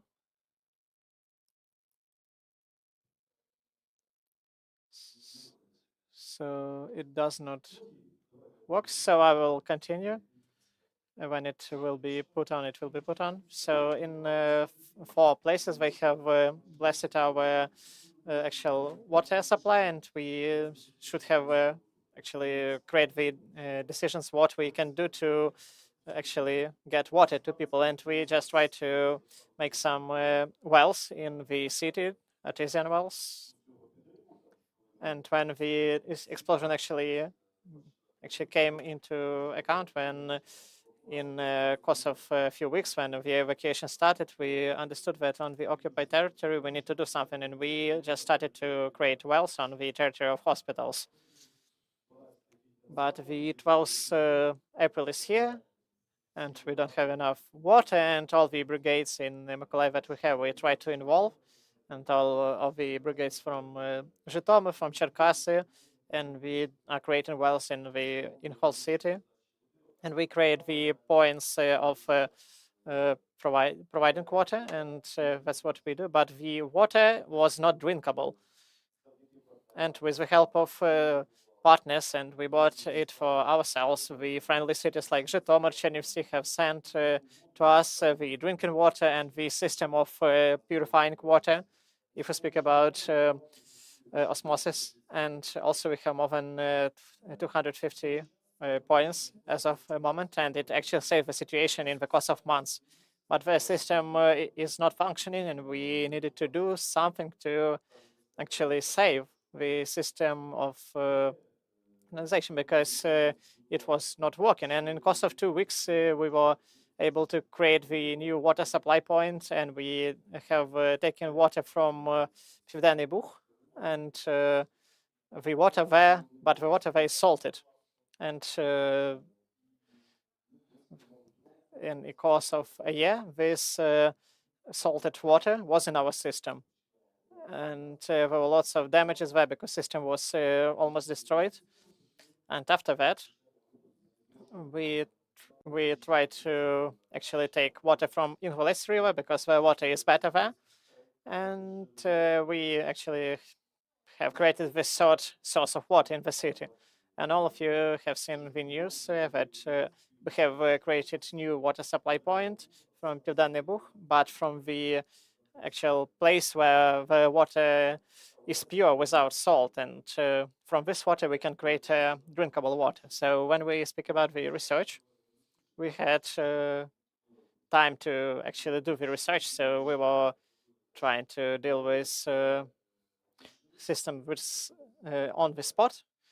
But GIS have created a research for us, and they said that in this place on Pivdennyi Bugh, you can actually create a new water supply point. And these problems that we have right now at the moment, so the critical infrastructure points are the main actual consumers of budget money. And as of today, we need to have more than 500 millions of hryvnias each year, but we can work with the tariff because the tariff is being created for the actually drinkable water, but we have non-drinkable water in our system right now, and also the system with heating solutions. So the next stage of development of the city, like not the development, but the development of resilience of the cities, well, the challenges that are connected with the turning off the electricity that also has led to the power outrages in the city. And with the help of our German colleagues, with the help of our colleagues from Denmark, we have actually more than 3.5 megawatt of different power supply. And with the help of GIZ, we have 7 units installed. And also 4 of them will be put on this week or other, or the next week. And also we will put on different plants in the course of heating season. Also, but also we work in summer season when they are being turned on the peak points and turned off in the medium points, it gives us the great results, and it's really important for the communal enterprises because we have different problems with tariffs. With differences with tariffs that are not being provided for with the country, and these events actually can make the situation easier, but they do not create a solution. And also, Mykolaiv works with the sun energy, and GIZ have helped us with solar energy, different power plants, and also all of the hospitals have these solar power plants. But I think that everyone has them as a moment in Ukraine. But I have an example. We have the friendly city Hanover, and we were there on a water plant, and we have looked into their financial activities, and we have understood that they have made income. It was 2.5% of all the enterprise. And the question, is it right? Maybe it's actually mistaken. They told us that we have 500 megawatts of wind power. It's around 150 actually wind plants. And we try to go in this way, and we have different installments, and we want to buy 10 megawatt of solar power. So in Hanover, the water supply point, they have the electro power plant for 500 megawatt. So this is the open enterprise with different shares and stakeholders, and city actually makes money on this enterprise, and actually this enterprise also does the social part of the share. And no one actually prohibits the Ukrainian partnerships to work that way to Ukrainian enterprises. And we are building right now 10 megawatt of solar power. So the resilience of actual enterprises, not only in the work they do, it's also in the financial activities. If we speak about different interloping facilities and interloping products. And we are speaking here also about the social services that should be provided by the municipality. Also, the important thing that I want to stop on right now is the anti-corruption policy and our work with anti-corruption policy itself. So from the beginning of the Russian invasion, our partners from Denmark, and with the help of them, we work with UACI, the anti-corruption initiative of the EU. So they have actually changed our procurement practices. We have other policies right now, and all the executive powers work this way. And they have created the website of aid. Through the internet, you can go to the website of our city, and you can see all of the humanitarian or international support that was given to Mykolaiv, how it is being redistributed, and who is responsible. And it creates the trust between the partners and to the municipality. And also the important thing that I want to speak about is the creation the same way as in Lviv. Also, only 2 cities have done that. The independent council in Mykolaiv Vodokanal. So it's functional right now. We have 5 members, 2 our partners from international level, and 3 of them are specialists in Ukraine. And through UACI, we have created the competitions to have this council, and this OSIN board actually works right now, and they are responsible for the control of the Mykolaiv Vodokanal, and they will give them the practices, they help, and they will try to renovate it and to provide the trust with the partners. So thank you very much. We will continue this conversation today with the representatives of the utility enterprises, which were making an ongoing effort and are working in the framework of the municipalities. They start playing a different role, and they start being supported by other partners, by some German cities, others. So in order for small cities to develop, for small towns to develop, let's say, they come to the solutions when they can finance from the profits that are made, that the city is making, based on the utility enterprise practices. They can pay to the doctors as one of such profit-making enterprises in Ukraine as Cherkasy. And regarding Cherkasy, I'm not sure I already shared it in the past. I would like to say that this is was my very first experience. On the very first metering equipment that I was installing with my own hands was in Cherkasy.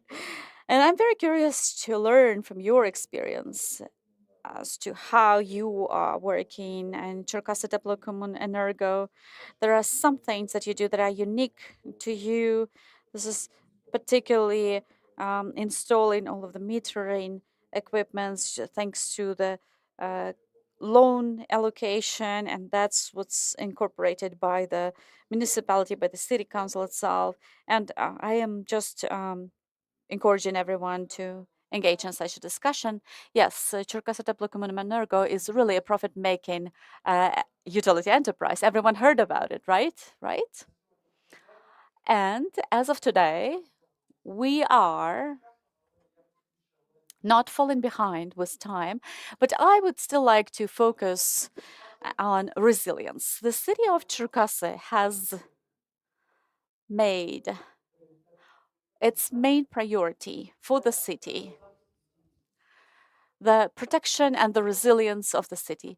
We've built, I can say honestly and openly, the best system in Ukraine for the electronic warfare protection. Can we talk about it in public? Just a small clarification. I am going just to say that we have financed this protection. 300 million hryvnias were allocated from the city funds to procure this for the defense forces of Ukraine, to protect to ensure the defense of our city. Obviously, there are different priorities, and I'm going to say that every city actually can do this. Every city of Ukraine has the resource to do the same thing. Yes, obviously, we do not prioritize prettifying some of our streets, but we have built the defense for our town. Every city actually is capable to finance, to fund the defense against UAVs. We did not procure the equipment ourselves, but we financed it. And in the same way, we finance the defense forces of Ukraine so that they can procure the air defense systems as well in the same manner at the cost from the city budget. And any city can do that. Any Ukrainian city. Through subvention. Again, targeted financing for specific things. Moreover, there is a particular letter of request from the Ministry of Defense of Ukraine that enables us to do that. We have built a distributed power generation grid as well.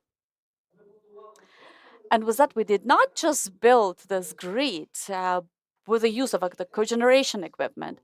As of now, it's 28 kilometers of autonomous grids, high voltage grids, which connect all of the boiler rooms of the Cherkasy Energo, 3 hospitals, 3 big hospitals, the regional hospital, the oncology hospital, and one more. And all these grids can work independently from the general grid and the general network. Moreover, in a month's time, we are going to be able to ensure that we will be able to compensate for a blackout in any of the districts of the city, regardless of how the entire system will be operating. We've done it through the funding of the city and through the donor funding. Please make yourself aware of how we've done it. As of now, Right now I have 3 modular autonomous boiler rooms. These are basically gas boilers which can be installed in case of damage of the main facility. So this is a reserve asset. Plus, we also have one extra additional mobile boiler room, which can be connected to the network at any point in time. We have a 6-level protection, 2 inputs from the operator of the distribution system, the 3rd input from our own network, 10 kilowatt.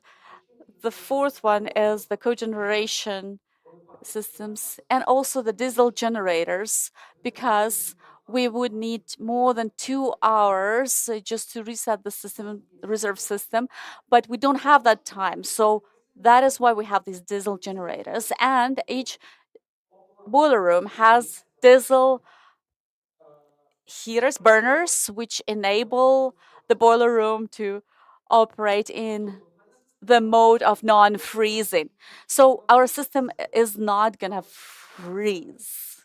We will not generate the necessary amount of energy that is in demand, but we will not just have it completely lost. And where it's not, other solutions are not possible, we use hybrid inverters with the batteries and the solar panels.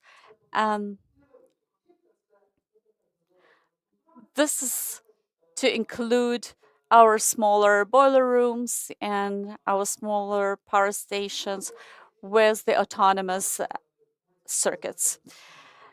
And all of the facilities, which imply that there may be numbers of people, a large number of people, they are all equipped with the facility, with the equipment that enables us, in case of full gas or electricity blackout, we will ensure that the system will not just freeze and become completely unfunctionable. And in case of just electricity blackout, electric power supply blackout, we are going to be able to provide additional supplies. Right now, we are working on the critical infrastructure facilities.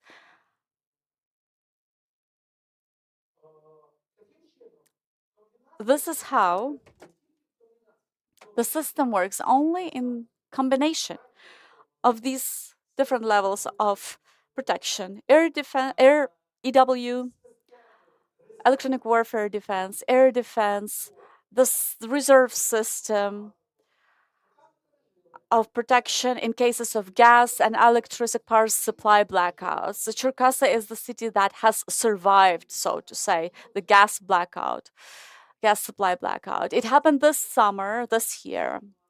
And I can also state that all plans for the disconnection of the power supply lines are not really an option. If we used those patterns, it would be a catastrophe for us.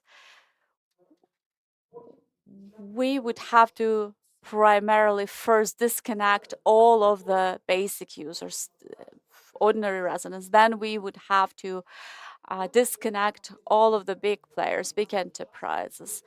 And our task is to maintain the pressure in the main supply lines. If we lose that pressure, that is a catastrophe. And in order to restore that gas supply line, it would take us months to do that.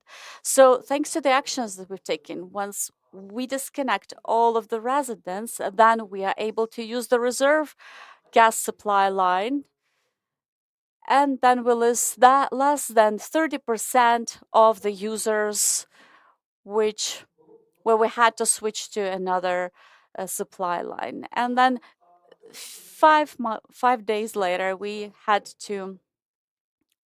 took us to restore the supply. Unfortunately, the conclusions were not made. In the first turn, the big players get disconnected.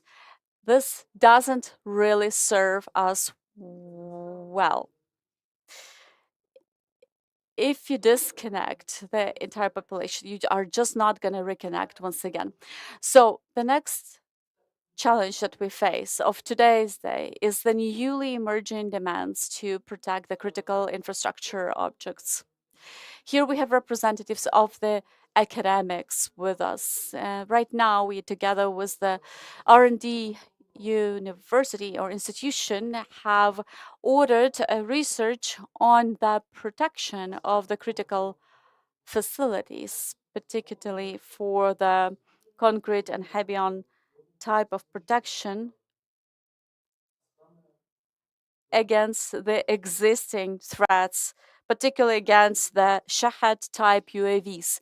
And the very first results of this result claim that the protection we currently have is completely insufficient. The situation has changed drastically.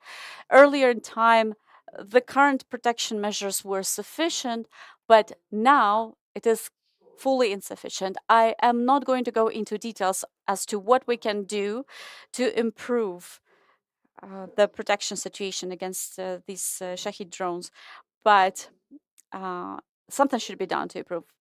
So what I would like to summarize is that every city has to determine their priorities. Obviously, it is very pleasant to go visit your colleagues in the west of Ukraine,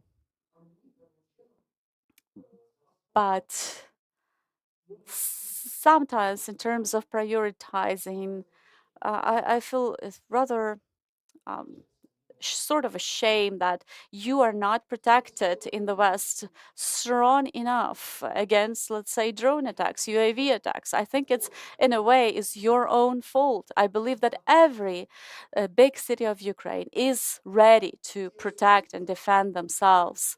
The war is happening in the East, not here. And the resource is there with the big cities, but the priorities differ.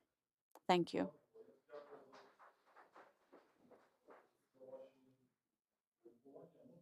Mr. Pavlov, thank you so much for your elaborations. And I would like to ask a question. I'm sure this is not just my question. I just dare to ask them out loud. First is, what is the, Euro Gardens? This is not exactly the Lviv topic. This is the topic of your neighbors from the neighboring oblast. Did you hear I said Lviv? No, I did not really refer to Lviv. I did not blame Lviv. I did not mention Lviv in my words. I am talking about things in principle.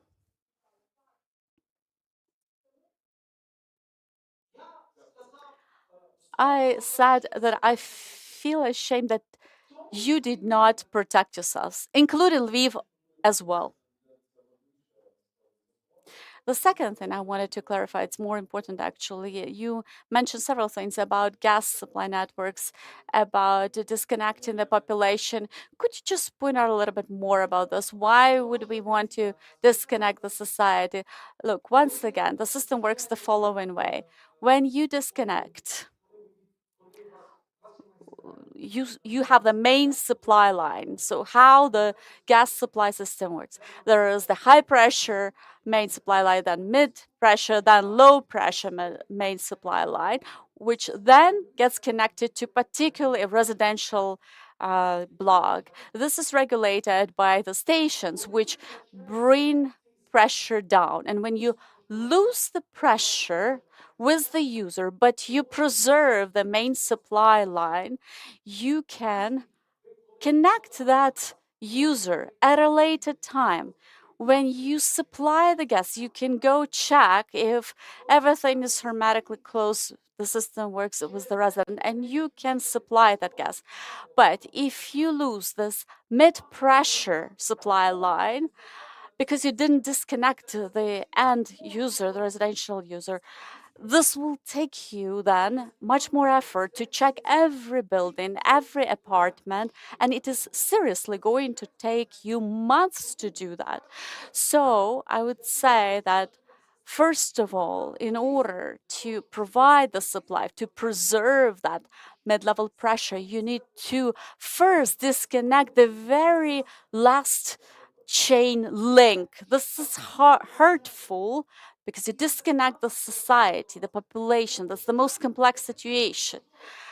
And in case of Cherkasy, we've made this harsh decision. We've stopped the two big enterprises on bread manufacturing and on milk manufacturing. We literally had to stop them.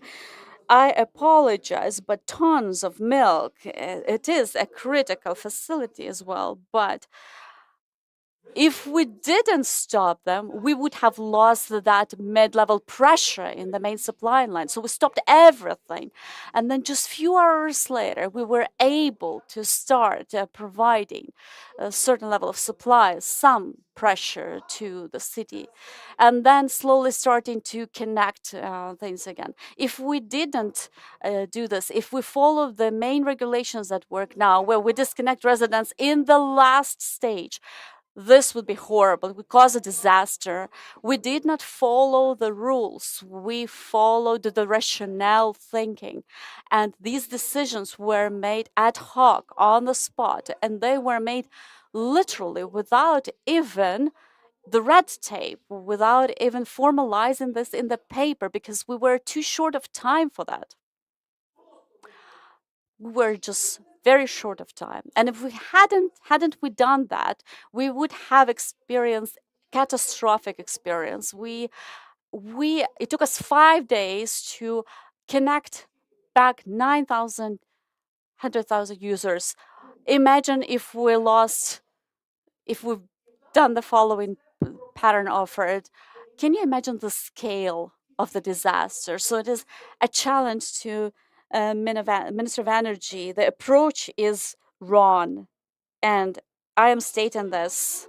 Yes, obviously, post factum, the decisions were taken by the entire commissions, but at the moment of decision making, and can you imagine the response from the leadership of the two enterprises? It's actually one chief for both of these enterprises in our case.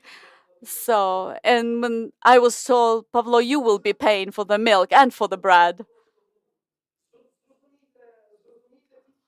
So I would like just to ask you to understand this approach. And it is a very difficult process of decision making in cases of blackouts. Unfortunately, in most of the cities, such kind of a disaster, the situation of as it was in Cherkasy, is not very likely to happen, since they have better capabilities to ensure the preserving of the pressure level.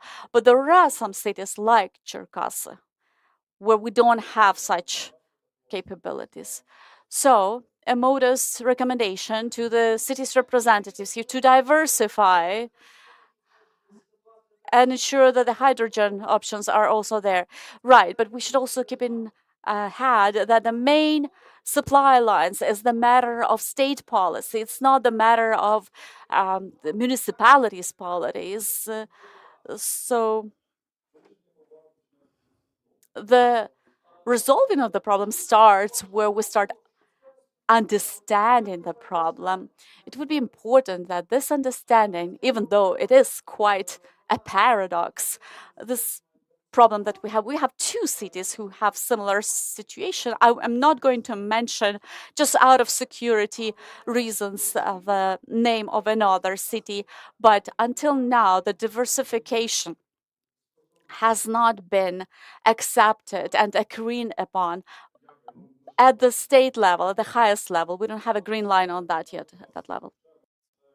So, Mr. Alexander, now the turn is yours. We also have the situation when, as a result of different actually events and measures provided by communal energy bodies, when all different communal enterprises provide not only heating, but they also provide the electricity. And one of the examples we can say that Cherkasy, they show that new challenges that appear, and they actually can deal with the heating that has been provided as a result of actual operational activities. So if we speak about stabilization of situation, how it does work in Lviv. So good day, colleagues. Good day to all participants. So going to the fish. So I would like to say that Lviv Tepleenergo has long tradition of generation of electricity. So we know that Lviv Tepleenergo, before even the full-scale invasion, has worked on the market of energy, and the effect from that was not really visible because we had different external factors that did not allow us to be a really actually full member of the market. Full an energy company. So the path that we have right now of actually heating providers and also be the energy providers, and this path is actually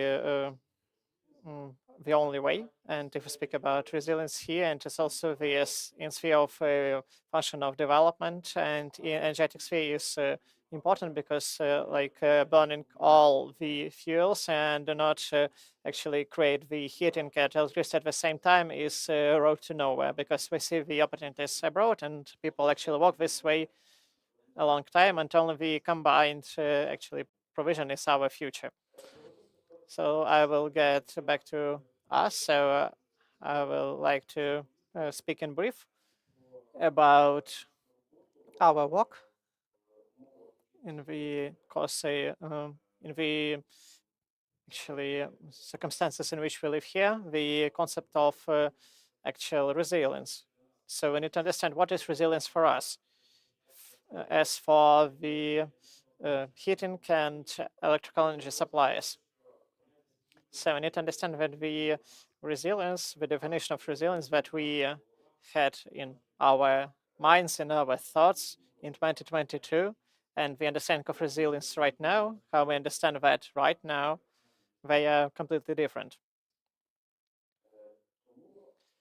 So that's why me and colleagues and the team, we have actually have created the main components of this resilience. How do we understand that? This is technical sustainability, technical resistance, financial resilience, institutional resilience, and people.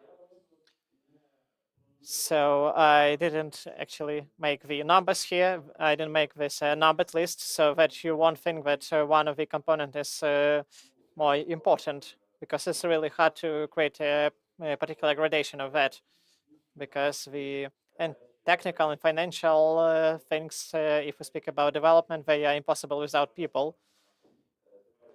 Even though we have the tendencies of AI development, but without people, nothing is possible.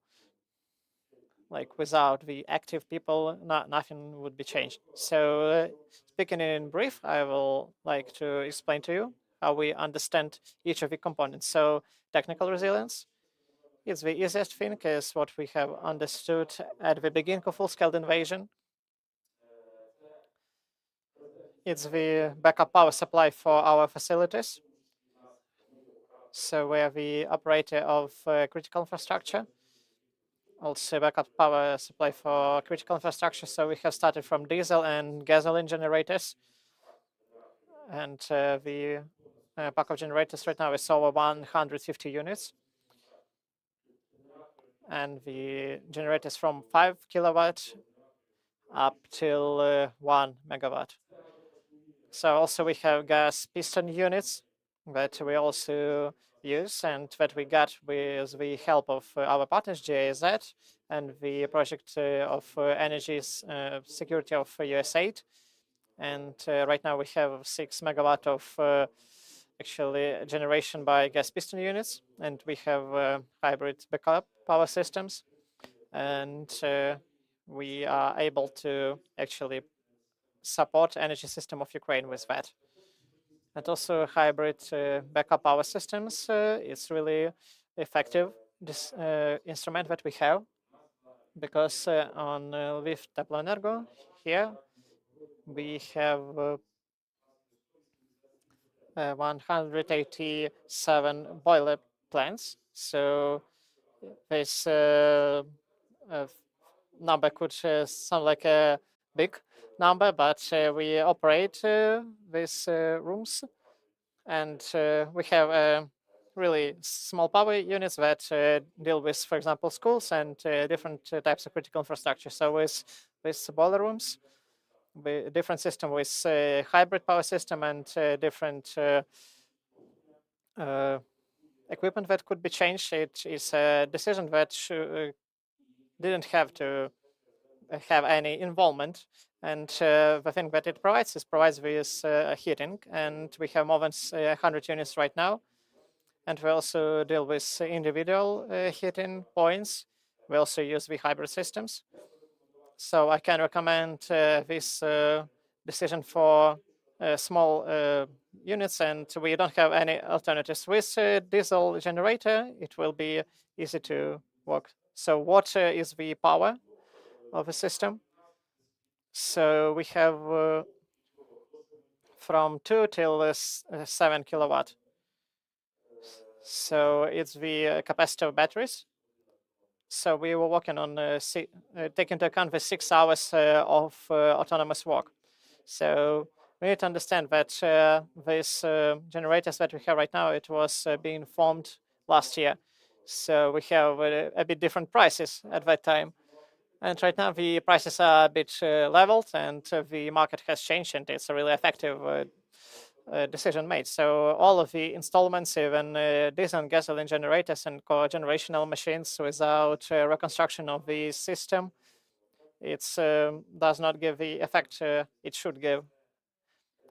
And we actually deal with the units of power supply systems, and we also need to change the elements that are in the heating networks as circulative units, and also different units of wind power. And also we had lots of different units, and without a generator, it won't just work. So we also have other point, the formation of necessary reserves. So it should be fuel, it should be a different loop for walking, and as the experience showed us in the first hours of full-scale invasion, in the first months of full-scale invasion, so all the enterprises had the actual all the reserves in tickets, but tickets do not work in martial law. So we understand that the most used things are the different tubes and other elements of equipment. And also, if we speak about reserve boiler rooms, we also work with them further on, and we have different solid power units that are also in the reserve, so that we will be able to put power in different districts or different objects. So the reserve generators and the reserve of materials is our understanding of technical resilience, so financial resilience. So I guess everyone understands that without the financing of all these events, the financial resilience has lots of components. If we start from the work of actual enterprises and working with consumers and getting payments from consumers for the services they are provided to. And also we finish with the question of tariff, on which I would like to not to stop for too long, because that's a topic for different discussion. But if I speak about the difference in tariffs, there is a difference for Lviv Teplоенерго, and we have actually the commission, and we understand that the state debt amount is up to 2.5 billion hryvnias. It's from the and from of 2021, and also it goes up till the full-scale invasion. So how can we work with 2.5 billion of debt? I will be honest with you. So without support of the city, we will stop right away. And that's such a joint position that we have here from Lviv Mayor, from the deputies, from Lviv Teplоенерго, and we get support from the local budget. We don't actually count the money that we have to get, but we have some support, and with the help of it, we can work. We create the reserves. We do different events, and we try to develop. So institutional resilience. So this is the component of resilience that we have not understood earlier, that it is an integral part. And we didn't understand that component 3-4 years ago. Because we were in really complex situation, we were working on the spot with the issues that we have on the spot. We weren't thinking about any future perspectives. We were thinking about the fact that we need to survive. But right now we understand that institutional resilience is the integral part of our functioning, because cooperation with state bodies, with the bodies of executive power, if you speak about creation of policies that state creates, if you speak about our actual business, if we speak about the creation of draft laws that state creates, and yes, in presentation I have written that it should be under our control, but my colleagues actually have actually cross that out, because we can't control the state spending. But with through some mechanism of the Association of Cities of Ukraine with different professional associations, about which I will speak a bit later, we'll be able to influence the creation of such policies and the mechanisms that create the draft laws. And also here we speak with about the different laws and different local government bodies, and we also work with international partners. So if we hit supply plant, like energy supply plant, if you do not work with international donors, with international institutions, you are not resilient. It's what I think. And I think this, my thought is actually truthful. So on this background, from the beginning of full-scale invasion, whereas we Lviv Teplоенерго, we have got into the Association of Operators of Critical Infrastructure right now, and which is being represented by the colleagues that we have here right now. And also we have actually provided the request, and this request will be implemented here at the moment with our owner, with our council of Lviv City Council. So we will be going to the association Euro Heat and Power.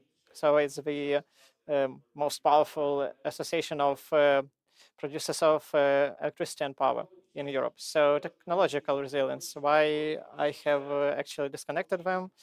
So the operational activities and technological sustainability is the thing without which we can't actually imagine ourselves, is technological resilience.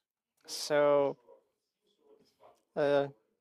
it's really hard to speak about this issue particular, and there are lots of cities who are on the front line and have enterprises who actually work in the cities in the western part of Ukraine. But we need to develop, we need to plan, we need to create strategies, we need to deal with strategic documentation and to actually create plans of development. So as of today, like lots of colleagues in heating sphere, we have a system, heat supply scheme, that was created with the support of the Project of Energy Sustainability of USAID. So the scheme was developed in the way we wanted to. So we have main parameters in this program document. It's the main thing is reducing heat energy losses and increasing own electricity generation and actually alternative energy sources. So the main resource that we have is the natural gas. Even though the price policy in Ukraine, the state price policy that show that alternative is being used right now, but still we need to think about not using the natural gas, but and to try to diversify the market and to work on the enterprises that we have seen abroad, and also to have the diversified fuel and diversified energy generation. So we need to plan and develop, and it's an important thing here. And also, I didn't create this slide about the people because I think everyone understands that. So with people, we have lots of problems with that kind of resource. And as of today, the main age group in enterprise. So we have 1,800 people, and the most common age group is 60 plus years. And we are speaking right now about the qualified technical personnel, about the operators of the boiler rooms, about the different actual workers of electronic check facilities, and it's a great problem. So finding the human resources, it's a great problem, because humans are a critical element of resilience, as we can say, and this problem should be changed and should be dealt with, and we need to look at the experience of the colleagues of international partners. And I think that we need to exchange the experience between one another, because we have some practices about involvement of women.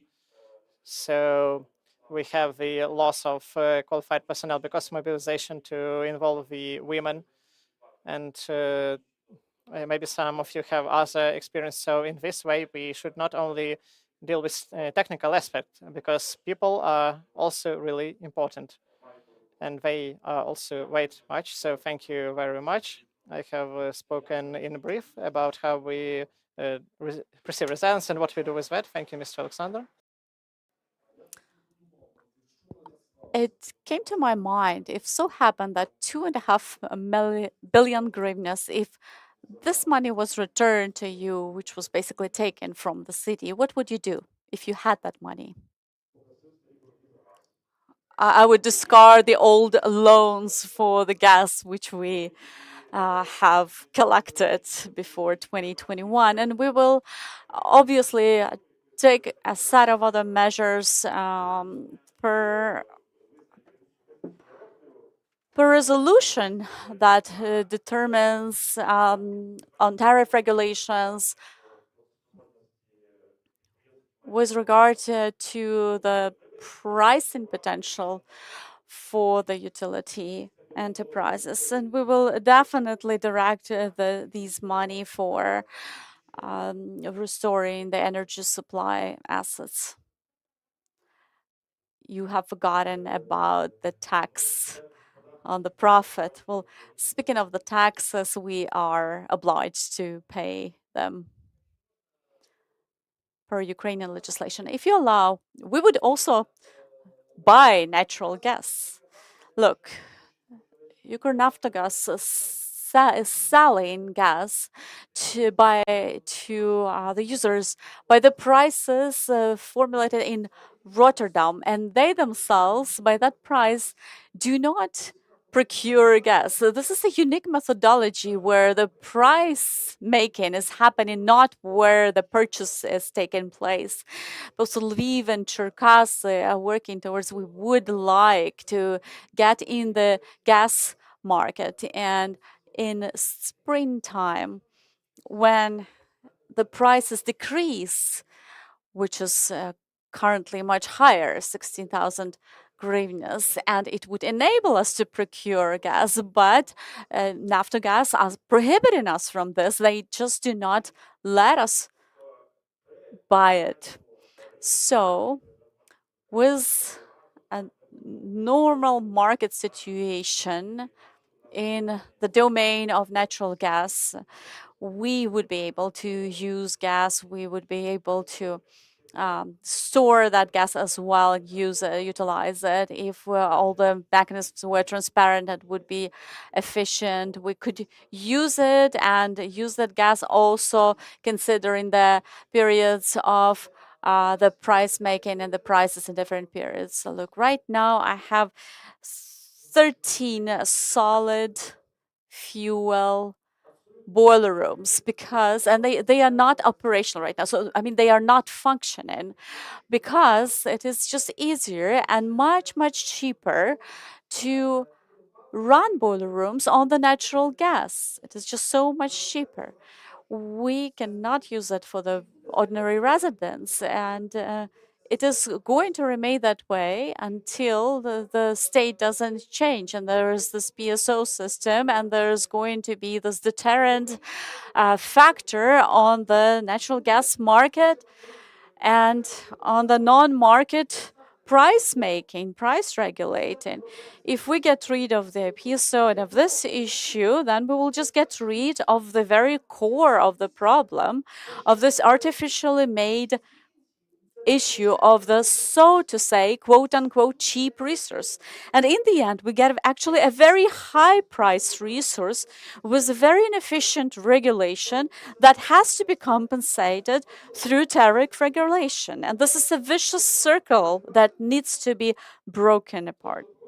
And it is done only through one way: market price making for natural gas, market price making for energy supply, heat supply, and the only thing that could be used for compensation would be the subsidiary way of compensating. We do not have even a lot of the subsidiary solutions for housing anymore. That's an outdated thing.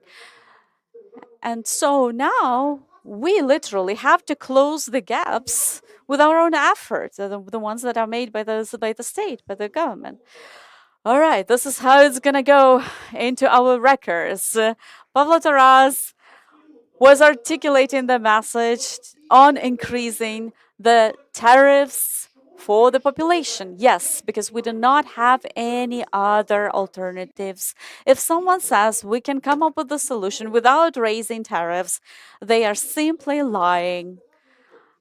I cannot find other words, better words. Either that person is lying or they are stealing.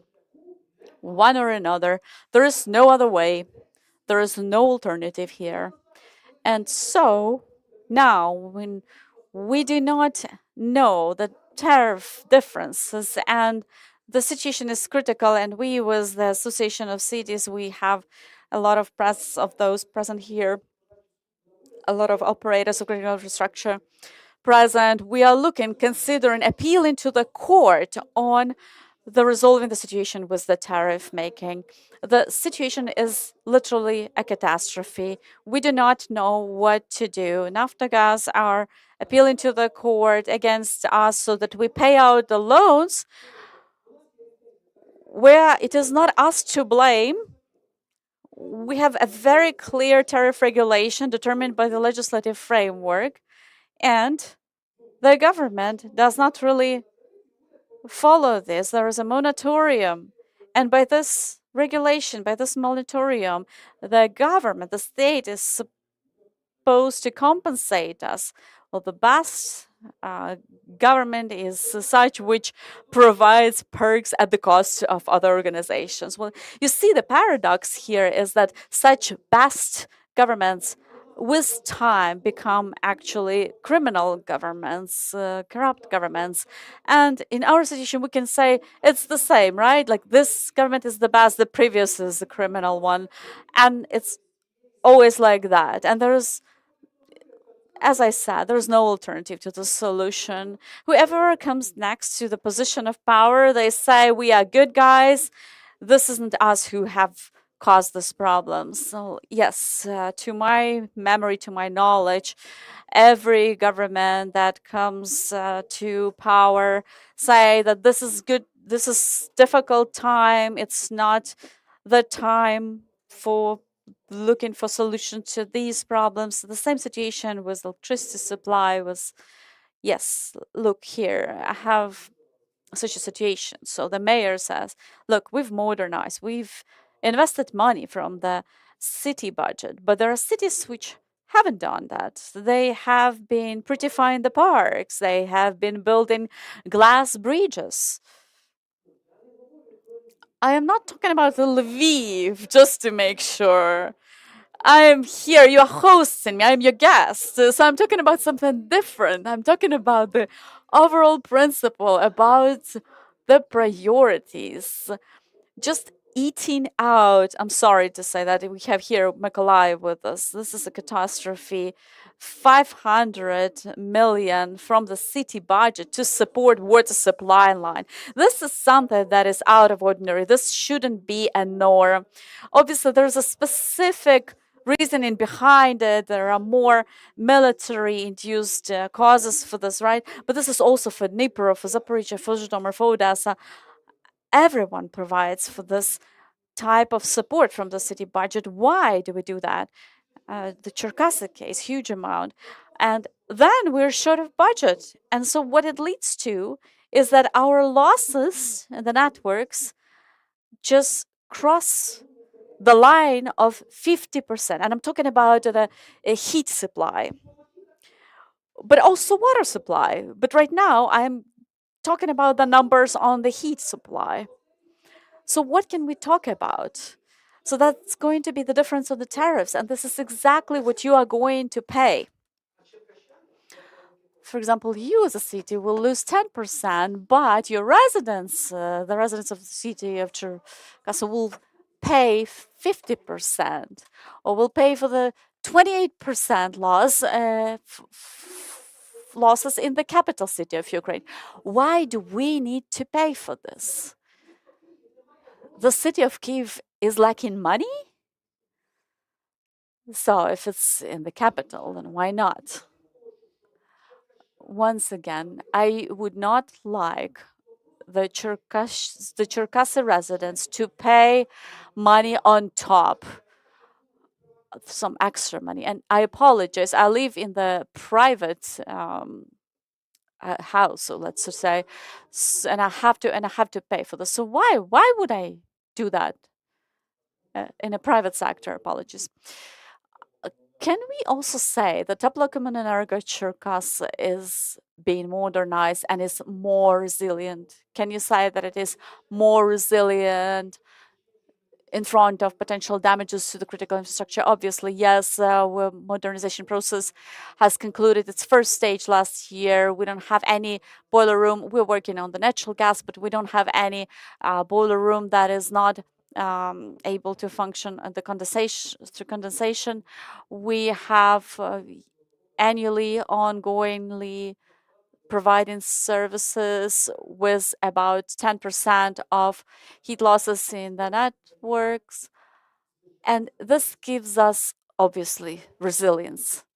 But question is, and I don't try to insult anyone, but everyone knows the disaster that happened in Kryvyi Rih. And we all understand the situation. It is not even the military challenge. Just understand, for decades, the system has been ruined, and nothing was done to improve it. Well, this is what I was talking about. So where is the resilience here? Do you understand this? So the absence of a unified, comprehensive state-level policy and the key state policy. You know, Mr. Panzanik was my teacher. And he used to say one great thing. He said, what do we need to do to make sure that apples disappear in our country? We just need to pass the law on apples and create the Ministry of Apples, and then the apples will disappear. So here is a similar situation. We need to liberalize the tariffs to cancel any individual preferences, and it will lead us to the profit making of the utility enterprises and to their privatization. Otherwise, there is no other way. So can you can you give me any explanation as to how a monopolist utility enterprise can be not profit making? It's just impossible. And so, as they say that they are not making profit, they're not really not making profit. So, it's just the tariffs that do that. So, look at Kharkiv, 4 million. Just look at this beautiful town. Look at its parks, its roads. It's the city where people would want to live. But the issue is with the grids, with the networks for which the entire country is paying. So see, like some of such measures can be successful, some not. It's the matter of the priority. So where am I wrong with regard to Kharkiv? Where am I wrong? Sorry, I cannot hear someone speaking from the audience without a microphone. This is not a matter of one day. This is not a one-day time problem. The earlier difference was 7 billion. And these were literally 2/3 of the entire tariffs of the country. So we're talking just about Kharkiv. We only have 6 minutes left. If we can manage to ask 2 questions from the audience, it would be amazing. If not, I have 10 more questions waiting here on my end. Thank you. My question is, right now we've initiated the reform directed towards corporate reform of the utility enterprises. And I apologize, but what kind of influence will this reform have on such enterprises, on resilience of such utility enterprises that provide heating and electricity supply? And will it bear any risks, any hidden risks? I would like to share my thoughts. The overall idea behind this reform, I am not going to elaborate about the entire framework that was in the mind of the lawmaking people, but just we hope in general that every law aims at the welfare of the society. So the idea behind this legislation document is positive, and whoever knows how the corporate leadership works, it actually, corporate governance allows and enables to construct a quality system of management and governance, and it enables engage in investments in the transparent manner. And of course, in our time, under the conditions in which we are living and operating now, it is difficult to predict as to how this reform will be brought to life. But our view on it here in Lviv, not only with our utility enterprise, but overall, a lot depends on how the city is going to interpret this legislation document and how it is going to incorporate it into their utility enterprises. And definitely resilience components and risk analysis should be included into it, particularly risks to utility enterprises functioning. And this corporate governance should be implemented in a way that the enterprise and the residents, the users, do not suffer from it. So how to do it, it's an answer for the entire city.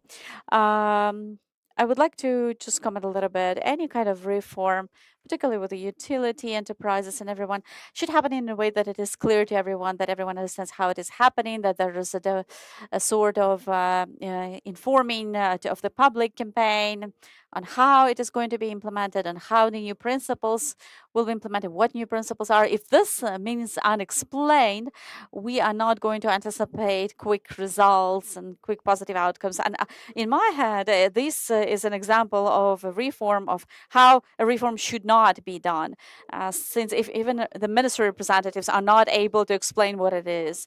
Yes, we can also face in such case the misunderstanding and misinterpreting the reform, the paragraphs and so on. Let's say if the boiler room, if you ask the boiler room employee of mine, and obviously they would say that the boiler room would be just split among different enterprises. Obviously, this is because people are under-informed. Again, if we look at the property matters, if we look at even a chair in the utility room belongs to the territorial community. So I do not own property in my utility enterprise. So how am I going to deal with the banks then? I do not consider Ukrainian banks just an ordinary finance institutions with whom we can work in the long term. This is unfortunately another national level problem related to the differences between tariffs. But the difference is that my statute capital is 14 million. Myself and Черкаси Теплокомуненерго cost at least 15 billion. So the key matter of this reform would be that we would have restored our real value. Unfortunately, the legislation has fostered the opposite. It literally has prohibited, because this corporate governance is going to be done by the remaining balance on the bank accounts. So instead of bringing us back the value, someone has just come up with this idea.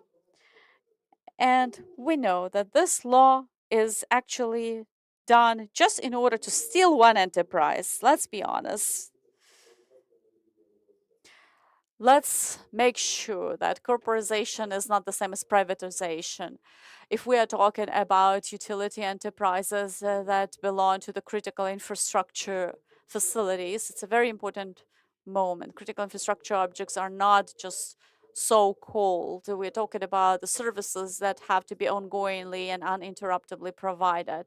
And I understand that in the beginning of the invasion, we've had several, let's say, boiler rooms, facilities in Mykolaiv that were abandoned by the private enterprises. And 2-3 years from the time, let's say, on the trash collecting, also the private enterprise was providing these services, have also ceased to provide those services. So we should be very balanced out on these.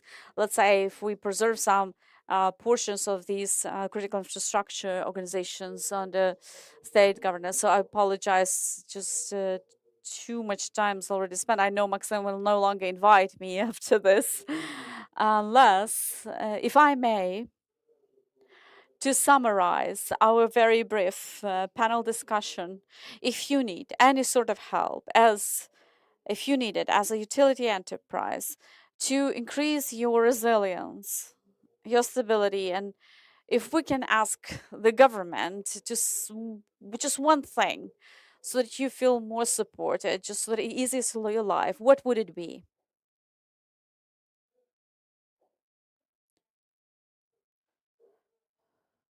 We demand market. We demand market economy. We are not even asking, we are demanding it. I would ask help with financing water purification facilities for Mykolaiv city. But there is a common problem, that is the tariff regulation policies, the market regulation, market pricing, same issue. If we are talking about the joint resolution, I obviously would vote for sorting out the tariffs, and economic stability is very important here. I believe in the operational matter. The resolving the matters on the tariffs is very important, but another matter is that we would be interested in extending the simplified in the 352 resolution that needs extension on the simplified processes for building and constructing and acquiring the cogeneration equipment and under which conditions they are yet to be received. We know that this effort is ongoing, it's a work in progress, and we need to be quick in this and without extra red tape in this. So just to summarize the three things, that transition into the market-based certification, second, simplification of the processes, and third, more financial for the right locations that are under attack, more vulnerable, for which it is very difficult to restore our infrastructure at by their own efforts. And I believe those cities should be in the focus. Thank you. Thank you.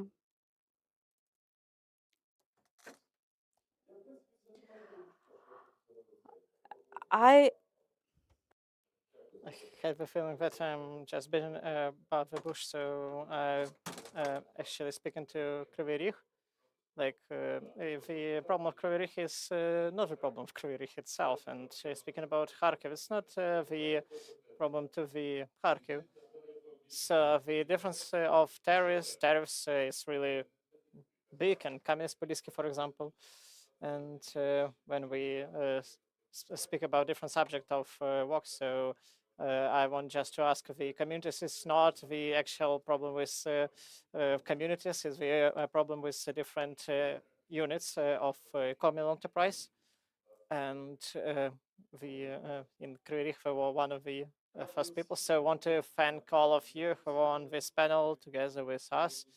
I want to thank panelists who exchanged your knowledge and thoughts. So applause for you. So thank you, Mr. Serhiy, Mr. Pavlo. So thank you, Mr. Alexander. So Maxim, I give the mic to you. So thank you, Mr. Sviatoslav. Thank you all the panelists for such a fruitful discussion. So we're moving on. Okay, and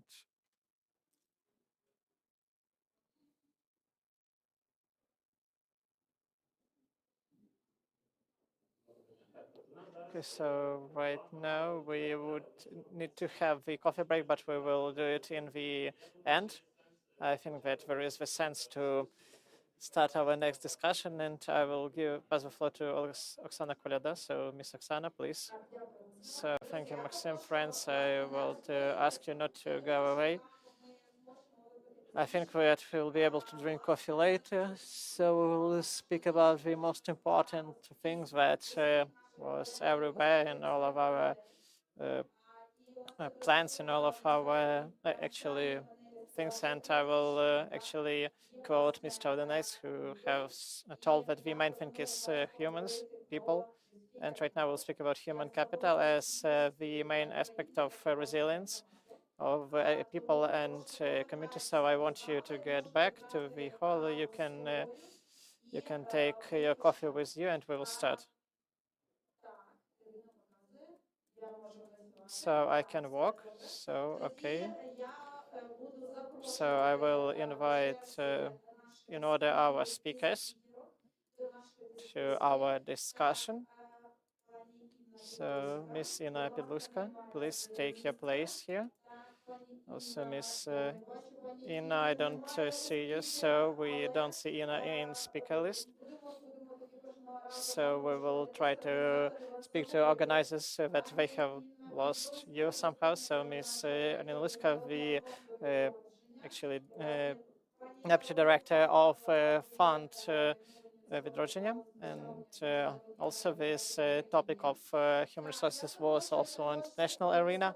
And also I want to invite Boris Pakhaluk, the head of the Agency of Development of City of Zhytomyr, where we have Boris. So we have lost him somewhere. I have seen him. I want also to invite him. So Mr. Anatoly Pilipenko, veteran, the co-founder of the Rehabilitation Center Zelený Gaj. So he's coming to us. Miss Julia Popova, the initiative on housing of Lviv. Mr. Alexander Kobzarev, the CEO of Unbroken. Mr. Alexander. Thus, I will ask the organizers or Slavio, as a member of my team, please find Boris. So we are calling him. Okay. So let's start and move and wait for Boris. So take into account all that we have discussed today about the resilience, about all the elements that are needed here. So we need to understand that even though we have different infrastructure issues, different energy, different urbanization, different investments, nothing is possible without humans. So people are the actual guarantee of security, of safety, of social stability. They are the actually guarantee of our surviving. So I would like to actually speak in this discussion what is the main factor to actually recreate the human resource of Ukraine. And we understand that we are right now in really complex situation, and people are for us really needed. So Boris, please join us.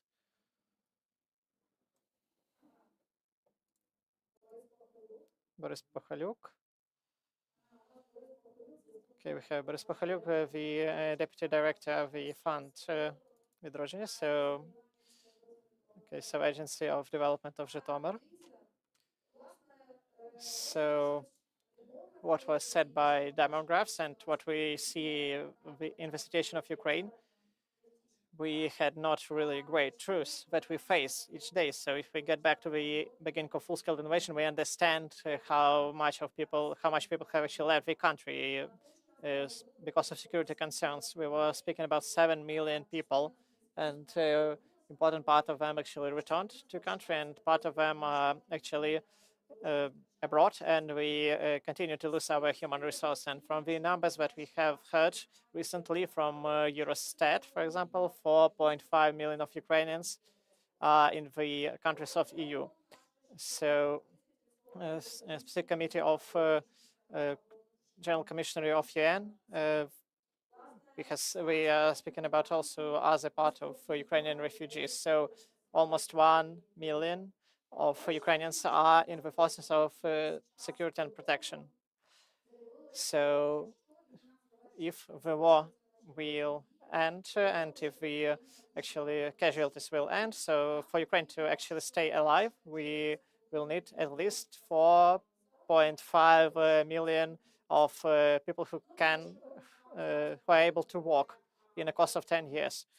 And if we speak about how we can get people back to the country and who can be actually the source of this renovation of human resource, so one of the main three sources of actually reconstruction of human capital is getting Ukrainians back home. And it's a really comprehensive task that we have here because of the security aspect and about the aspect of actually great conditions for people to live in, and we're speaking about reintegration of people in communities in which they live in. But still relocated communities, they speak about the fact that they wanted to have this connection with their own people, and there's a question about the deoccupation, and it would be great for these people to return home when the communities will be freed. And the third source, that is the closest one to me because I am professionally dealing with the veteran issues. So the actual rehabilitation of our protectors, our armed forces, and we have the raising of our actual target audience because we have the rising number of combatants and participants in casualties, and there are lots of people who say that want to get back to Ukraine, but this number is getting lower with each year, and we lose at least 15% of people who actually want to return. In 2022, there were 65% of actually Soviet people abroad who wanted to return. In the end of 2024, it was only 22%. So up till 15% a year, we lose each year of people who will return to our country. So the rehabilitation of Ukrainians that are in forces of defense of Ukraine, And we need a comprehensive approach, and I think we can discuss that. So each one of our speakers has unique projects, unique directions of operation that involve this comprehensive approach. Maybe not all this, but maybe partially if we speak about human resource. Like before we get back to the presentation, I want to say that I'm happy about the fact that in country on the national level and on the level of local self-governance bodies, we have started speaking about the rebuilding of human resource. Even though we won countries for 11 years, only in 2024, and it's great that we had this strategy about veterans and about their family members. And I'm really happy to hear that we just break the paradigm of rehabilitation of veterans that should be only the social protection. When we speak about security, each community and the country, so it's about the economical sustainability. And we will speak about the remembrance, our new identity as the main factor of our lives and influence of our military people to for our resilience in future. So as the example of veteran policy, when we speak about rehabilitation of people who go back from war, and we are speaking about the rehabilitation of all the human resources. So I will start from Ms. Inna Lyska, the Deputy Director Fund of Відродження Fund, as the representative of this organization that speaks about the human resource and the resilience as the main important fact. And of course, we will speak in the form of short presentations. So, Ms. Inna, please, can you tell us, if we speak about international arena, how relevant, because you are there on international arena, if we speak about the human resource? So, can it be the component of resilience of Ukraine and world total? Thank you very much, Ms. Oksana. You have actually started from International Fund. I will try to show you a few slides about what we actually do and how we do it. So we are National Fund. I'm just trying to put a actually background here and just try to show what you want to show us. I just want to say that right now we have better opportunities that we had a few years ago, and this is because of Ukraine. It was a result of work of our Ukraine, the result of work of our society and our government and all levels of our armed forces of Ukraine, and they have shown how important it is to actually have this resilience and the comprehensive systemic work, and it's the only option that we have. Because we should win, or we will just disappear. And we are speaking about the International Fund Відродження. So if we will try to speak about the fact how many thousands of organizations of NGOs were able to work with us, we were able to support them in their work. And we will speak about more than 50,000 organizations. And also, we are the partner, the donor of civic society, and I will show you a few slides. We have information about what we do. Maybe it will be faster, so I will just spare some time. The clicker is not working. Okay, maybe I will try. So everything we have is connected directly with the people, with human resource. We don't say that we always have a resource to work with, and we have problems from time to time, but our main goal is the sustainable democracy in Ukraine. And in course of war, we also want to win in the war and also win and have peace. That's why we need to have sustainable democracy, actual social cohesion, participatory governance, and opportunity to strengthen civil society around democratic values and freedoms. So I will say to you few numbers. So the fund provided 600 million hryvnias in 2024 to support in different projects that protecting human rights and democracy. Why it's important? Because these projects are great for upscaling and to show that the civic society and that the civic society in their power bodies, they can create the projects and solutions that are important, and they can show what works, what does not work, what legislation we have, where the civic society can actually make changes if we speak about social policy, to deal with the questions, to deal with the issues, so that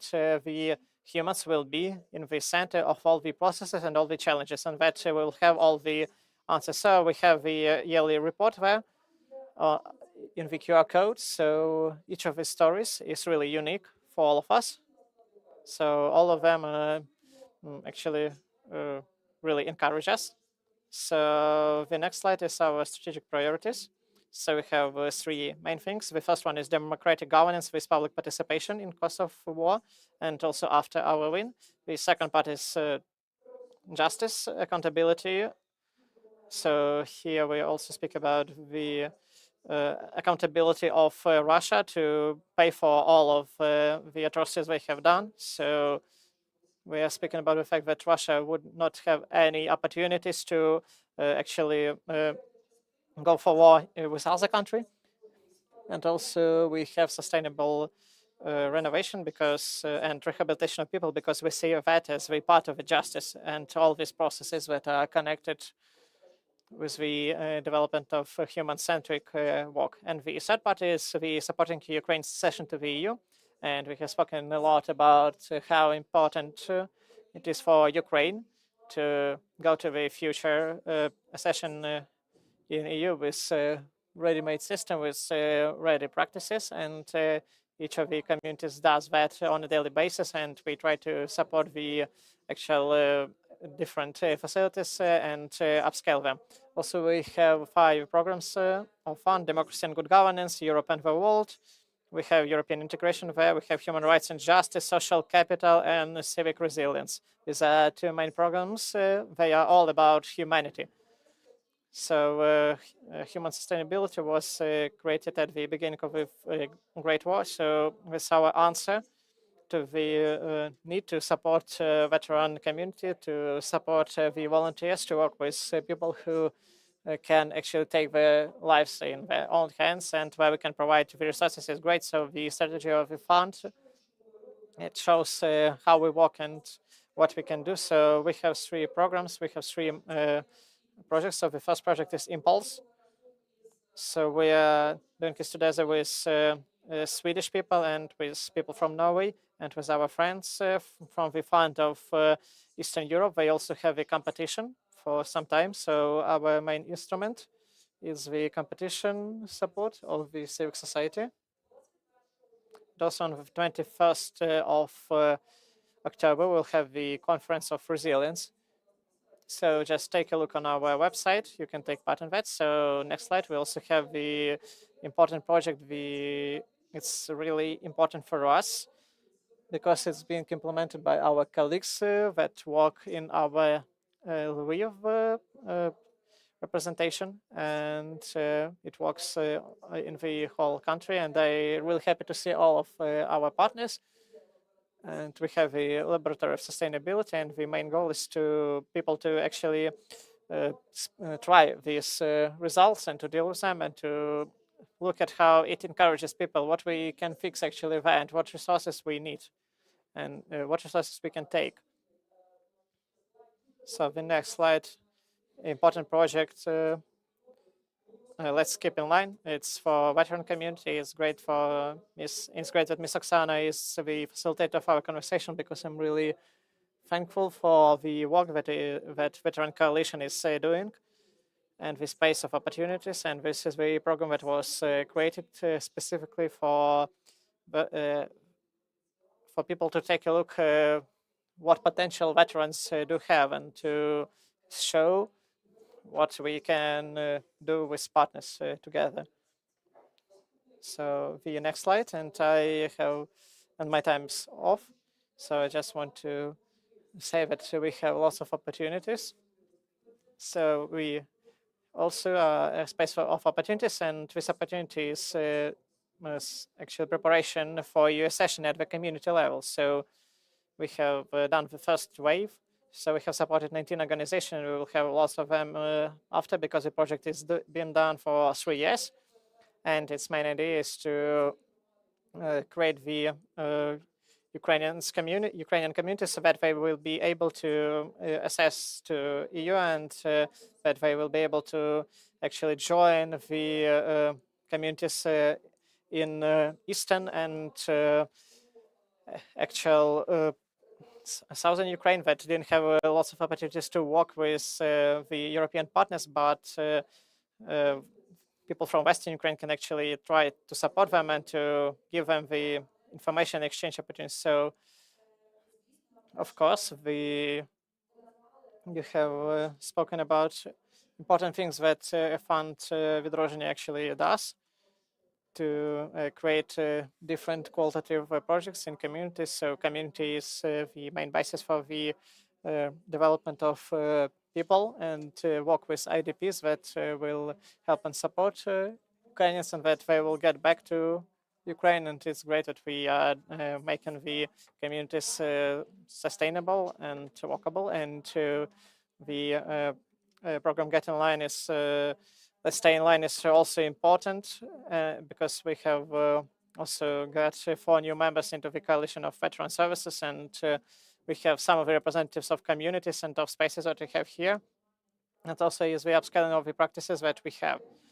Also, I want to thank you for the actual sustainable civic society, because we are the initiators and the main drivers of changes in Ukraine, and it's great that you support them. And actually getting back to the question that was asked earlier, not to lose the actual line. So the redevelopment of country on the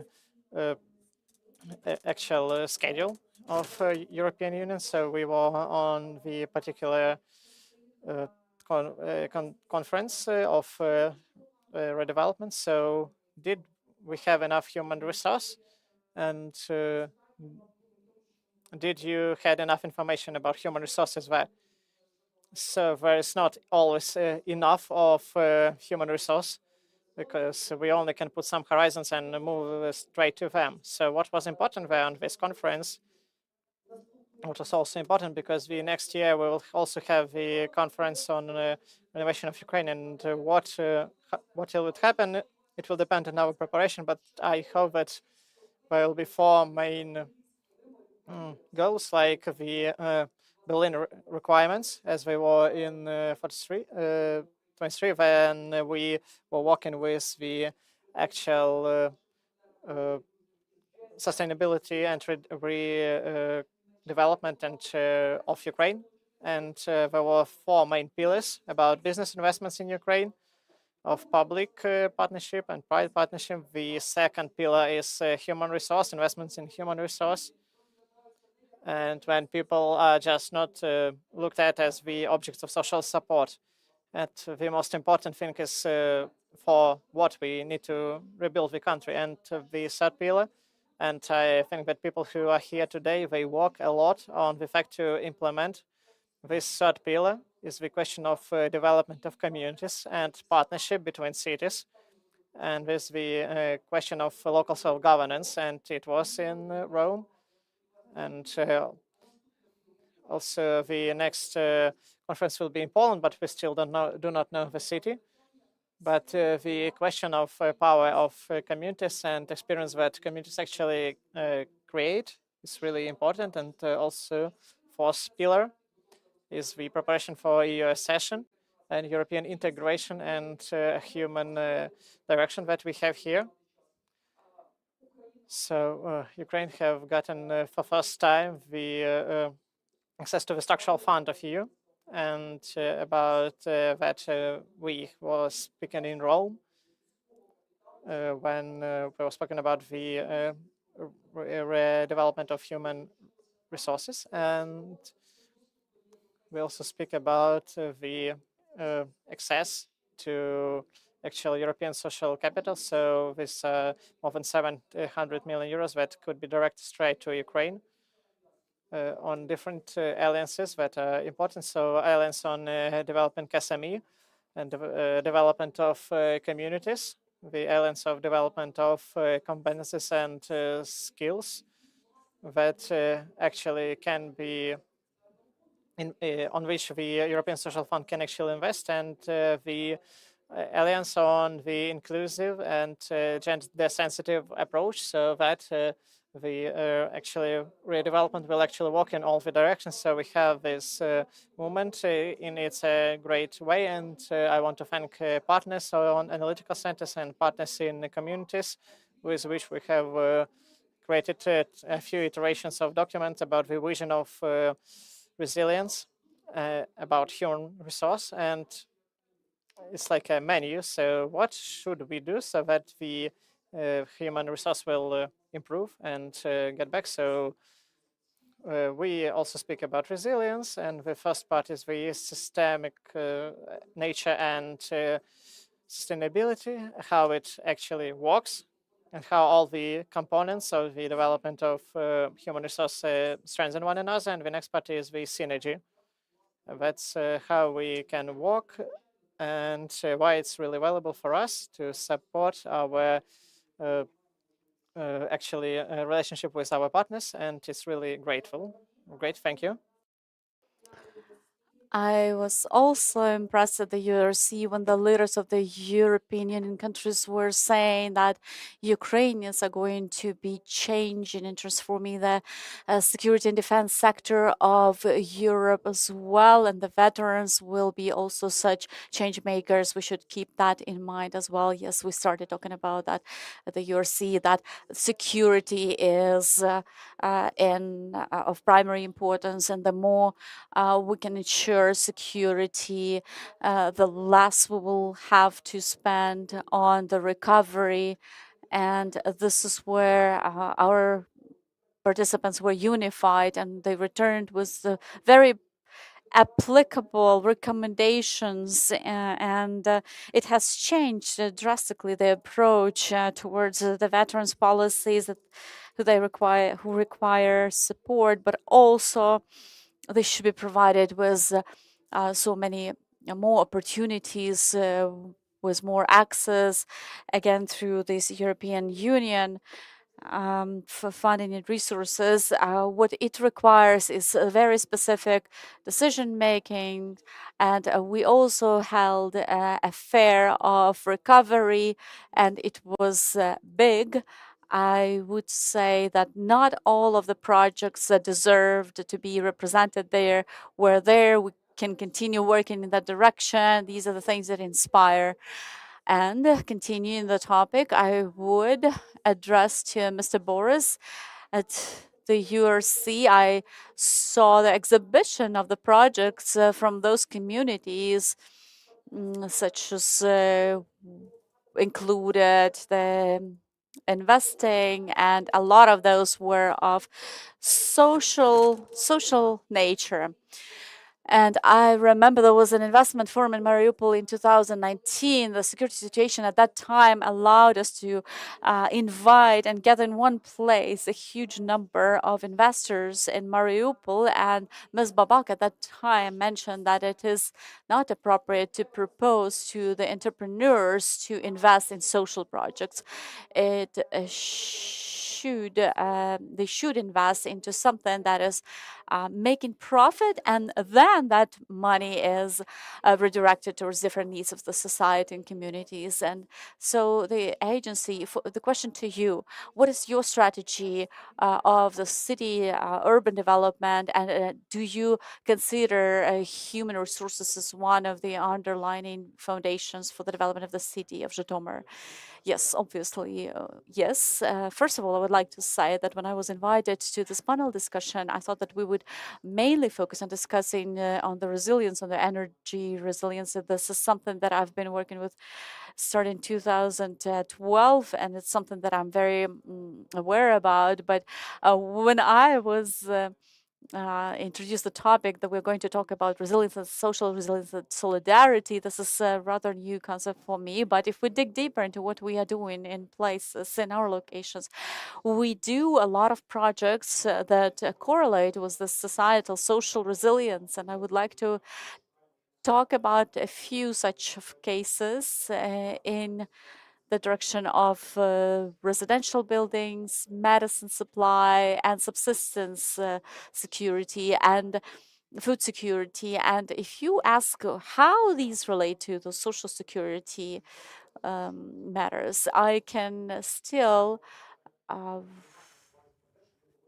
recap that when we talk about social resilience, we're talking about establishing the city urban infrastructure that are providing for the basic human needs. People need to have the place to live, people need to have good medical treatment, and people need to have something to eat. And I will speak a little bit about our context. Obviously, communities have similar challenges, and maybe our solutions are not unique in nature. A lot of communities are doing something similar, but the combination of the solutions and the methodology is something that is tailored specific to us.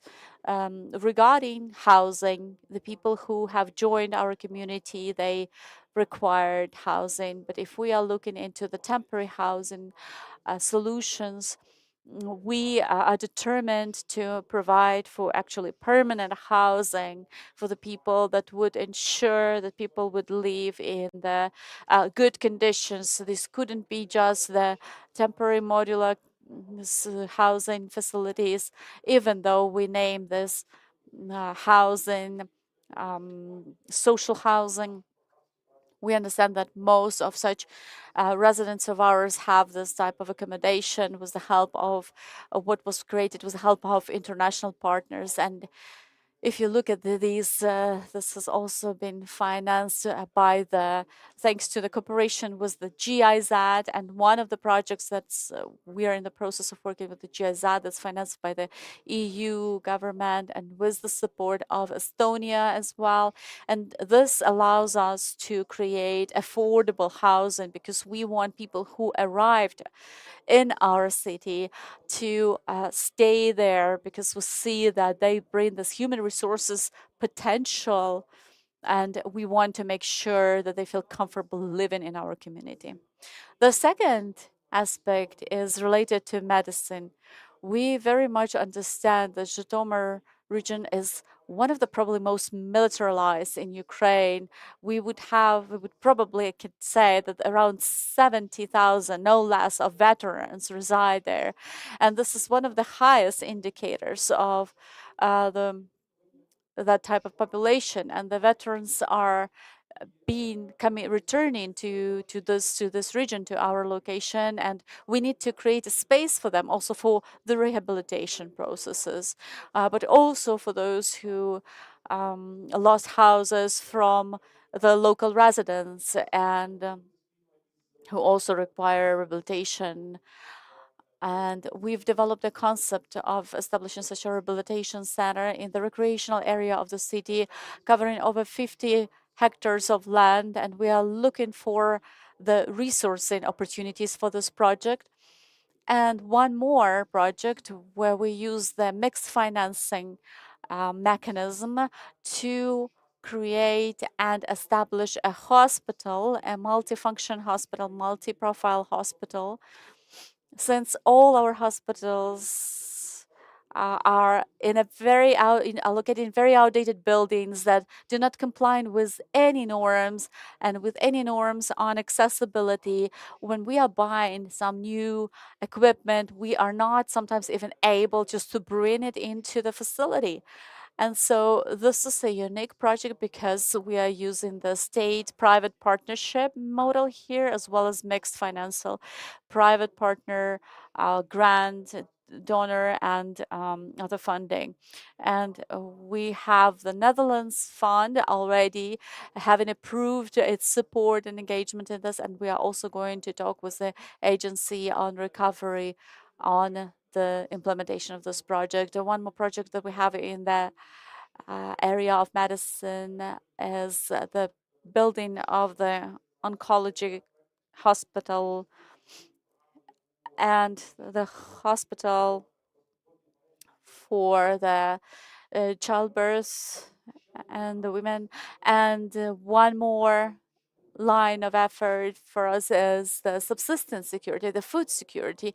This is one of the challenges that doesn't seem so obvious, but I was tracking the development of the prices for food, and I am tracking the changes starting 2022, and the biggest driver for this increase of prices is with the vegetables that we would normally bring from Kherson and Mykolaiv region to Ukraine. They are now the most expensive vegetables in Ukraine, and in the peak season, you can see that a kilogram of vegetables is more expensive than a kilogram of meat. And we've never had that situation before 2022. And right now in Zhytomyr, we are developing a concept that anticipates revitalizing the greenhouses location for greenhouses where we would not be able just to grow vegetables by the needs of the local population. This is also the place where the veterans would be able to go on a retreat and take some psychological rehabilitation. And this is also very conducive to their psychological health and well-being. And we also have a lot of land of agricultural character that we would like to transform into this type of small households with the greenhouses and with the lands where we would grow fruit and vegetables. Just again tracking with how the changes are taking place and what changes are taking place due to the change of the import situation. And before this time, we wouldn't be bringing cucumbers from abroad to Ukraine, let's say. I would also like to stress out that the subsistence security is one of the elements of the resilience of the local and urban infrastructure, and it is very tightly connected to the energy resilience as well, because we decrease this logistic supply chains and we also create additional working places for the local residents, and we also train people to work to grow the greens, the vegetables, and to also give them a chance to receive this emotional relaxation, psychological relaxation. These are very few key lines of efforts that are intertwined and that foster and spur the well-being of the society, of the community. And if people do not have their basic needs satisfied, this will lead to the conflicts in the society. And if we, on the governmental level, on the authorities level, create these conditions that satisfy for the people's basic needs, that will foster their well-being, foster the feeling of mutual respect towards each other, where we can also add some extra goodies and continue developing cooperation with the local residents. So the basic needs, the basic things should also be taken care of, and the city should pay enough of attention to these basic things such as housing, medicine, and food security. Thank you. First of all, I would like to say that it's a great example, very interesting example that you gave, that you see that it could be the public-private cooperation model to use to build this multi-profile hospital, obviously. And speaking of the communities, we often omit this problematic issues to where we would find funding for different projects.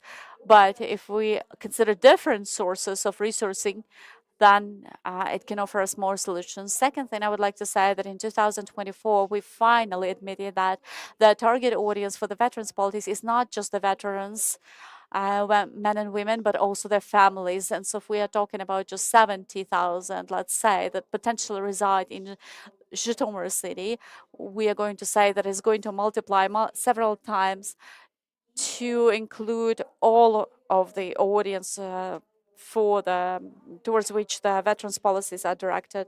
I often when talked with other people, we hear that some veterans haven't come back, a lot are still to come back, and only those come back who have issues with health, sometimes because they are already turning old, and so on and so forth. But when I ask them, have you ever conducted research in your community? How many people are waiting for those people, for those veterans to come back? Because they also require this care and support, no less than the veterans themselves. Very often, people tend to just wait for people to return so that we start naming them, considering them veterans. So I would like to draw your attention to pay attention to the families of the soldiers, and to understand that it is often very difficult for those families to bear their weight. And let us move to what was mentioned by Mr. Alexander, the strategy of veterans policy on how we see the human resources. The health restoration is a basic need, because people who had experienced combat, they have in one way or another lost their health, be it physical or psychological dimension, but recovering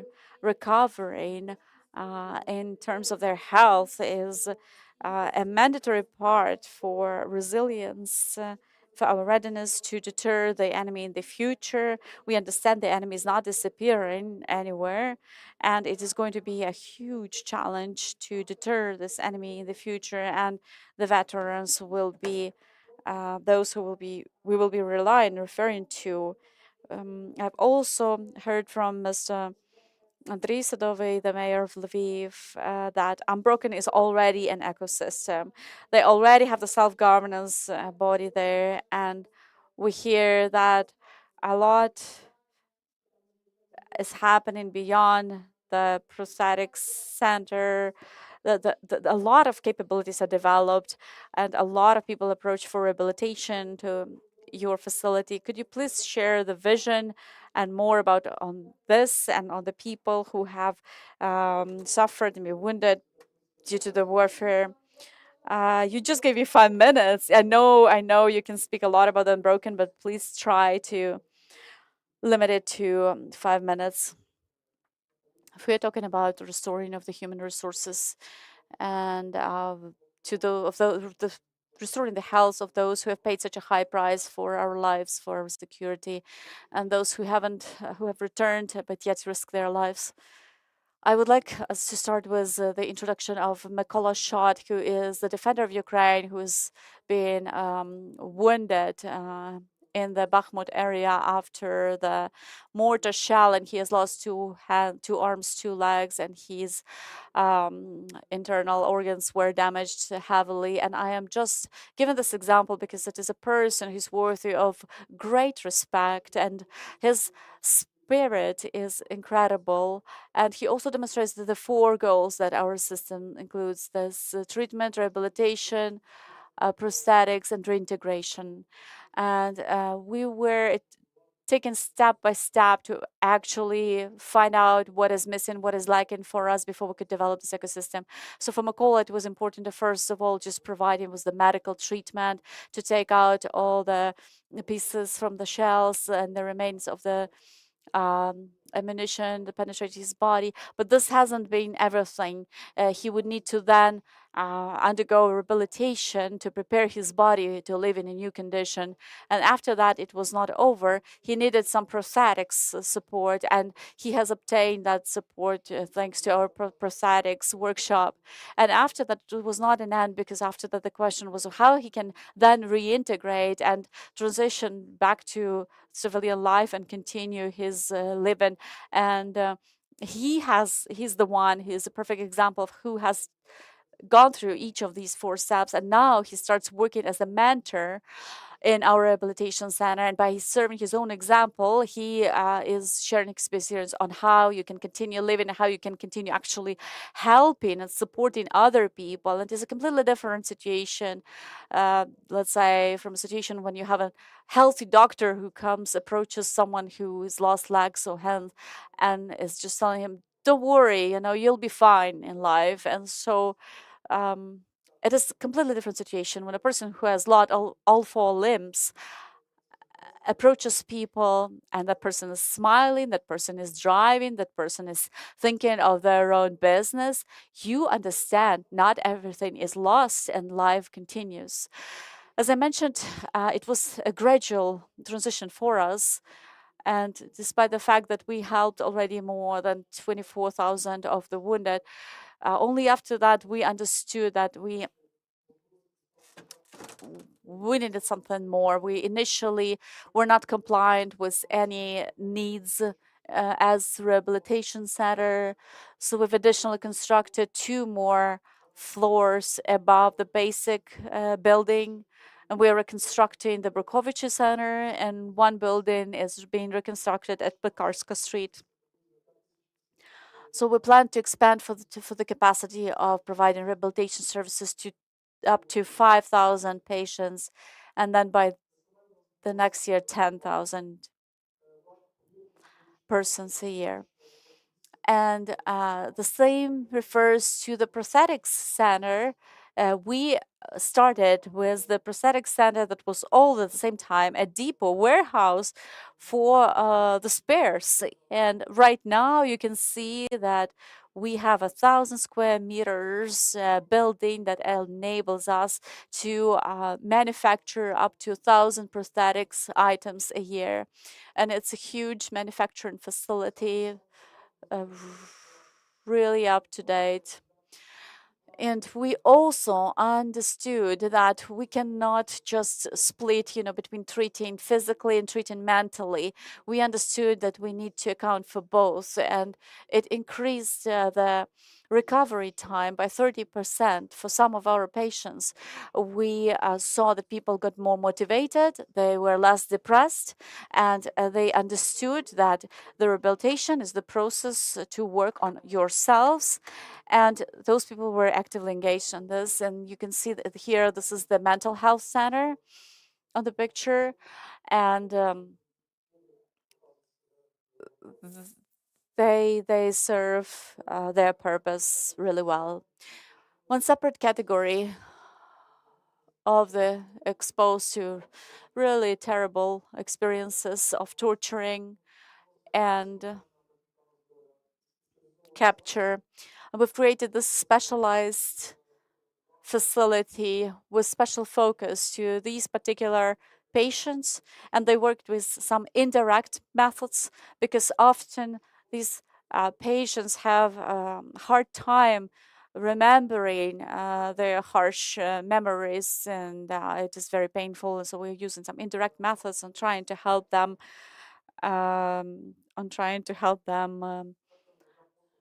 with their efforts. We also have another center for providing services of the combat actions participants on the legislative, social, psychological support, and we manage it case by case.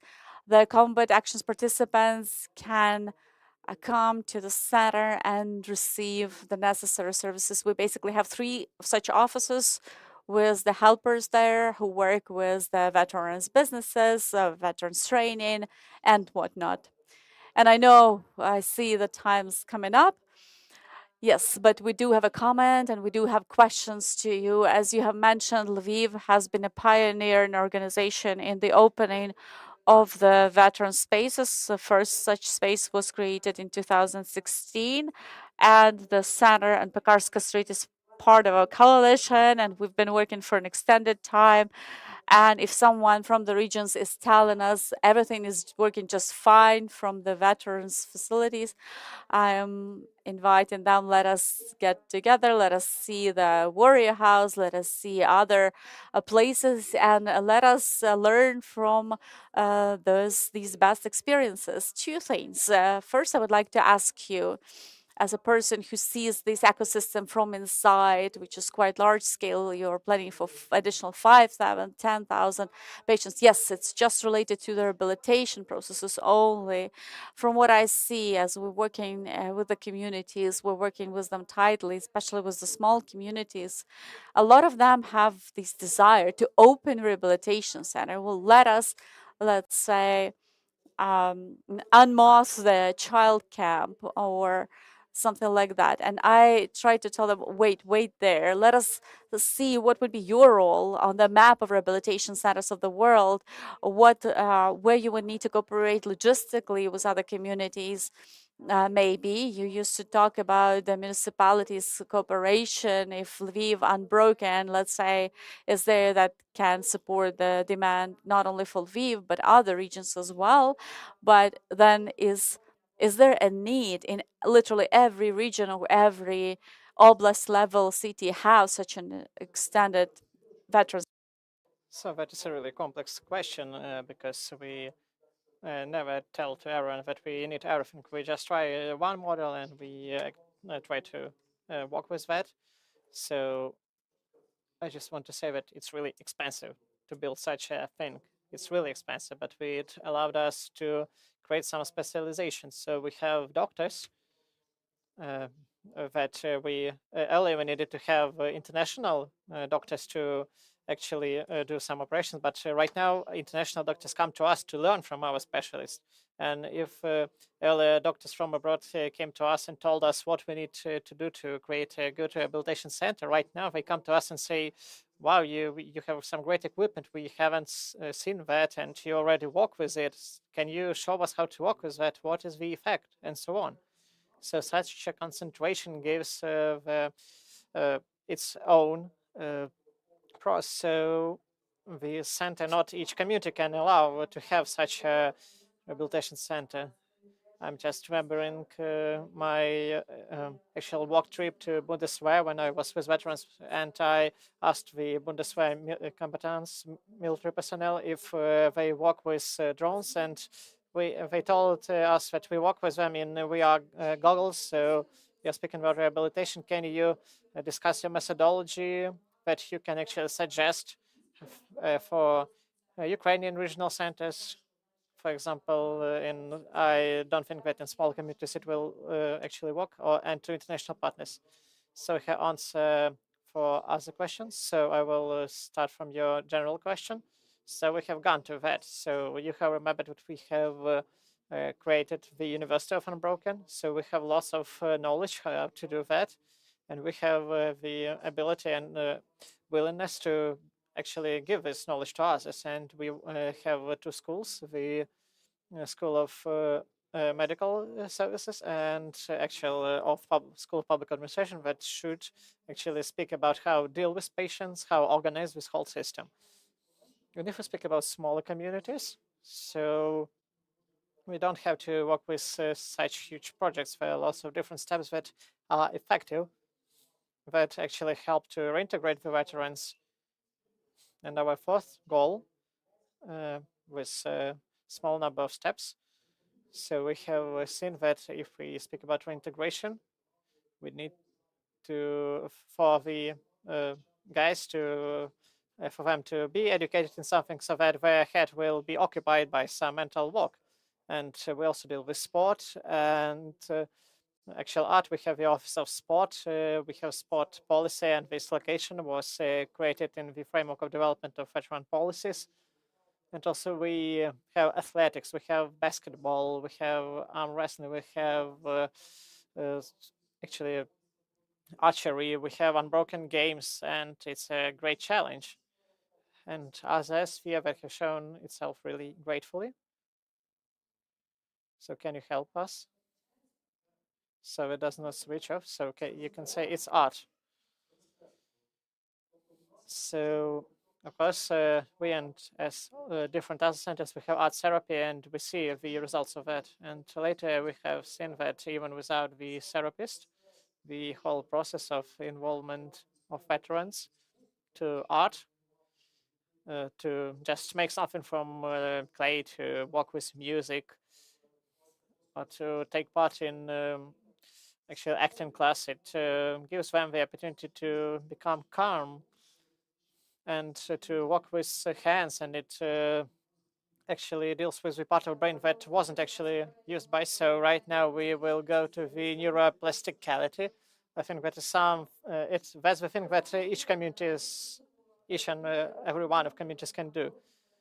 So to whom Unbroken gives for example, people, transfers them to other actually specialists from economic integration, for example, or maybe there are initiatives of opening their own business. So we always are talking if we close the requirements and needs of veterans.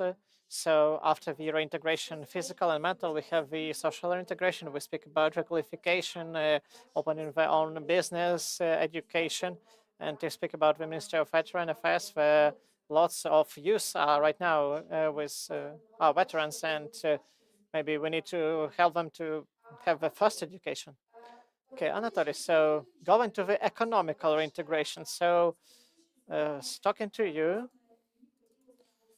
I would like to actually speak about the principle nothing for veterans without veterans, and each of the communities should communicate with their veterans about their needs and to learn their needs. So development and also economical reintegration.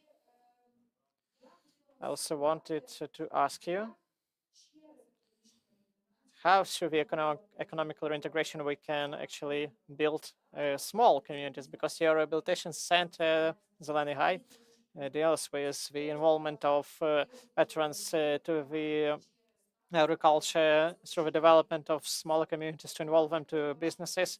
So as an example of your organization, the rehabilitation center, can you tell us how we can deal with the small communities and how can we develop and do development through economical reintegration? Okay, so can I have the slides?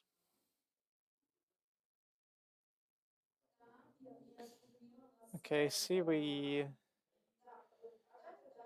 so can you show the next presentation after presentation by Yulia, and we will get back to Yulia in the later conversation. So can you show the presentation of Mr. Anatoly? So in the beginning, so if I can answer your question. So I would like to speak what Zeleny High actually is, because when people come to us, they don't understand what is that. So, and for what it was created. So this facility is not just a veteran space. It's not just a center of actually recovery of mental and physical health. It's the heart and soul. So we take people as the main resource here. So when we start to work with evacuations of animals at the beginning of full-scale invasion, and people also, the families of dead heroes. And we have seen why animals could not help the people to actually with rehabilitation, because we need to live in the society with veterans. Of course, we need to reintegrate veterans into that society. And the veterans should do something.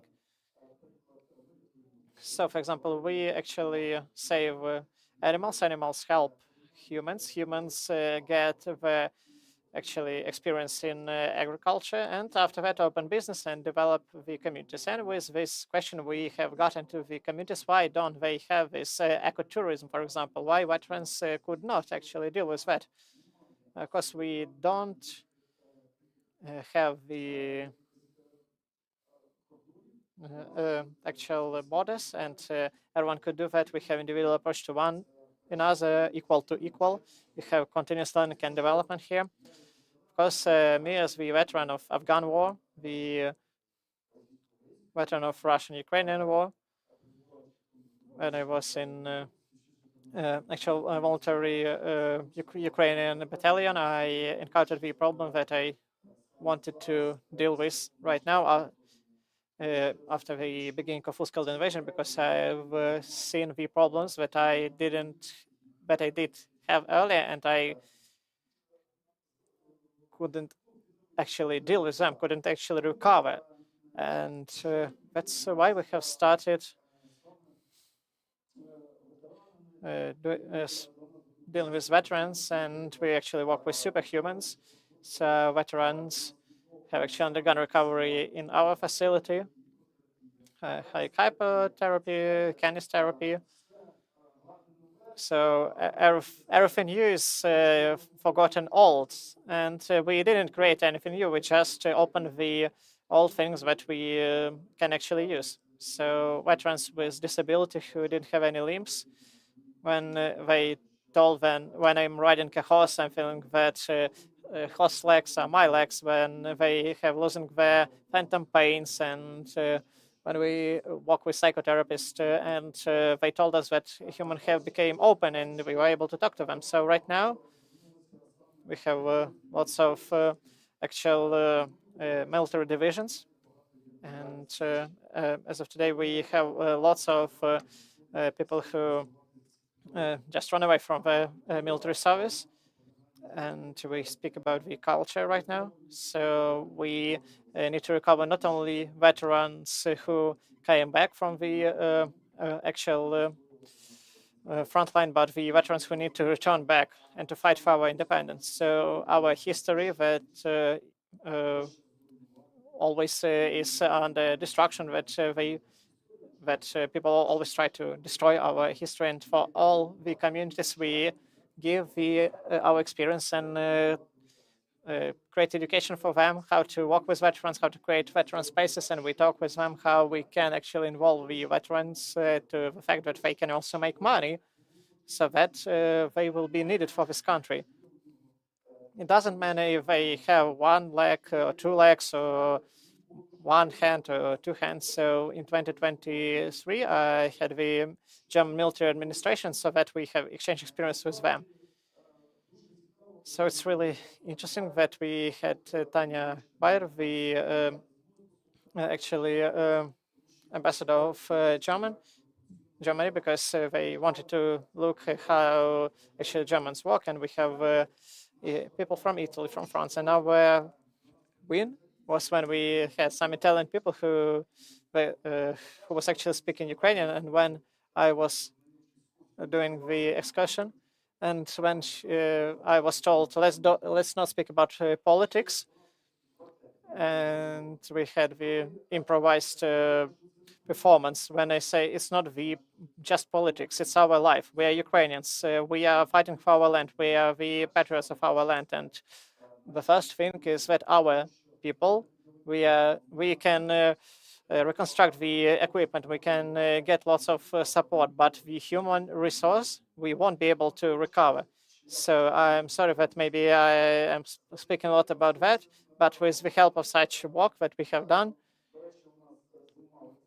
so also in the course of full year, the film was made, and in 2025, in October, we will have the actual first show of this movie in New York. Also, we have the award from Dnipropetrovsk Regional Military Administration, the Mayor Award. We are also in top 5 Ukrainian villages of the UN Tourism Network. So we are the village that didn't have any perspectives, like Dnipropetrovsk region. What interesting could be there? But we have lots of interesting things there to consider. And we also are in top 10 awards of world agritourism. We have lots of different awards. And I can say that we have done a lot of things in the course of full-scale invasion. So I'm listening to you, and I understand that how you, with your activities, how you understand the strategic vision.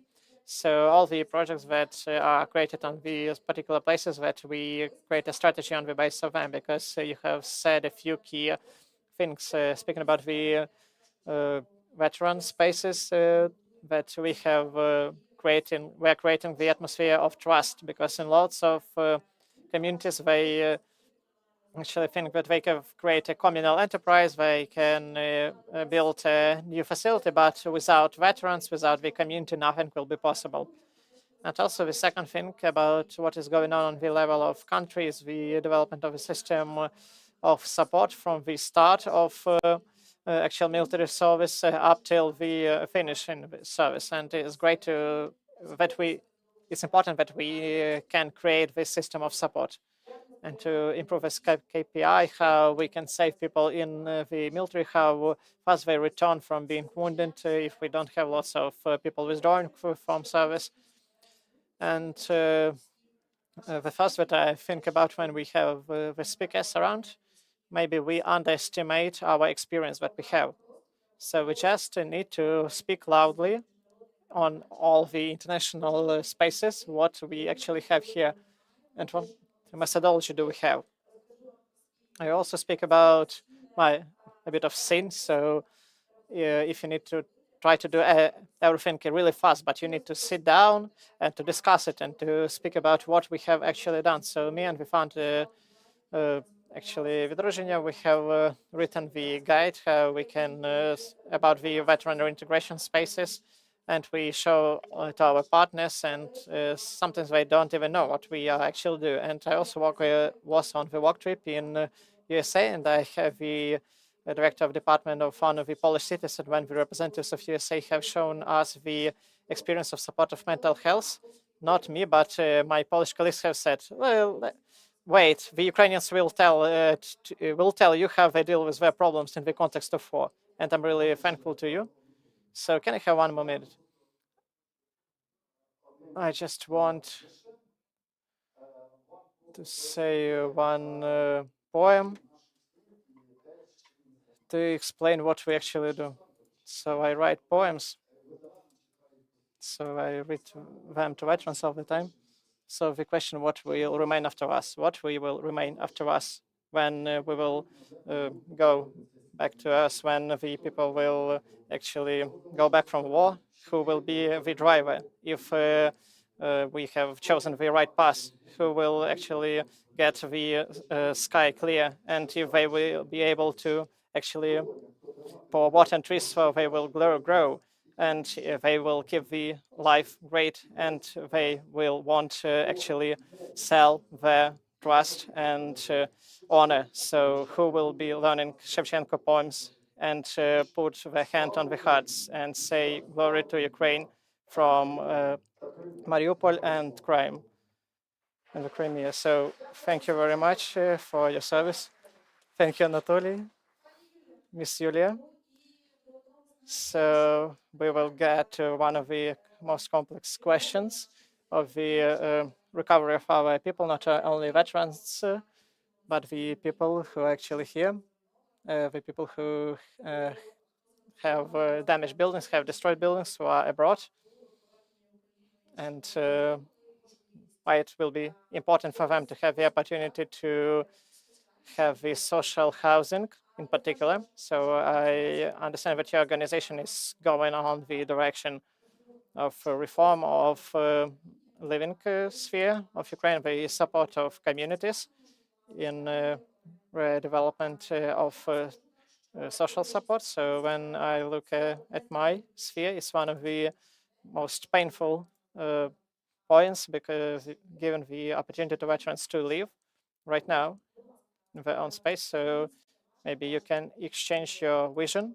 What are you doing in Ukrainian communities if we speak about creating housing fund? So thank you very much for invitation for this forum. And in my mind, I have actually changed my presentation after each of the platforms, because we need to understand the concept of actual resilience, because we are creating the concepts of resilience in the sphere of housing. And of course, all in all, the development of housing policy, it's completely other topic. And maybe it's not exactly the subject of our discussion, but it just overlaps with all of the things that we have mentioned. Okay, so I represent our organization here. It's called the Initiative of Housing of Eastern Europe. So this is the organization that is for 20 years in Ukraine that deals with different housing problems. We have Mr. Knut Kalle, who was the founder of this association and who works with Ukrainian housing for more than 20 years. And we know the experience of Germans, and our office in Berlin has actually expanded since the beginning of full-scale invasion, and we have Ukrainian experts that work with European models to provide social housing and to provide them with different housing opportunities, and we try to understand how we can create the sustainable housing fund.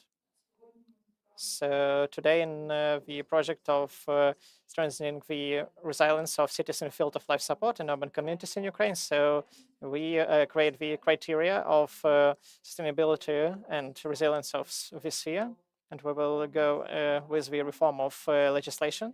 So right now we have maybe the most expanded reform of housing and human resources, and the initiator is the Department of Human Resources, and that we need to change the whole perception, but no draft law was actually signed and put into work, but all of the laws that you see on the screen are important so that we will be able to create these projects and to deal with the obstacles that we have. Me and my organization, we actually get to the work with the ministry, and the support of such a reform is really important, because without it, the diversification of the housing fund and actually creation of these opportunities will not be possible. So on level of legislation and on the level of communities, it's not really possible. So they deal basically with the existing legislation that is not really operable right now, and it shows not the correct understanding of social housing, and we need to create new opportunities, but our housing capital is really multi-structural, because we have private housing, and we understand that only our own housing is sustainable.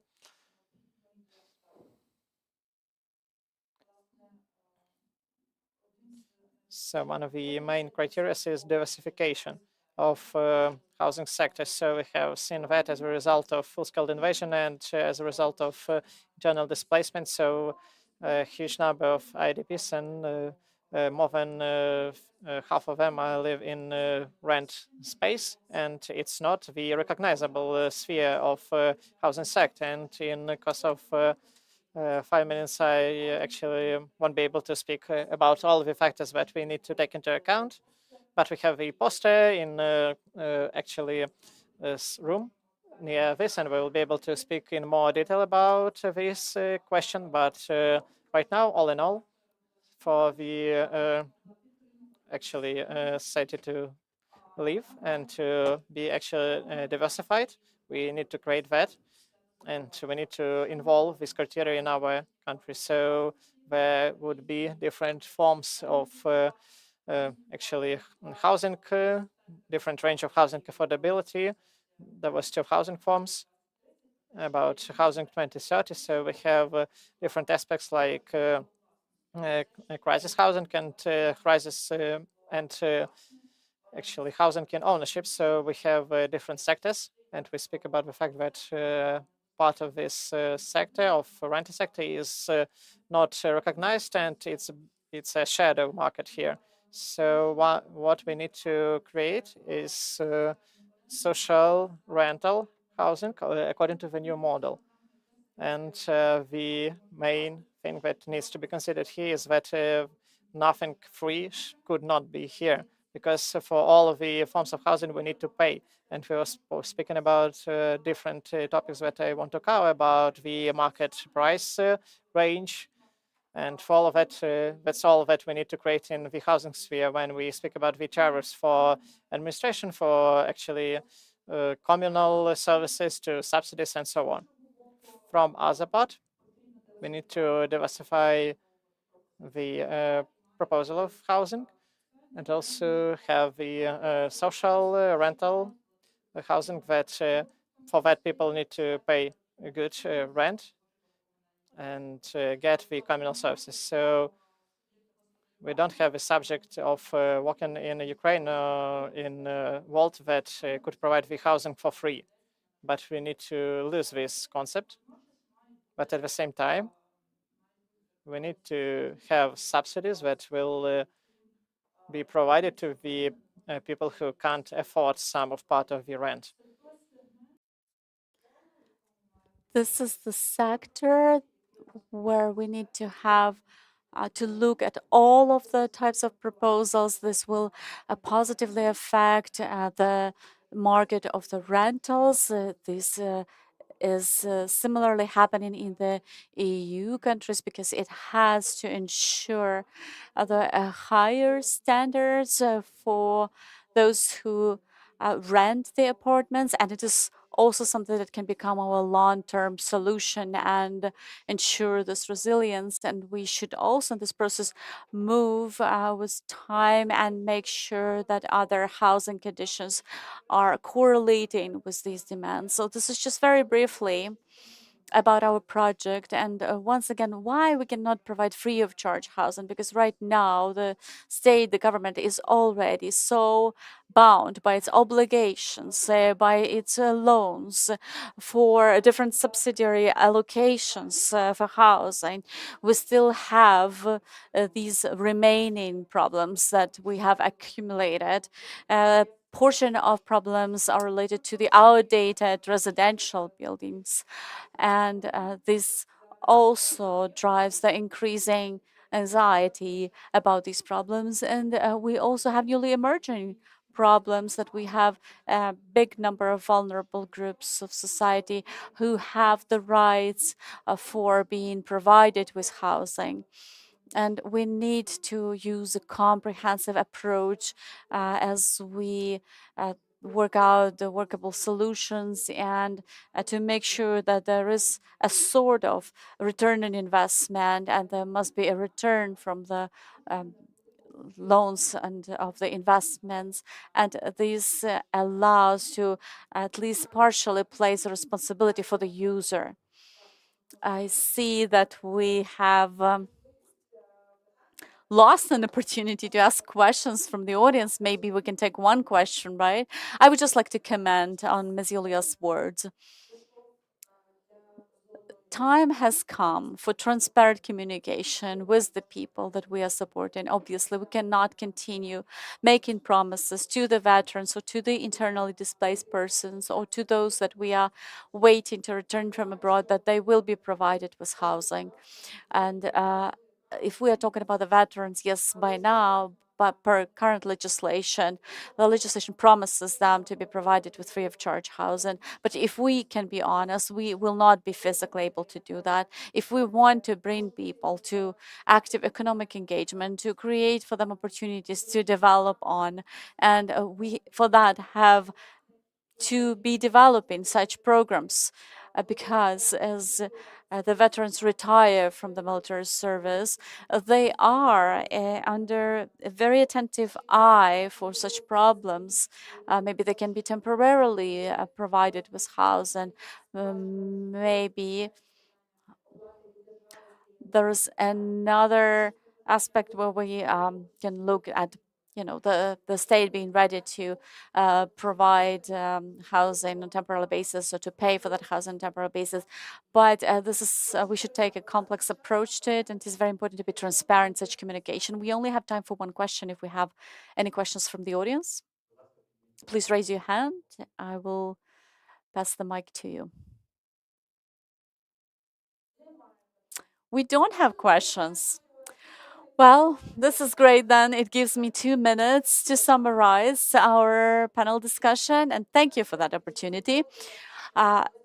We 100% have agreed that without human resources and restoring human resources capital, the recovery of the country is not feasible. We understand that currently a complex and difficult to accomplish task is to restore people's health, to restore their well-being in parts related to housing and education, work.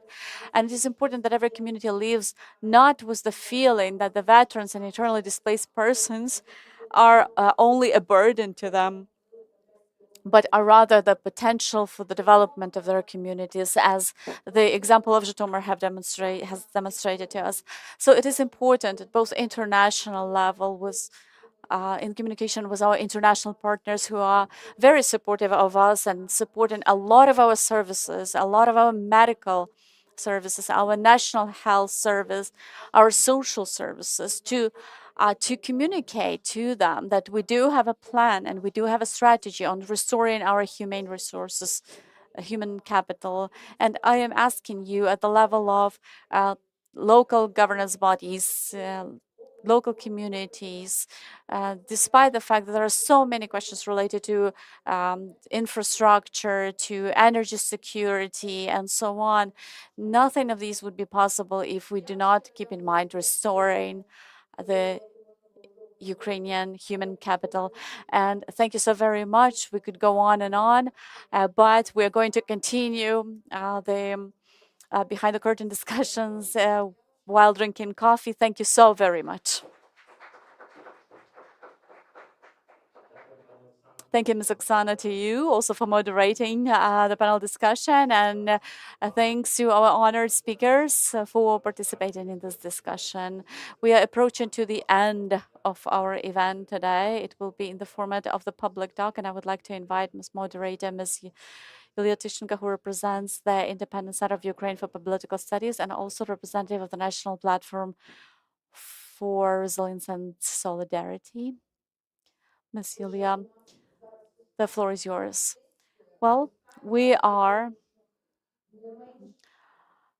at the time when we have our very last session. It's the last leg of our journey, but it is no less important. We used to talk about our communities, about our people, and our today's conversation is related to the memory and the resilience, and why commemorating our people is important for our communities, because it is a portion of a very broad discussion that should touch on matters of political memory, on identity matters, on self-identity, on how the war affects all of these. So this is basically the conversation about us with you. We only have around half an hour left to share experiences on the practices that we use to commemorate the memory of those that have, of the fallen soldiers. And I would like to invite the two speakers, Mr. Władysław Skalski from the Executive Committee of the Lviv City Council, Deputy Mayor. Mr. Władysław, are you with us? I can see you. Yes. And also I would like to, with great pleasure, present here Mr. Yevgen Boyko, who is the lead of the executive management branch of the Lviv City Council.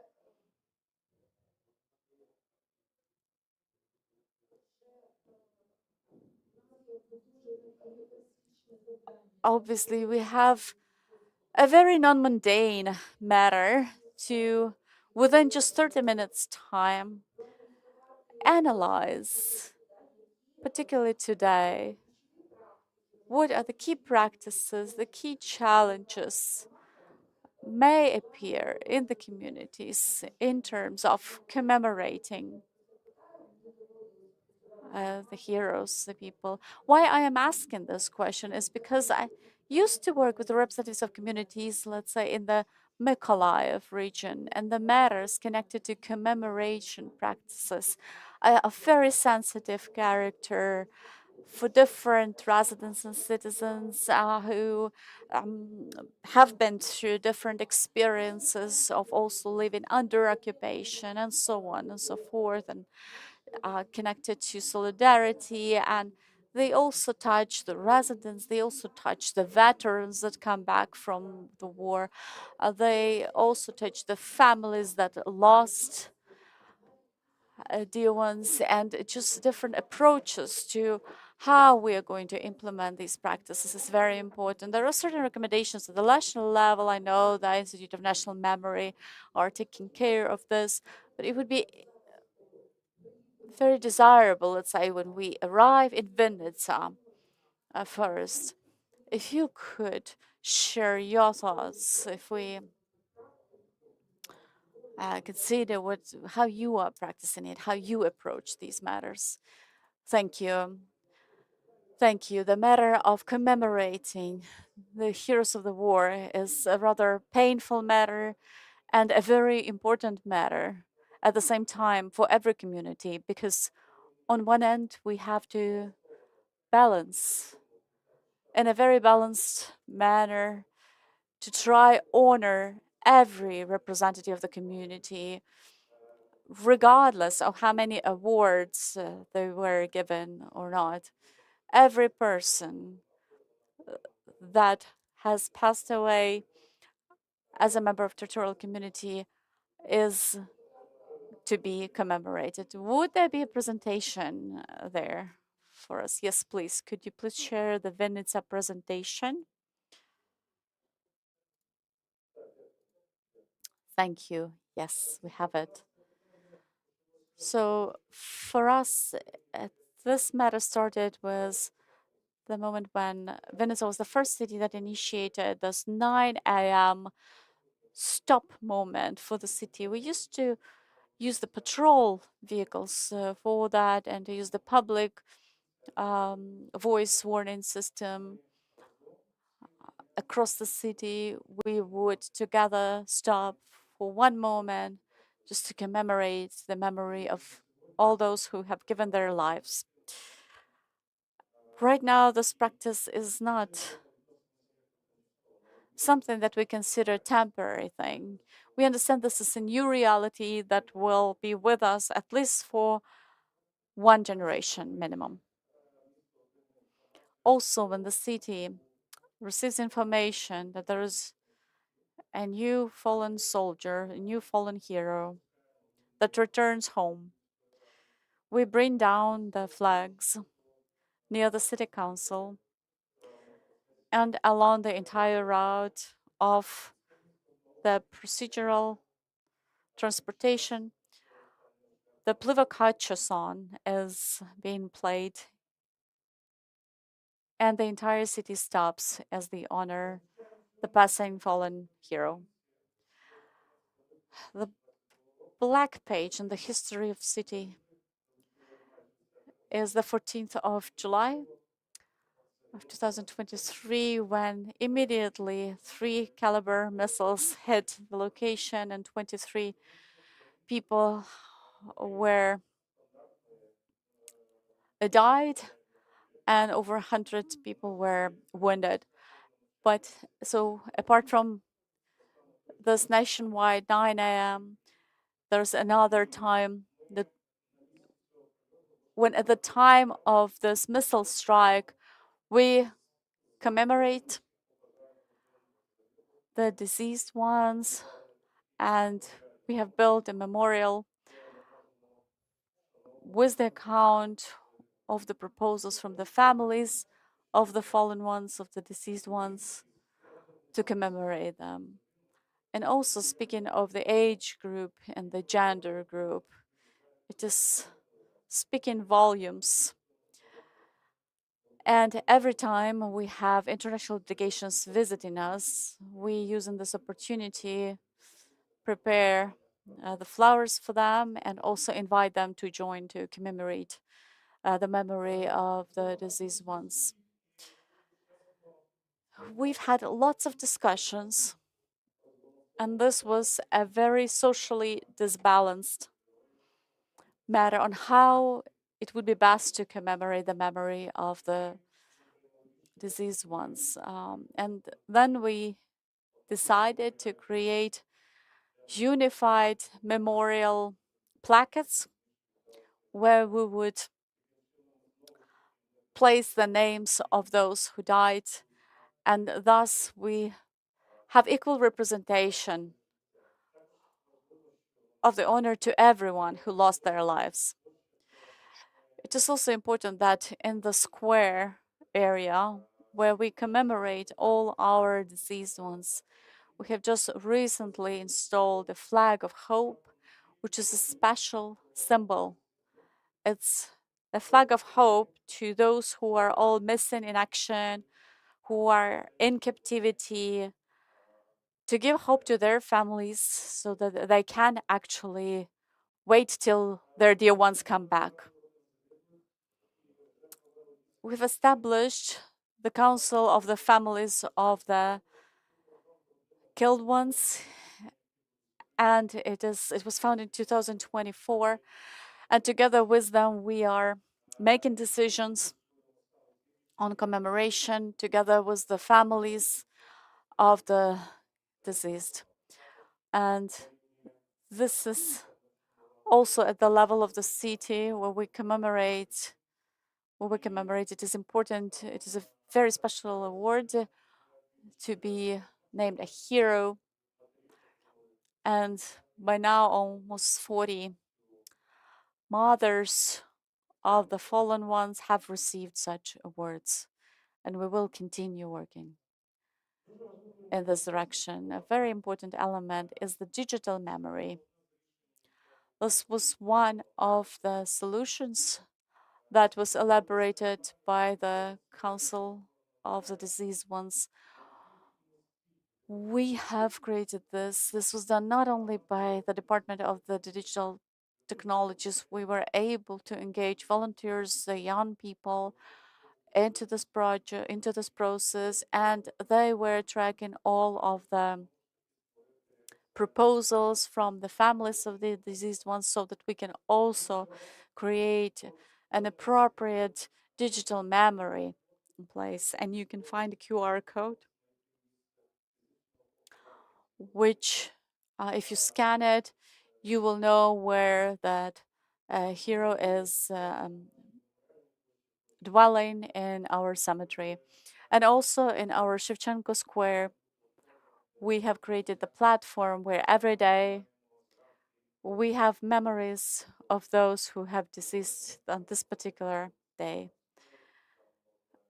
And there is a display which allows you to interactively engage in the memories of them.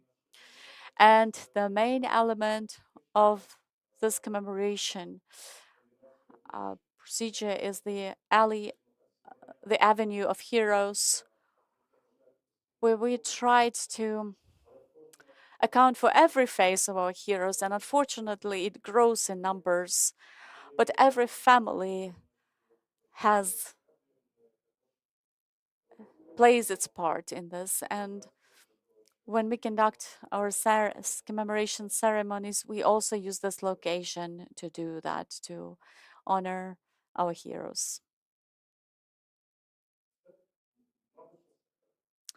I believe this would be it.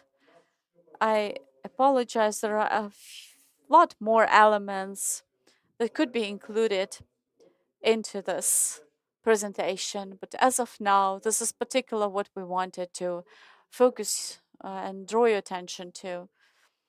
Thank you very much. It is very touching and I believe very valuable for the community, and thank you for your experience. And I think after the presentation from Lviv, we will be able to clarify more details, go into more details, and also thank you for sticking to the time that you managed to do that.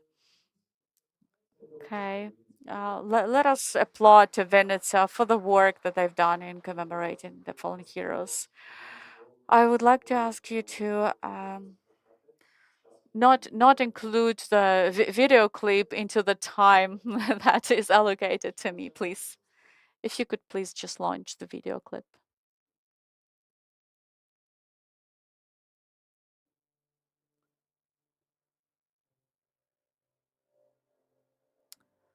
Special ceremony of saying goodbye to the armed forces of Ukraine.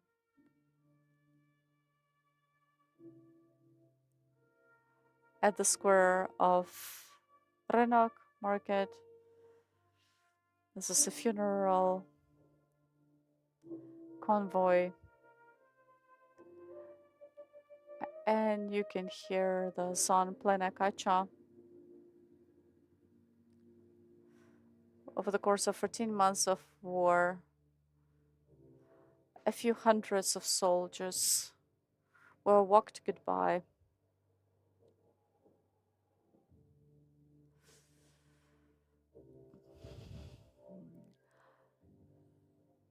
the citizens of Lviv learn about such ceremonies ahead of time from these boards of announcement.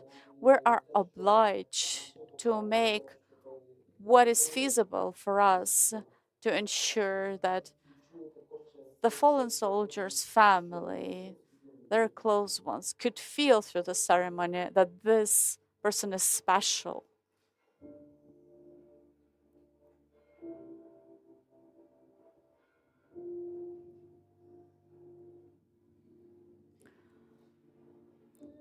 This is the place where every ceremony of goodbying starts.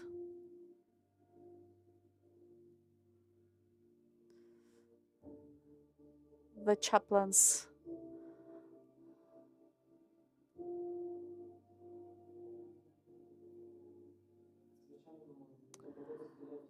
of course, the coffins stand one side by side, and two families stand facing each other. And I remember at one moment during the funeral ceremony, this complexity and this strenuous moment was about to reach its peak. And I remember two mothers met with their eyes. They approached each other, and among the coffins, they met and they hugged each other.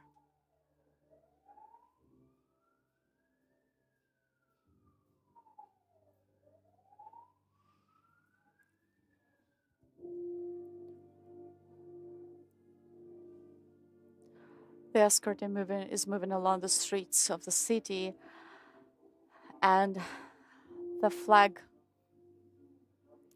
is offered as a symbol of the statehood that was betracted by the fallen soldier to the family of the fallen soldier.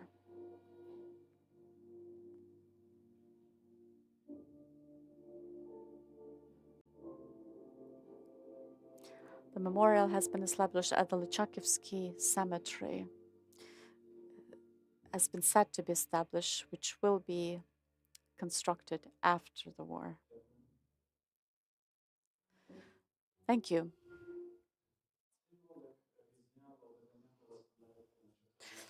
This has been filmed by the Voice of America on the 14th month of the all-out invasion, all-out war. And very often those who are in Lviv during the funeral day are asking around, the mayor are asking us whether it is like that everywhere. We don't know how it is in every city, but this is how it is in Lviv.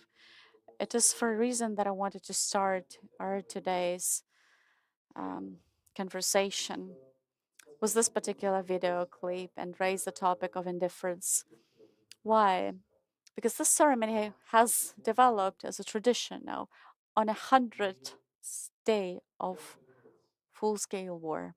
And how it developed like this, every day we are saying goodbyes to our soldiers that have fallen. Every day we have a funeral ceremony of 1, 2, 3, 4, 5, 6, and it so happened even 15 fallen soldiers.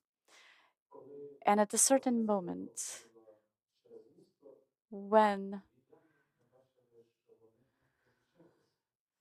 that escorting has been taking place regularly, we've recognized that the residents started taking it as a usual thing.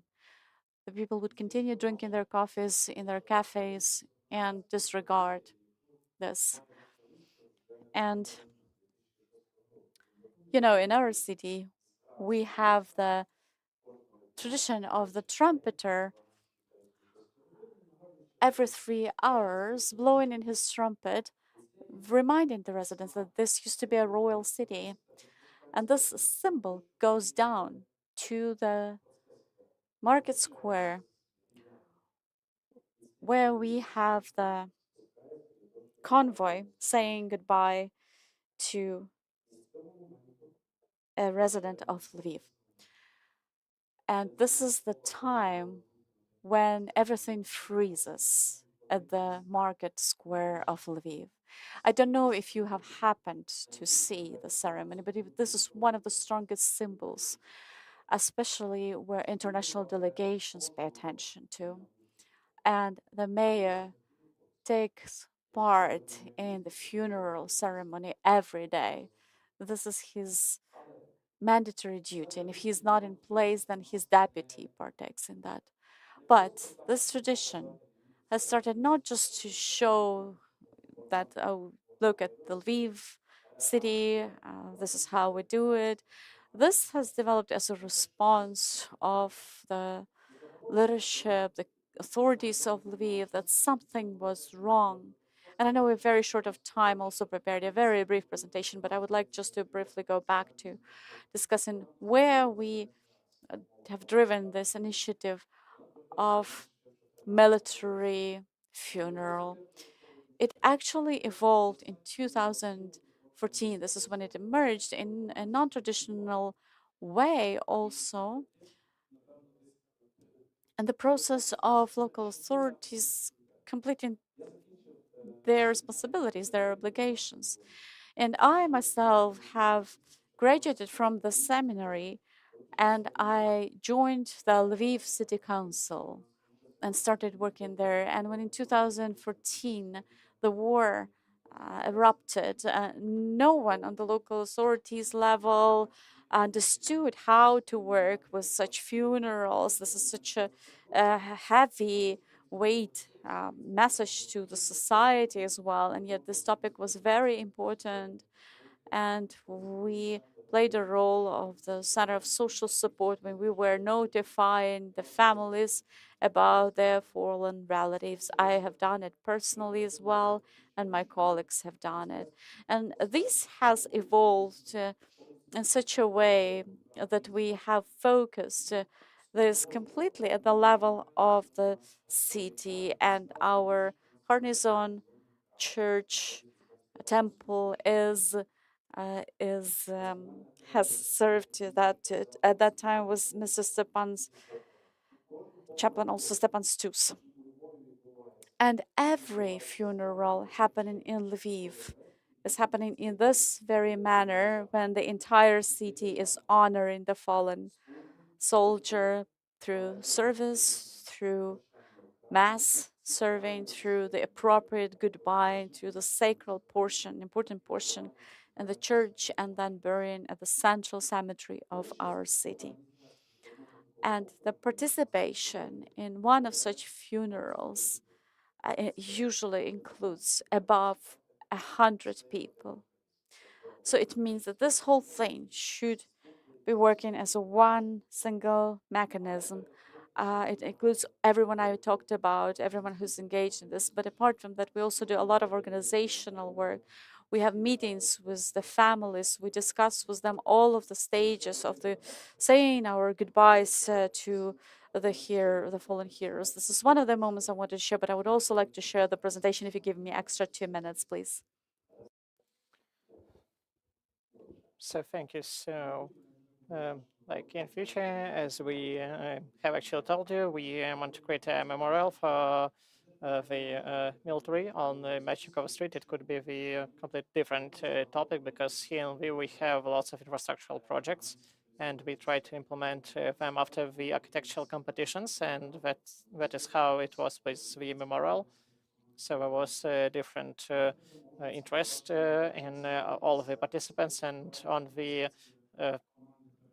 actual highest point, like on the top right corner, you see the concept, and after that, you on the down in the downs on the actually slide, you can see the renewed concept of the memorial that was created with the support of actual families of actual veterans.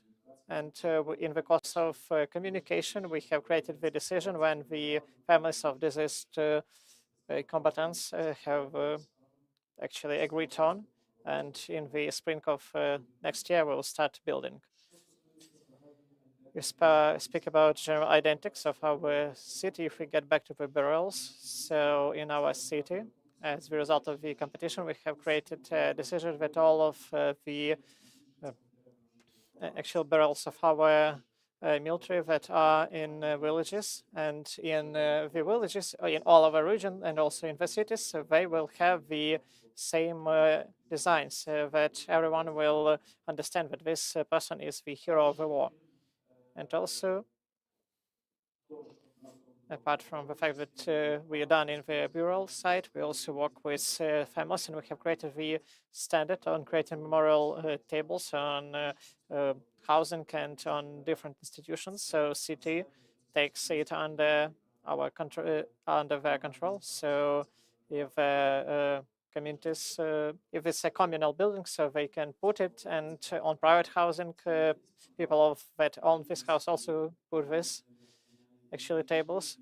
And we have gone from the creation, the memorial from different stones. We actually created the sustainable design. So we also will have the cemetery with our heroes, and it will also be created in the southern part of our city, but without the architectural competition. But we actually had the competition on Lichaki, and we have just created the completely other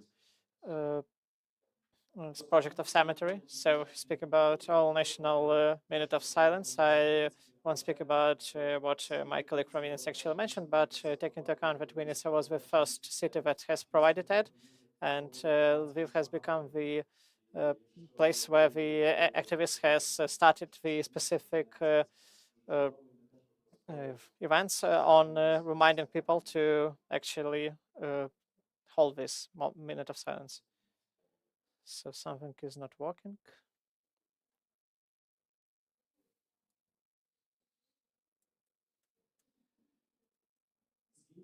So from the initiative that we have created in the course of full-scale invasion, each of the families that have lost their hero gets one of the highest honorary sign of the city, the honorary sign of St. George.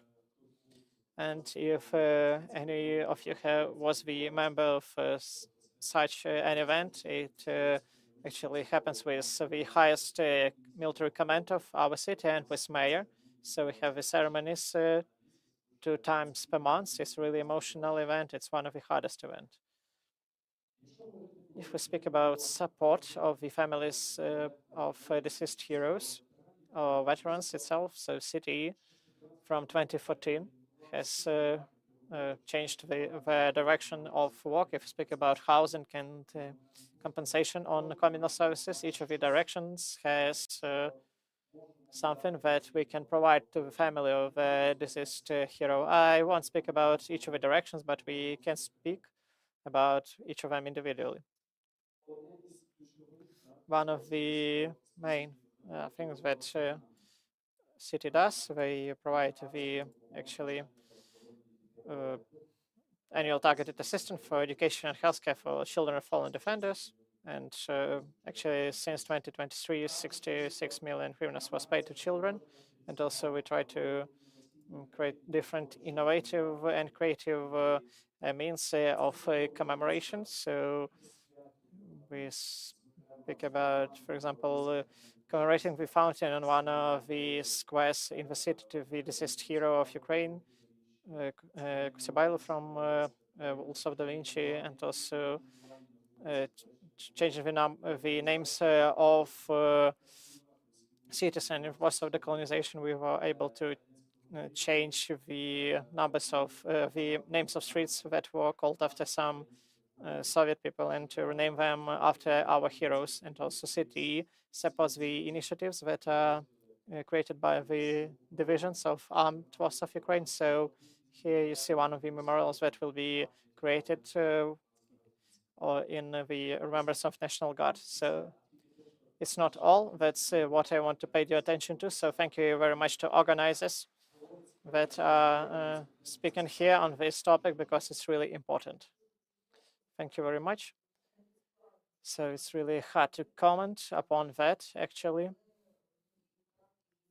But the practices and the approaches Vinnytsia and Lviv, they are really great. And we can speak that it's a really painful topic for us.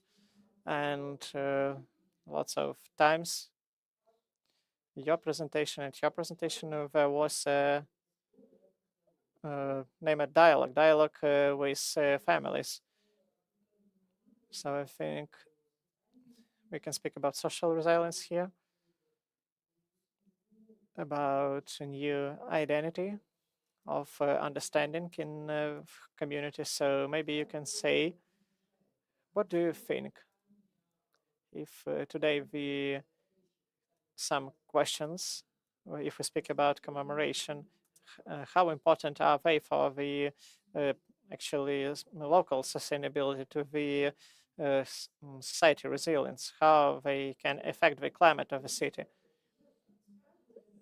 So I have lots of questions as the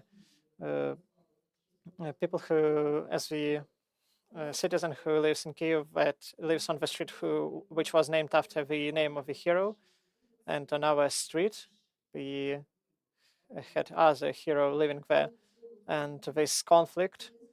I won't say that it's a conflict, but there was a part of community they wanted to have other names of a city. I once tell you all this story, but there are some risks, of course. Some actually resilience on the level of region. So what will you suggest if we can take that into account of commemorational really complex things?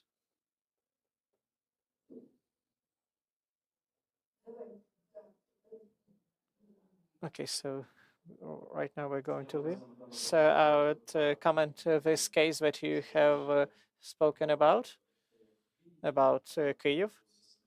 When you had this conflict with the naming of streets, I understand that it's really a complex process. And I understand that in the family of the deceased hero, it's really hard to explain why we have decided to name the street after one hero and not the other. So we have found in Lviv the decision. It was really complex because we also have encountered with such questions, such issues. And we have created a decision by the session of local council. So the next changing of names of the streets will be done only with the status of hero of Ukraine, if we speak about state award. So it's one of the criteria which we use so that we won't create any discussions. And the questions and naming cities in actually 5 of 1. And if we speak about urban planning, we need to understand that the family of a deceased hero is always right. And it's really not the great way of some official to tell the family that we can't name the street after your hero. But I can also say before the last pass of our hero, we are creating our own relationships with the families of deceased heroes. And right now we just have the conversations. And very often in a really humane form, when the decision is not really easy to make, we try to find the decision that will be great, that will be accepted, and so that will not create discussions. So I think we don't have to actually create harsh discussions about deceased heroes. We always can find the decision in the human way. I also will add some comments. So first of all,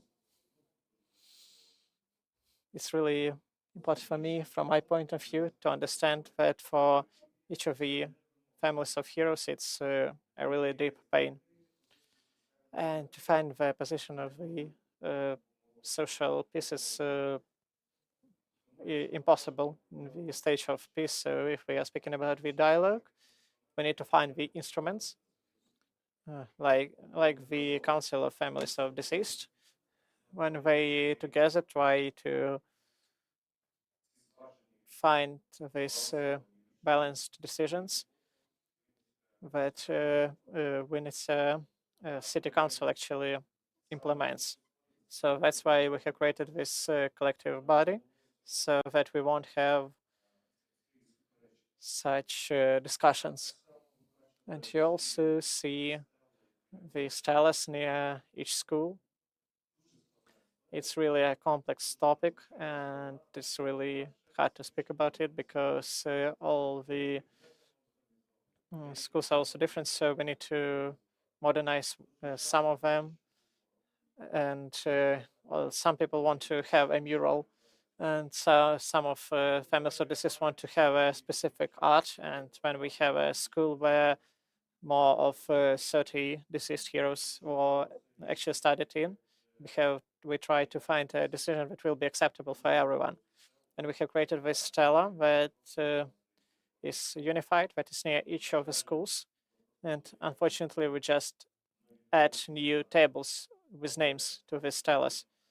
And we try to actually find this balance, because community is the number of people living together, and this unity of individuals. And we need to find this dialogue and this compromise. And working with families of deceased is a big element of dialogue. So thank you very much for such laconic but great answers. And we don't have answers, so I have only one question from the audience.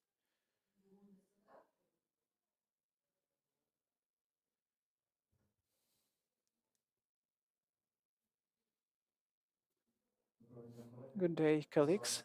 My name is Stanislav Kozlov. I'm the head of Secretariat of the Ivano-Frankivsk Local City Council, and I'm the head of the project Ivano-Frankivsk City of Heroes. It was actually hard for me to wait for this actually discussion to see how other cities deal with the commemoration of heroes. But from the policy of commemoration, we just got to the communication with families of deceased heroes, and I wanted to ask the colleagues, which are the deputies of mayors and the members of executive board, do you do in your executive committees different education for your staff of local councils, how to speak in a correct way with such people as the veterans, as deceased families, families of the deceased, and because very often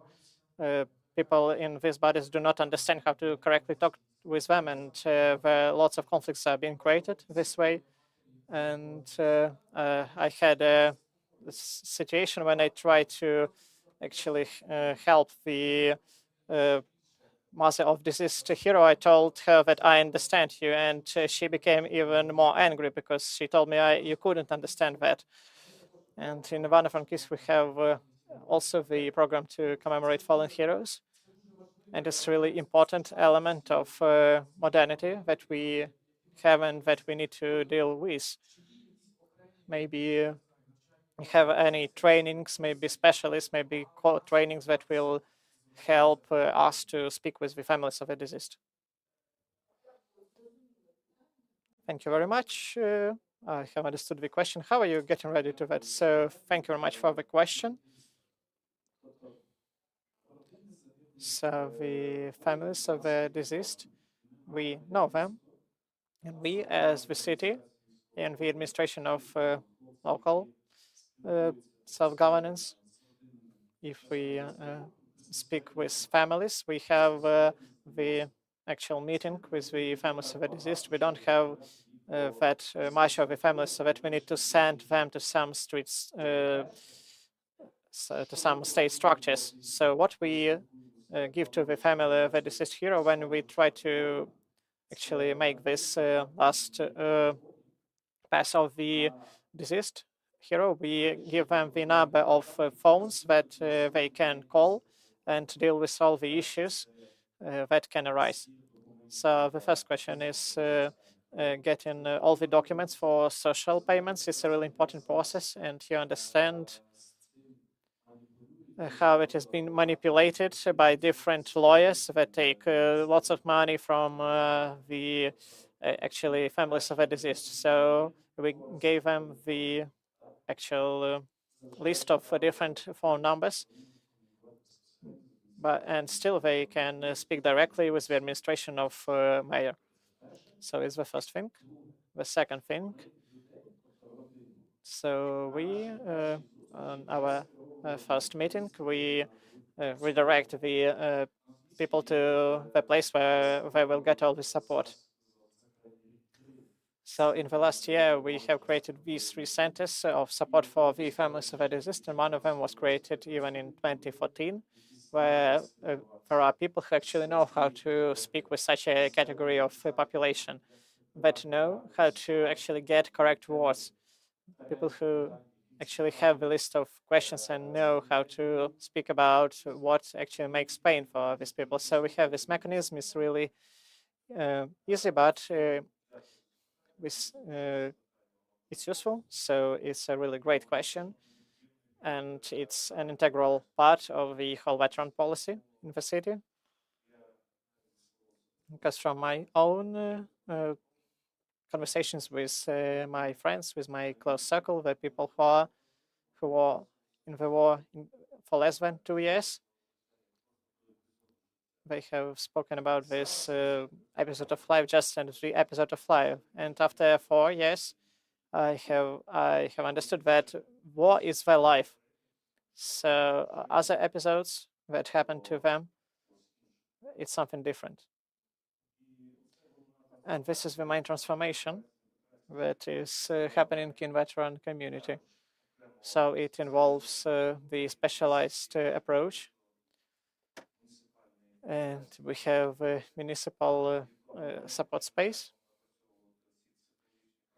in which we can work with psychological practices. That will be the element of training for the workers of different administrative bodies and different local services, where we will actually interact with the members of families of the deceased. It's really important. And also it's important to work with the veterans in a correct way. And because of that process, we have gone through this process actually on the stage of creation of the policy of inclusiveness. And it's important that our people will use the correct terminology, the correct formulations when we speak about the policy of inclusiveness. So it will be the same path, but as of now, we don't have the ready-made psychological policy. But as a member of veteran unit, we actually work on this policy so that we'll be able to train our people. Thank you very much. So we have really deep questions. Maybe can you have 30 seconds for the question? So I'm from Vinnytsia Local Council. I work with local council of Vinnytsia and Ivano-Frankivsk. So first thing I want to thank Lviv community for leadership in creation of policy of commemoration of veterans and show us the example. Second thing, so this we call for all of you, to all of the communities, and change the paradigm of commemoration. Get from the actually tables made of granite and do something useful. What actually Academy of Leadership does, what Zviagel does. You have really great rehabilitation centers that are named after the deceased heroes, and in the region Wales and in Carpathian Mountains we also have the different facilities that are named after the heroes. So the policy of commemoration could not be separated from the program of honor. So if our society has learned how to commemorate these heroes in some way, and to actually, but we're still not able to actually thank our heroes that are fighting right now. So thank you very much. So as of me, we will finish our conversation because we are not going according to the schedule. As for me, it's a really deep topic, and commemoration also in the course of war, because of some not operable instruments and some mechanisms and culture can be actually different if we speak about the question of IDPs and for them commemoration of deceased as the topic. And I think for Lviv and for other cities it will also be relevant. So thank you for your sentence about the commemoration and actually honor to the heroes that are still alive. And we'll speak about different youth policy and about mental health. So we have a different experience of going through the war, and I think all of that should be counted on. So all the instruments, all the education of different topics, it won't be really fast to that when we will create these algorithms, but we are already working on that. But I think that it's one of the most useful things that we have discussed today, the identity of communities, and without this identity, we can't speak about the social unity that is the part of such resilience. It will be hard. So in the format of Blitz, you have 15-20 seconds just to actually make your conclusions. So to what you will pay your attention and what you want to pay attention as the metaphor.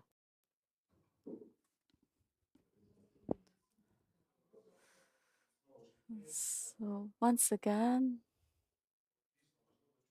it is important to hear people out. It is important to talk to them and to explore the decisions that will be made to make sure there are no deviations which may lead to any harsh outcomes. And I fully support, perhaps this was not quite coordinated on my end, but I believe that how we are working with accessibility, this is actually how we should learn to communicate and talk to the veterans and their families. We should approach from a comprehensive perspective. I would also like to add that we should not be afraid to talk. And we should also, secondly, engage those persons whom they touch to making these decisions. Thank you. Thank you all very much. Thank you all to our speakers. And with this positive statement, I would like us to conclude. Thank you very much to all the speakers. Very emotional presentations.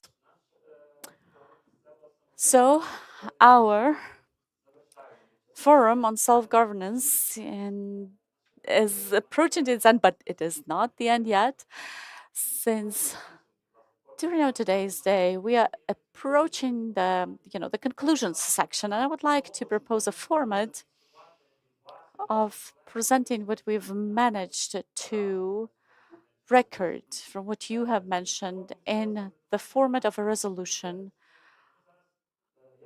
And this resolution, I'm going to ask my colleague, Ms. Alana Lashishin, who was actually recording all of these proposals, address these pleas that you have made. Not all of them were recorded. They appear to be 37 of them. So I believe that if we were reading through all of them, it would take another half a day. So we will just read those that seem to be of highest importance based on all of the discussions, and also everyone who has registered to participate in this event. We will share this list of points with you. The week of resilience continues. The series of events hasn't finished yet, and we will just keep talking to you, and we'll also invite you to perhaps add a little bit more if you like, additionally comment on it, so that we wrap it all up on Friday and refer it to the local authorities, to the president's office, and to the cabinet ministers of Ukraine. One more thing, dear colleagues, please do not rush out, because we will finally have a very last coffee break. You will still have opportunity to meet and greet more of your colleagues, and cooperate network a little bit. And just to save the time, I will just omit some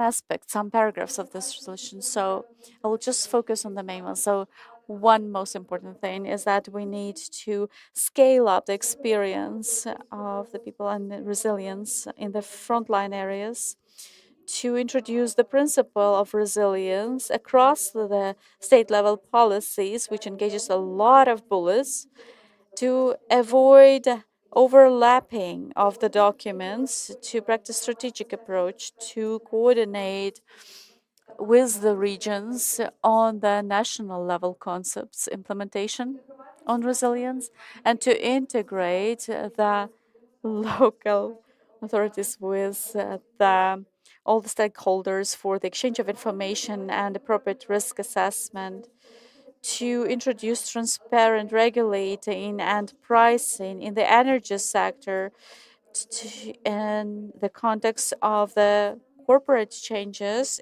and to use the subsidiary element, to use the EU support for the development of small and medium-sized businesses who continue working on the veterans programs, particularly for the health and economic integration, to introduce the institute on differentiated compensation for housing for the vulnerable groups, to develop mechanisms on the realization of the right for housing for all of the households, but cancel any promises on the free of charge housing provisioning, to simplify the taxation policies, to enable local communities to be more effective, and to coordinate strategic planning and regional planning documents.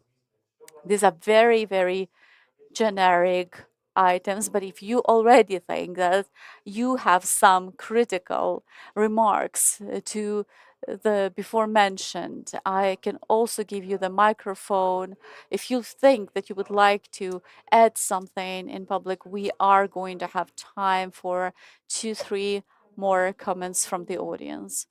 Thank you. From what has been articulated, obviously, if you could share an expanded list of the proposals. Regarding the first one, and regarding the introduction of the national level of risk assessment system, I support this, but please provide reference to the concept on resiliency, because this is what is envisioned in the strategy. Please just refer to the source, which already articulates that necessity. The second one, regarding the formula of resilience, this is a very a topic for discussion. There are different formulas that are being proposed. The president proposes a different form. Let's avoid this wording. It's going to be very conflicting in terms of the wording, such as the formula of resilience. And from my perspective, it seems not quite appropriate. It's a simplification of the scientific discussion, which we would not want to bring into this level of a document. Thank you. I accept this remark. Perhaps any other remarks or any other points to be made and included into the resolution? I apologize, I was moving in the wrong direction. Thank you. 2 remarks. The first one regarding the regional level strategies of development, of rural development, and incorporating this principle of resilience. If we are going to keep redoing and rewriting them, I think it may take too long. How about we can just talk about the action plan of the regional level? Apart from this, we can include the period of time, let's say for 2034, for example. Thank you. Do you have any more comments? Would there be an opportunity to provide these comments in written form so that we can also share it even today? If we have no more comments from the audience, it is my honor to conclude the Forum of Self-Governance of the Ukrainian cities' resilience, and thank you all for participating. Thank you all for having and taking this opportunity to arrive in Lviv and play your role so that we can build a common foundation that would enable us and our communities to be ready, be prepared to face all the threats and challenges that we have. Thank you. And again, don't forget, we still have a coffee break, and I invite everyone to join in. Thank you. Bye-bye.